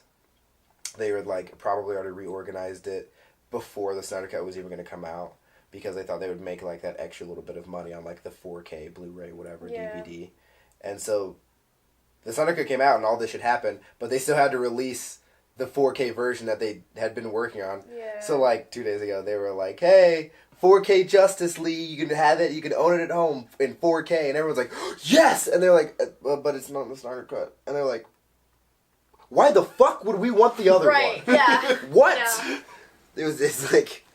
One more thing, kind of wrapping this up on a positive note. Because I hadn't seen any of the Superman movies, I had not seen Henry Cavill act as Superman, and because the first thing that I had seen of Henry Cavill is Geralt of Rivia, I was like, I'm not going to be able to detach these two actors. It's going to be too hard for me. I couldn't. You put the two side by side, could not tell you that it's the same actor. Right. Best thing, flat out, inarguable. I'll die on this hill. The best thing that the Snyder Cut did was they fixed the fucking mustache. They re-CG'd his top lip so it didn't look fucking weird. Did you see that? I thought, well, personally, I thought that those footage things had been taken before he had the mustache. You could not tell me that he had a mustache. Same situation. He had the mustache, but it got so much backlash that when they went back into the Snyder Cut, they're like, we need to put way more work into this top lip, and they re-fucking CG'd it, and it looked normal. Best thing they did. Fantastic. Yeah. We're gonna talk about other stuff, but it's fucking late. Yeah. So, we're not gonna talk about other stuff. No. This was the most important thing. The only other thing I have to say to you is go watch Falcon and the Winter Soldier. I'll make a video about it, but it's important. Go watch it. Yeah. And WandaVision? They haven't watched WandaVision yet. Go watch WandaVision too. We need to catch up on the Marvel stuff. It's nice and sweet. The Mandalorian. We gotta catch up on a lot of stuff. We have some catch up. We have to play some catch up, but I've been watching anime. Get excited for Shang-Chi. That... I'm down for that shit. I'm so fucking excited. I just want I would be fine if that movie was just we're fighting bad guys. Mm-hmm. Catchy one-liners, we're fighting bad guys. I would be content if it was just consisting of good fight scenes. Oh, yeah. I would be completely fine with that. And then, what was the fucking other one? We finally got my first ever as a teenager celebrity crush. Angelina Jolie is in the Marvel Universe now. Thank fucking Who's she God. playing? The Eternals. She's in the Eternals. She's playing Big Manda. Who is she? Really? She's playing... Oh, fuck, who is it? Big Marta? I think... no, she... It's time to go. Yeah, Angelina Jolie's gonna be in the Eternals. She's playing Thena, which is just Athena. But they said their name wrong. Nice. Which is fucking... I'm excited to see her cheekbones in the MCU. I think we need some more cheekbones since the White Witch was in one movie and then passed on. Who? What? What's her face? Hella. Yeah. Yes, bitch. Oh, no, not her. No? Her, the but also the immortal one from the bald head. She Oh! played, the Yes. White Witch, and she's super cool, and... She's very cool. Yes. That- I literally just read an Galadriel. article about it earlier, and it's fucking gone. Fucking name. Oh, fucking whatever. You know who Who I'm played the talking White Witch in Chronicles of Narnia? Jada's the White Witch has been played by 5 voice actors. about. I don't Here give are a the first fuck. 3. Tilda Swinton. Tilda Swinton, there it Tilda. is. Tilda Swinton. Anyway,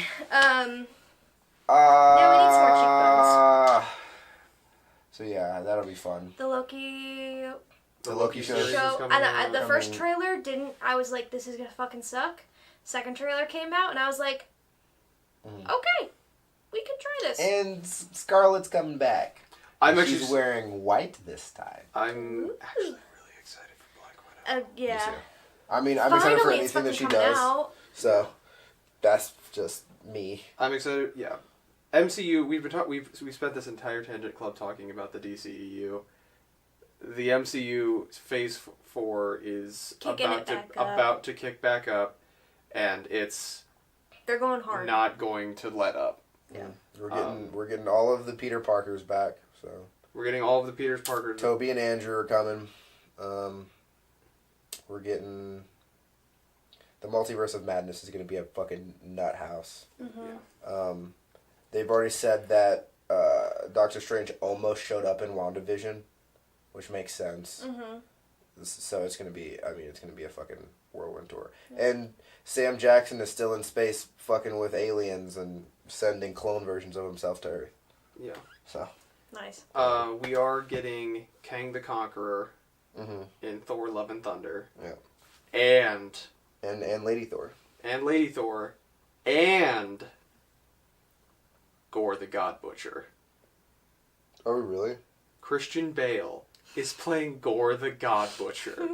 Did you not know about that? I did not know about that. I'm so excited. That also means...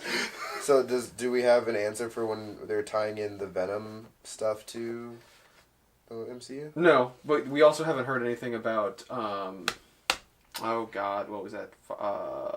I want to say Mordecai, but I know that's not it. Who the fuck is the living vampire? Oh, Morbius. We haven't heard anything about Morbius. Morbius's new release. We're going. Oh, that's true. That was a movie that was coming out. Well, we're gonna get something because we're about to get the Blade series.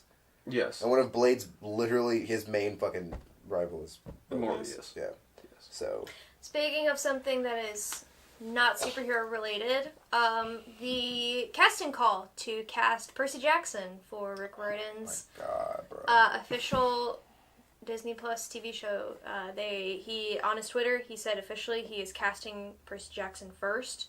He will not cast any other character until he casts a correct Percy Jackson, because that is something that is very important to him that he wants to do correctly. So every other cast member is going to revolve around the main cast member. And yeah. So they're making moves. Obviously, they've got a script running and they're ready to go. And it's finally in the right fucking hands. Yeah. Is the answer. Which is the author's hands. The fucking authors. The hands of the person who cares the most about the fucking series. Yes. Fucking hell. But listen, Logan Learman, if you're watching, I love you, okay? No, you were my there was Percy. no... You touched my heart. He was... I know you were too old, but God. Put in the wrong place. Right place, wrong time. Yeah. Yeah. I don't think I have anything else that I can touch on quickly. I'm you gonna said double you had check a question to round us out? Yeah. You had a fuzzy. Oh, thank you. Yeah, I had a question to round us out because we've spent a lot of this time talking about, the right hands being in charge of various projects, and I feel like we can spend more than a couple tangent clubs talking about projects and properties that have been mishandled over the course of our lifetime, specifically. So I wanted to pose the question to you both. If you both had the, all of the resources you needed, could call in every favor that was ever needed or possible, and could do it to the level that you wanted to have it done to give justice and credence to the original source material, what is a franchise that has been given a film adaptation, whether it is a book, a graphic novel, or anything, that you would want, that has already gotten a movie that was shot down because it was trash? Right. What would you choose to produce? I'm gonna go first. Me? Yeah. Aragon. Yeah. Yeah. If they had a budget and they had the...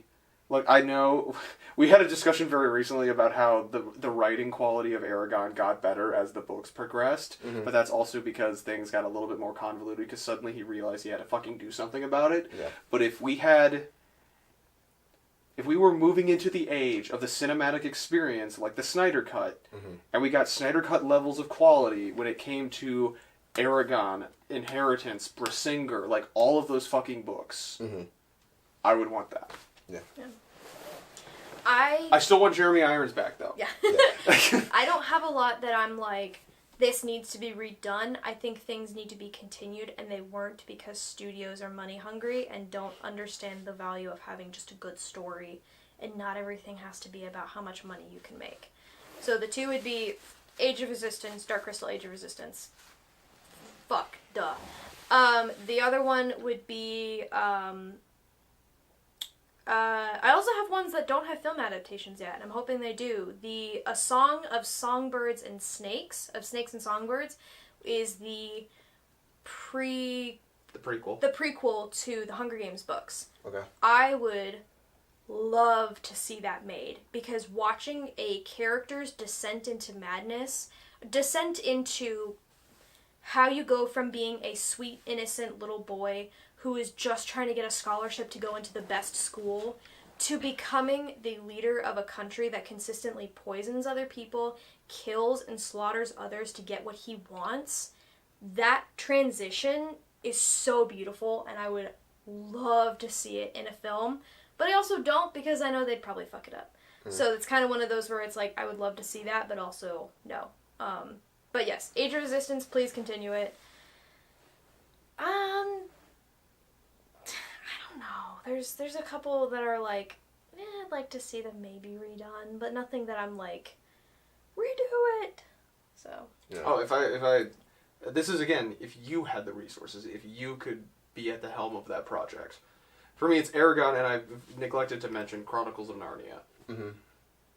If I could make a project, one that hasn't been made yet, I'd do the Ranger's Apprentice series, because that is one of my favorite books growing up, and that needs to be shown to the world, because that is another good book series where a father was looking at his kid who was struggling growing up, and it's like, hey, you don't have to be the biggest, beefiest kid in class to be successful. You can be smart and cunning and quick, and that's just as good.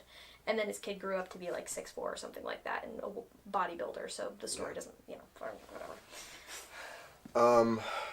I have like a million of them. Go. Frankly.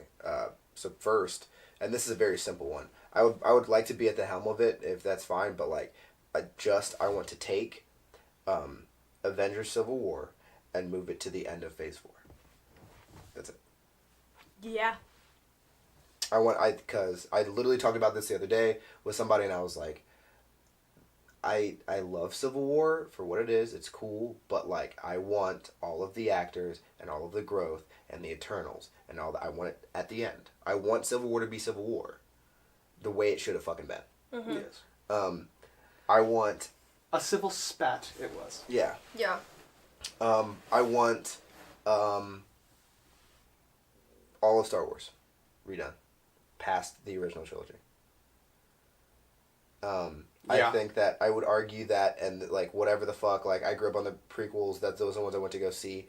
I think that because George Lucas lost his mind and no one was telling him no, he ruined those movies.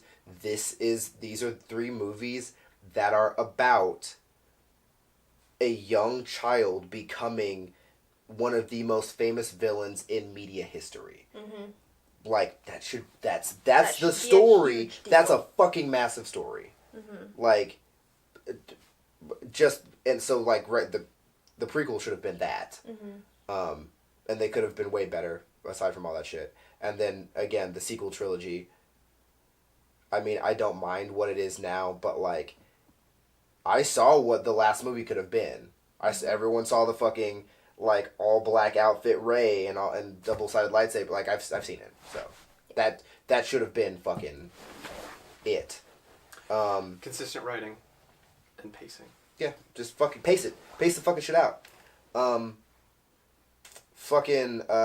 would really like another Americanized live action with good actors Death Note miniseries. Because that Netflix shit was fucking garbage.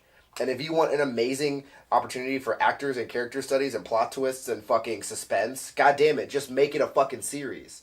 Shit. It's the perfect mystery series. I mean, fuck. Same thing for fucking Full Metal Alchemist. That live action movie, the effects weren't even fucking good.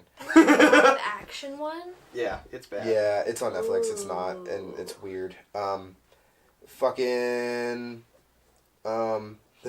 almost said Attack on Titan just to fuck with people. Nah, let that shit be fucking garbage.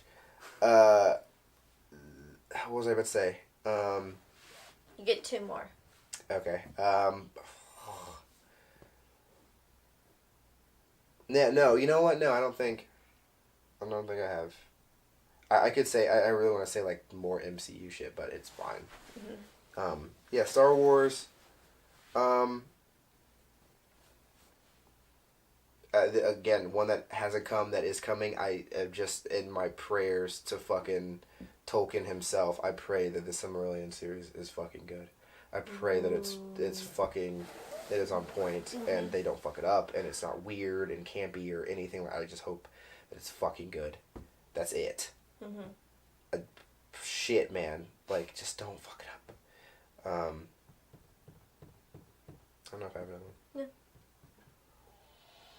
Alrighty. God. This was a long one. I'm going to put timestamps in it so it's fine. But or we can make it a two-parter. I might break it up. Yeah. We'll see. Make it in 6 parts. I'll make a 3-part. I'll make a 3-part trilogy, and then the last movie will be split into 2 parts. Breaking Dawn.